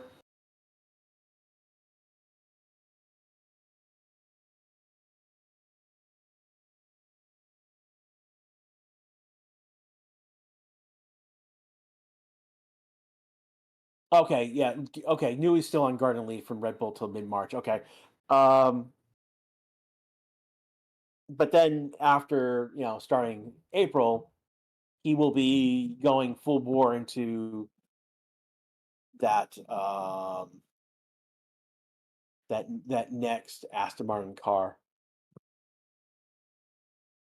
And I'm excited for Lawson this season. I'm actually curious to see how Lawson does. He is of all the drivers in the hot seat just by the virtue of being that second driver next to Max. And he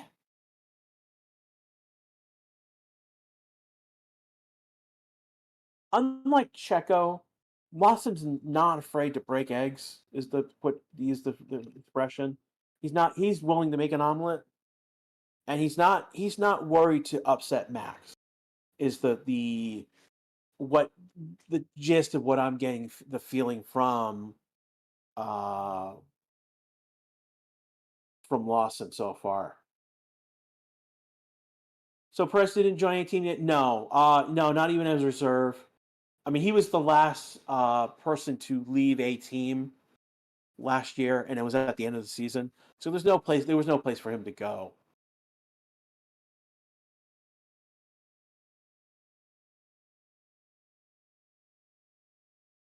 that made the possibility for Lawson to take that second seat, and then because he moved, that opened up the seat in Racing Bulls. That's why we see Haja in that seat from F2. Shaw is the runner-up. He almost took the F2 championship last year. He had an issue in the last race that uh, basically threw that in the wrench. That allowed Bortoletto to take the F2 championship last year. So this is like literally the first year where the F2 champion has come up to F1, and that's what is intended to happen. We have not seen that, and Oscar was the F2 champion. Took a year for him to get on into the F2 seat. I mean the F1 seat.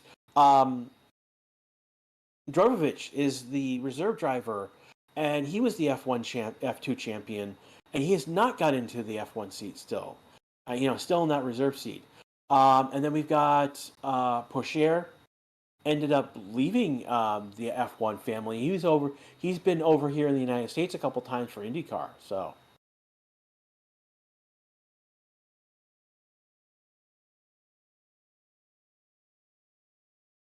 we are under a half hour to go in this first day of testing. Again, this is Racing 60 YouTube channel, and you're listening to me, Crash, doing commentary. If you guys weren't here this morning, we debuted one of our new commentators, Evan. Evan, he's the master of numbers. If you guys don't know, he is Mirix in Discord, and he is basically doing master level work in terms of analysis that and I when he starts posting his data, I sit back and read because the narrative, the numbers he's posting is the narrative, and even if I disagreed with where he's going, it's an interesting narrative where he goes with his numbers.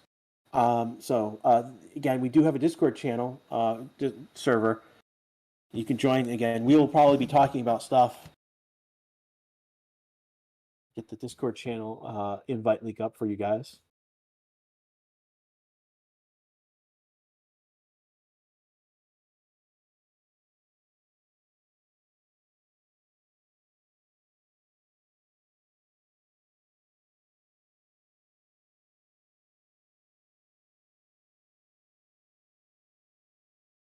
A question about where do you predict that Audi and Cadillac will be next year?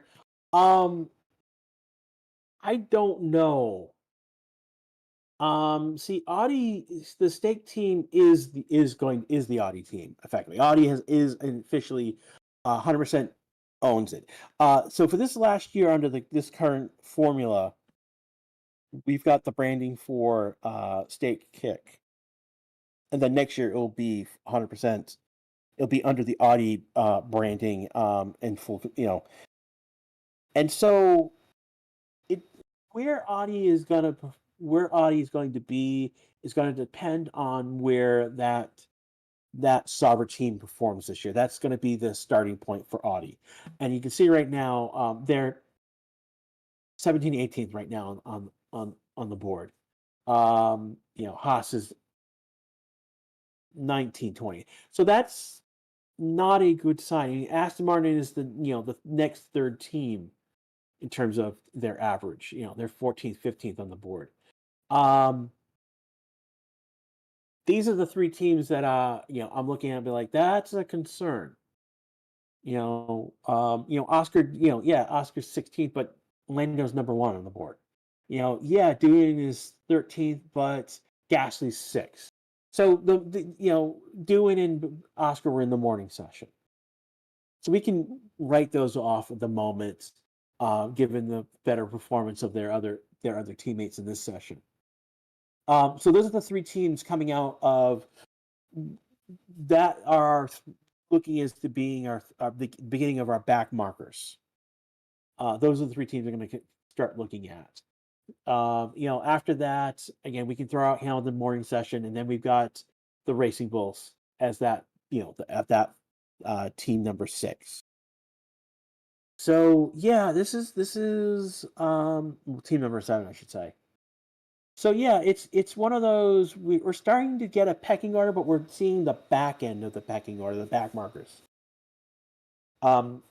Will this hold out? This is where we are at the end of the first day. Will this be pan out over the next 2 days? That is one of the stories that I'm looking at. How are these teams performing as they go forward? Now, granted, I'm being a little harsh on the Racing Bulls. I mean, they are 10th and 11th. That's actually very respectable and a good place to be.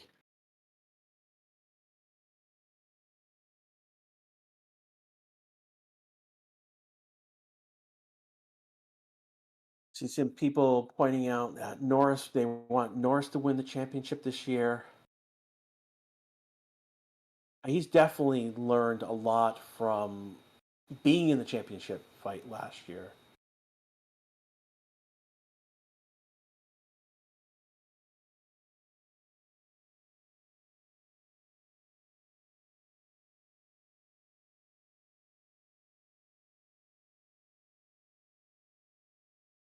Um, I would not guarantee anyone is a future world champion. There is always the scenario. I mean, there is. He is in that elite group who could be, but will be. Now, I can't not get a guarantee, and not in this sport. Not after I've seen dominant, and part of it is that we see dominance after dominance by teams. So right now we're at the end of Red Bull dominance, but before that we had Mercedes dominant for like 8 years, and then we had Red Bull dominant before that, and then we get to the last hurrah of a Ferrari dominance with Schumacher. So it's a is he capable of being a world champion? Yes. Will be is another question. I don't know. Again, with the dominance, that tendency for dominance in the sport, will that happen is another issue. What about Cadillac next season? That is a big wild card. I don't know where to put Cadillac because there's nothing to measure against. I mean, they literally are a new team. They will have a Ferrari engine, but I don't know. I mean, are they going to be? I mean, they're going to be. I expect them to be middle of the pack. They're either going to be middle of the pack or a back market team, and there's no way to know. And we'll find out next year. That literally is. We'll have to wait for another year. Any comments for Colapino? Do you think he'll get a chance to race this year? It's in the cards. Like that's one of the stories going in, Jose, is that Alpine has Gasly, and then they've signed Colapinto as a reserve driver. They've actually got a deep reserve bench as well, and so that's one of the big things. People think that Doohan will get yeeted. It is in Doohan's control to stay in his seat. That is the one thing that we do know. Like if Doohan earns points, and that's how he will stay in his seat. If he earns points in these first 3-4 races, he will stay in his seat. Doesn't have to be tens of points. Doesn't have to be in the top 12, 18, 25. He doesn't need to be in that top group. He doesn't have to get onto the podium. If he's scoring 1 or 2 points, over the first like 5 races, if he's got like 5 points in the first 5 races, he is gonna stay in his seat. There's no reason to take him out. There's no reason to take Doohan out for Colapino. And again, it's one of those. He is in charge of his fate, basically. People are pointing out Stroll out for Drogovic. And that's one of the things is that Stroll being in the position he is blocking talent coming up in the Aston Martin family, and that there is a question of whether that is hurting the team.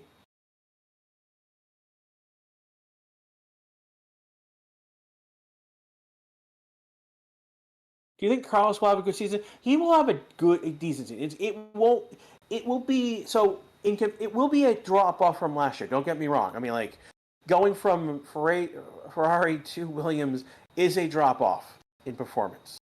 He's going to score less points. But in terms of the Williams car, he will have a good season for having been in a Williams car. That's I think what I want to say. He's going to have a good season, but our expectation of what that is needs to come down dramatically because just of the difference in between Ferrari and Williams. If if we really want to like stir the pot, like the if Sainz is beating Hamilton on points, that's going to stir the pot even more.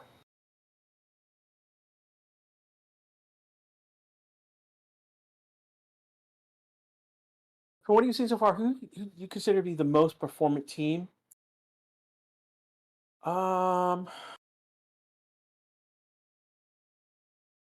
it's right now between Mercedes and Red Bull. Ferrari is in that mix. I can't say McLaren because Oscar didn't really perform in the morning session. Like he wasn't in the mix as those other teammates. But right now, for just day one, we're looking at Mercedes, we're looking at Ferrari, we're looking at Red Bull.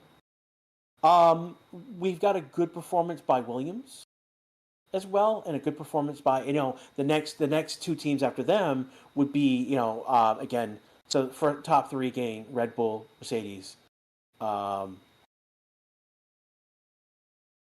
Bull, Mercedes, Ferrari. The next three would be McLaren, Williams, and the Racing Bulls. So those are the top two tiers right now, and then the next four teams,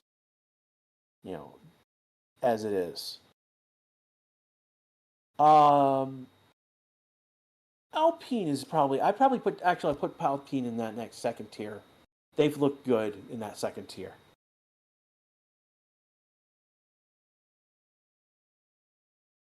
Julian Ness and Charles Lewis will be the better Ferrari driver. Charles is obviously going to have a better performance out of the gate. The issue is that Lewis has changed teams. He's got to learn so much. It's a question of can Lewis adapt and change to the Ferrari rays and adapt his style to the Ferrari rays to get the most out of that car. And that's a no out of these first three races. That's obviously not a no. There's an adjustment period. It is the middle of the season going into the second half of the season is will that car suit Hamilton going to that second half of the season?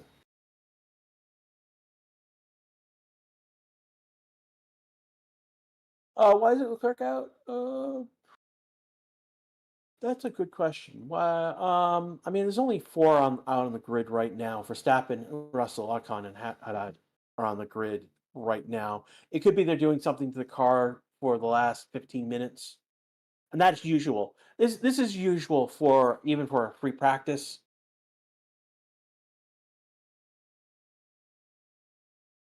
Bro, you think Lewis would be faster in races? He has the potential to be faster in races, but it's not going to take. It's going to be 4 or 5. Silverstone, yeah, literally, Allison. Silverstone will be the acid test. Wouldn't call it an acid test, but it will be the test for Lewis Hamilton. That will be the race of that. We'll see. We'll know by Silverstone, and at Silverstone how he performs, where he stands with Ferrari. Is he world champion quality Lewis Hamilton, or is he Ferrari Vettel quality? And it's a difference. Vettel did not get a world championship with Ferrari, so that is a point to be taken.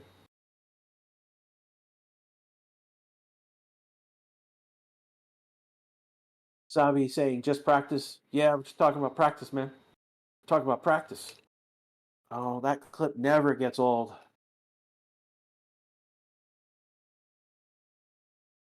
We are 16 minutes left to go in this session. Again, it was extended because we had a red flag due to power failure. that was over an hour long, so they extended this session for to accommodate for that red flag. Again, you are listening to the Race Statistics YouTube channel. This is Crash. I'm usually, again, those who know me, know me as the red flag, man of red flags, the harbinger of red flags, the practice person. I am stepping up to do more in terms of quali and races this year. Again, Ryan has stepped back. We will probably see him again at some point later this season as for a one-off. But he needed to step back. Things were in his personal life that where he needed to step back, and I respect him for having stepped back. Uh, when he comes back, we'll be happy to see him. But he's not going to be here for most of the year, so I'll be stepping up, doing more commentary. So you'll see more of me this year, for greater or worse. For some of you, greater. Some of you really don't like me.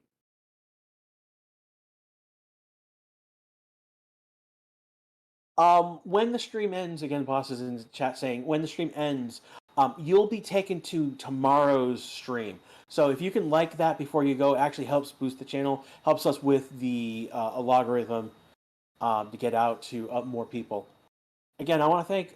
We've had averaged about 2,000 people watching throughout the stream today. We've got over 2,725 likes. Thank you so much. Added another like 400 subscribers today, and I thank you so much. We are still growing, and we are looking to go bigger and grander as we go on. So join the army, and then if you can throw a few bucks, join what I call the family. Join the channel. Benefit is you will get your name will be highlighted in green. You'll get a badge next to your name.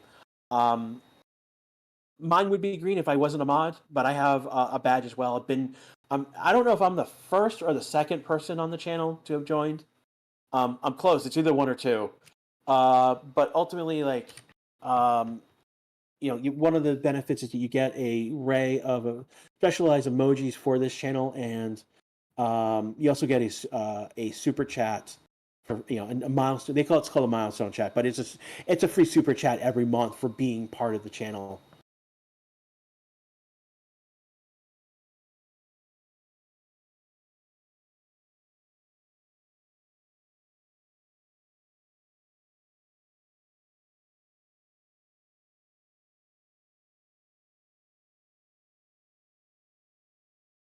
Guitar, what about the Ferraris? Are they looking good? Yeah, they've actually looked pretty good today.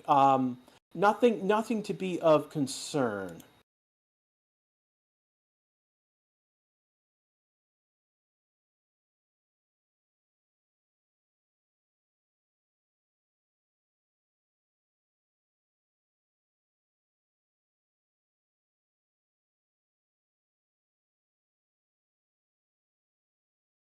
Looking at what you're saying, Verstappen on one with medium. Yeah, and at this point, we're looking at. I don't think anyone has gone to has bolted on. Again, we have time for them to come into the pits. They are doing something with Charles's car. Don't expect Charles to be out. Yeah, his tires are off. I think he's out of the car too. So don't expect Charles to be out on track anytime for the rest of the session. Again, we've got 12 minutes left, but they're doing something inside of the nose cone. So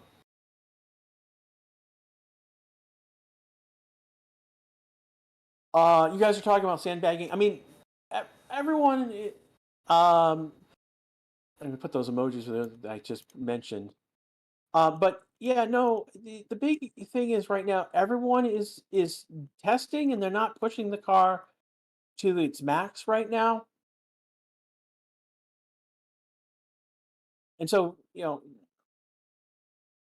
if you look, we come back here a month now, all the cars are going to be faster on this track. I mean, this 130 is not going to make Q3 probably.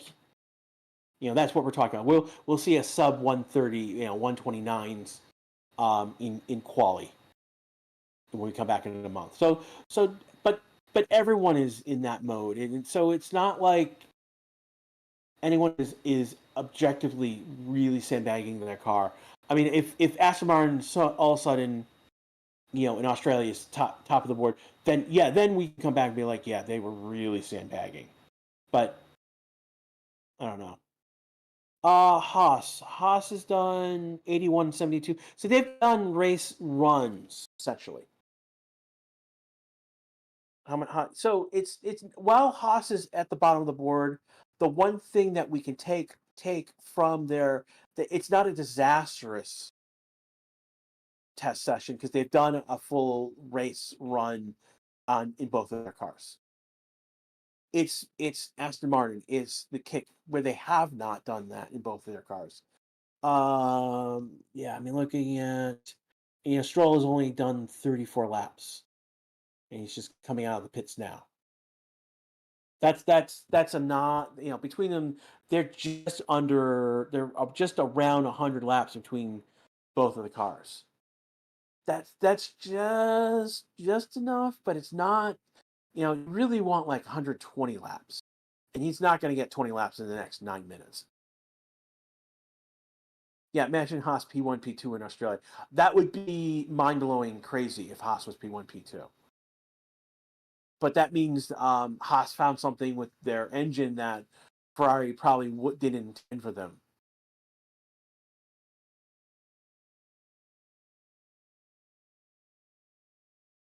We had people cheering for Leclerc. We had people cheering for Max. We had people cheering for Lando.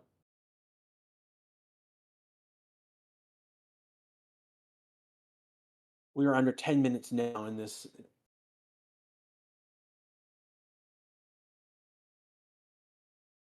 And it looks like they held news today for testing. They did confirm that Monaco is going to have a mandatory two-stop strategy. Oh, look at the article. How did they implement it is the better question.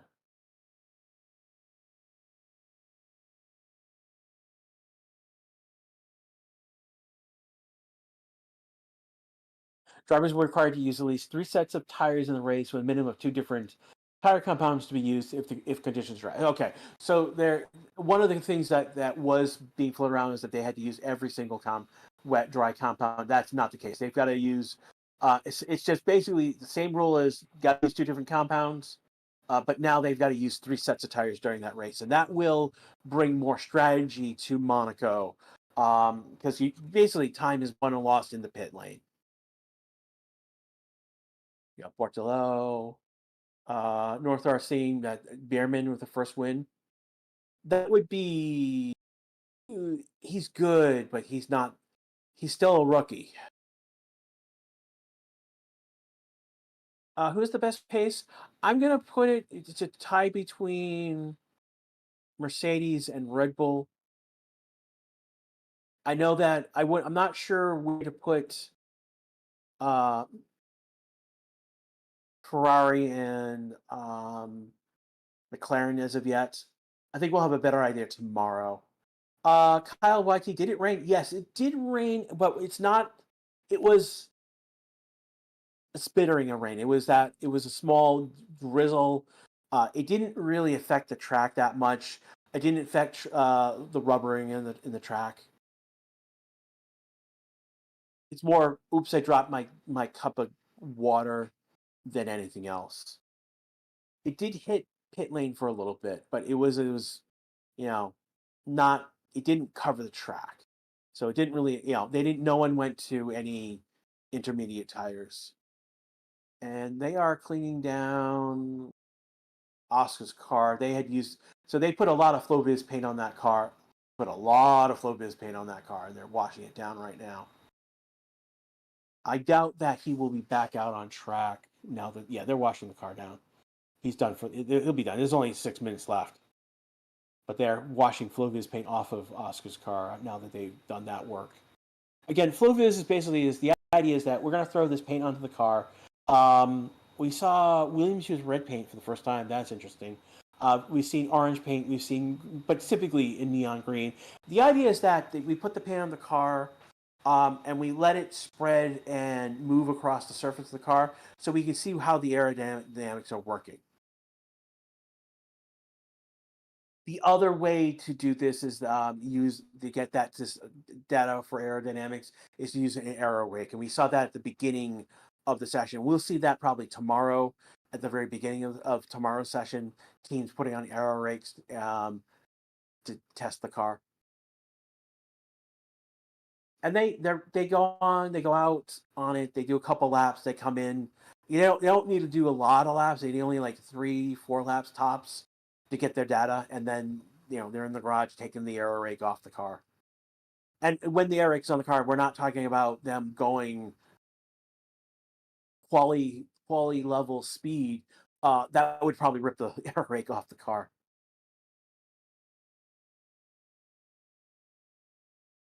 So many profiles is preseason testing. These lap times don't mean show anything.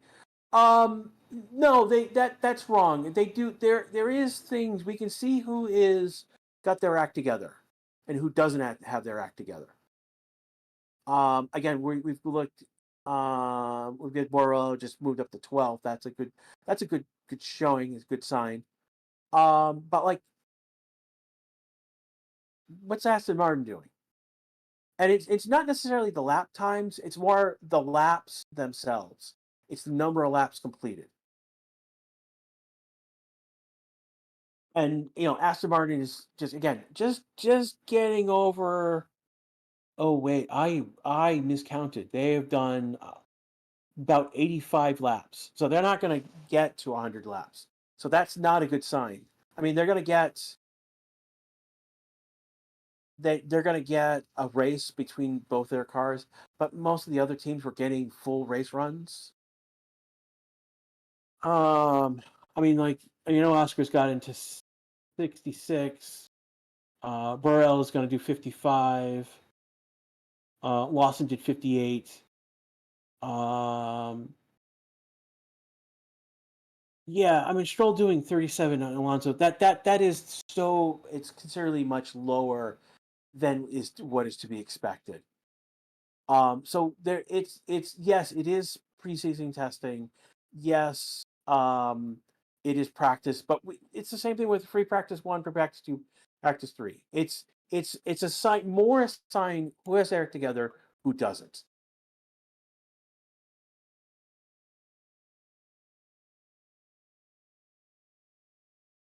Slow for a sector, Charles. No one has been pushing, and I don't think anyone's going to come out on a soft tire and blow the socks off everyone. 1, 2, 3, 4, 5, 6, 7, 8, 9. So all 10 cars are out on track right now. Again, only half of the cars are on track during any particular section. Only one car per team. I don't think Stroll might try for something. And Barlow might try something at the very end of the session, the next lap, but I don't think anyone is trying to push. And that McLaren is moving chicane. They're not moving very fast. And I don't wonder if Norris is out there to like be a pain behind everyone, or if they put more Flovis paint on the car. This car is very, very, very green right now with that Flovis paint.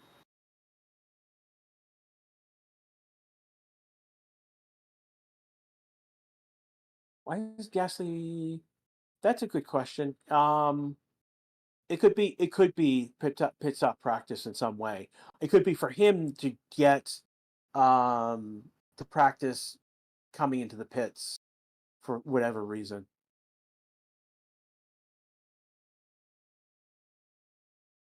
The McLaren crew is out of their garage. They're in front of their garage. That's interesting.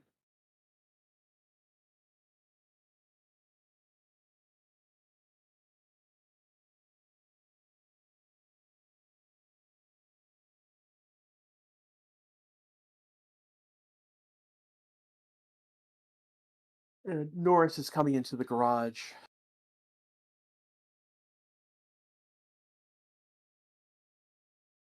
Why is this team? His whole team is out of the garage. Very odd. So they're doing a wall around the car, which is allowed. They are being a pain to the photographers.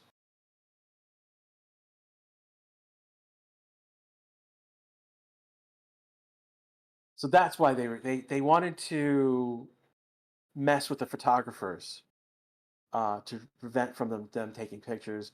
Again, it was a replay of them earlier trying to clean the car down. And I think they sent the car out. I think they sent more Floviz paint on the car and sent it back out, so that the photographers weren't on it all anymore. So we are coming to the end of this session right now. We have hit the checkered flag. Do you do launch during the main race too? Yes, we do. We do this. So again, we are a watch along channel. We are here for all of the sessions. So we'll be back for tomorrow and for Friday for the next 2 days of testings. We will be back when the season starts up in Australia. We'll be here for free practice one, and I believe Australia is a normal weekend, so we'll be here for all of the free practice sessions, quali and for the race itself. If a weekend is a sprint weekend, we will be here for free practice one. We will here for quali, the sprint quali and the quali. Sorry, for the sprint quali and the sprint race, as well as quali and the Grand Prix. So we will be covering all of the sessions. We are hiring for new commentators, new moderators. We are growing. We need more staff. Basically, if you think you've got the chops to come on here and to talk about F1 to thousands of people around the world, go for it, my friend. It's been for me, it's been a blast.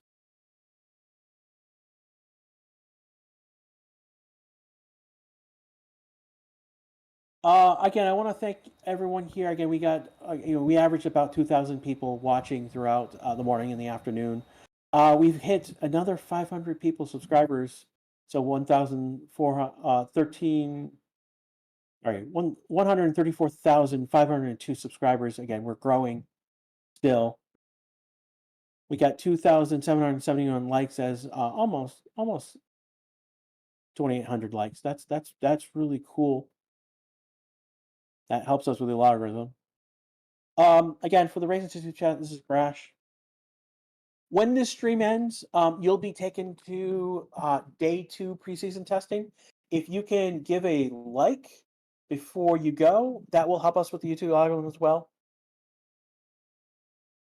And then we will see you tomorrow for testing. Again, you'll see cars right now. They're coming to the start-finish line. They're doing. They're allowed to do a practice start after the end of a practice session. That's what they're doing. So I will be back tomorrow. 20 minutes. Anywhere between 30 to 20 minutes before. Does one need to be in the U.S. to be added to your airport? Nope. It's nomadic. I mean, again, Evan this morning is from Australia, specifically Tasmania. I just happen to be from the United States. Ryan is Argentinian. Racing Statistics is from. I'm not going to say where he's from, but he's from Central. He's in Europe. I'm not going to say which country because I'm not sure he wants me to. But he can say in chat if he wants. But we're a global staff. Okay, he's Macedonia. I'm specifically in Texas. I'm 4 hours north of 4 or 5 hours north of Austin, depending on traffic. That's again, it's like there's 3 cities between me and literally 3 cities between me and Austin. So there's the question of traffic always. But I'm several hours north. I'm in the Dallas area specifically, so I'm north of Austin in the state of Texas, where COTA is. So. Again, I want to thank everyone. Again, I'm going to take off now. I will see you tomorrow for the start of day 2. Take care, everyone. Thank you for being here. We'll again, F1's back, everyone. This is great.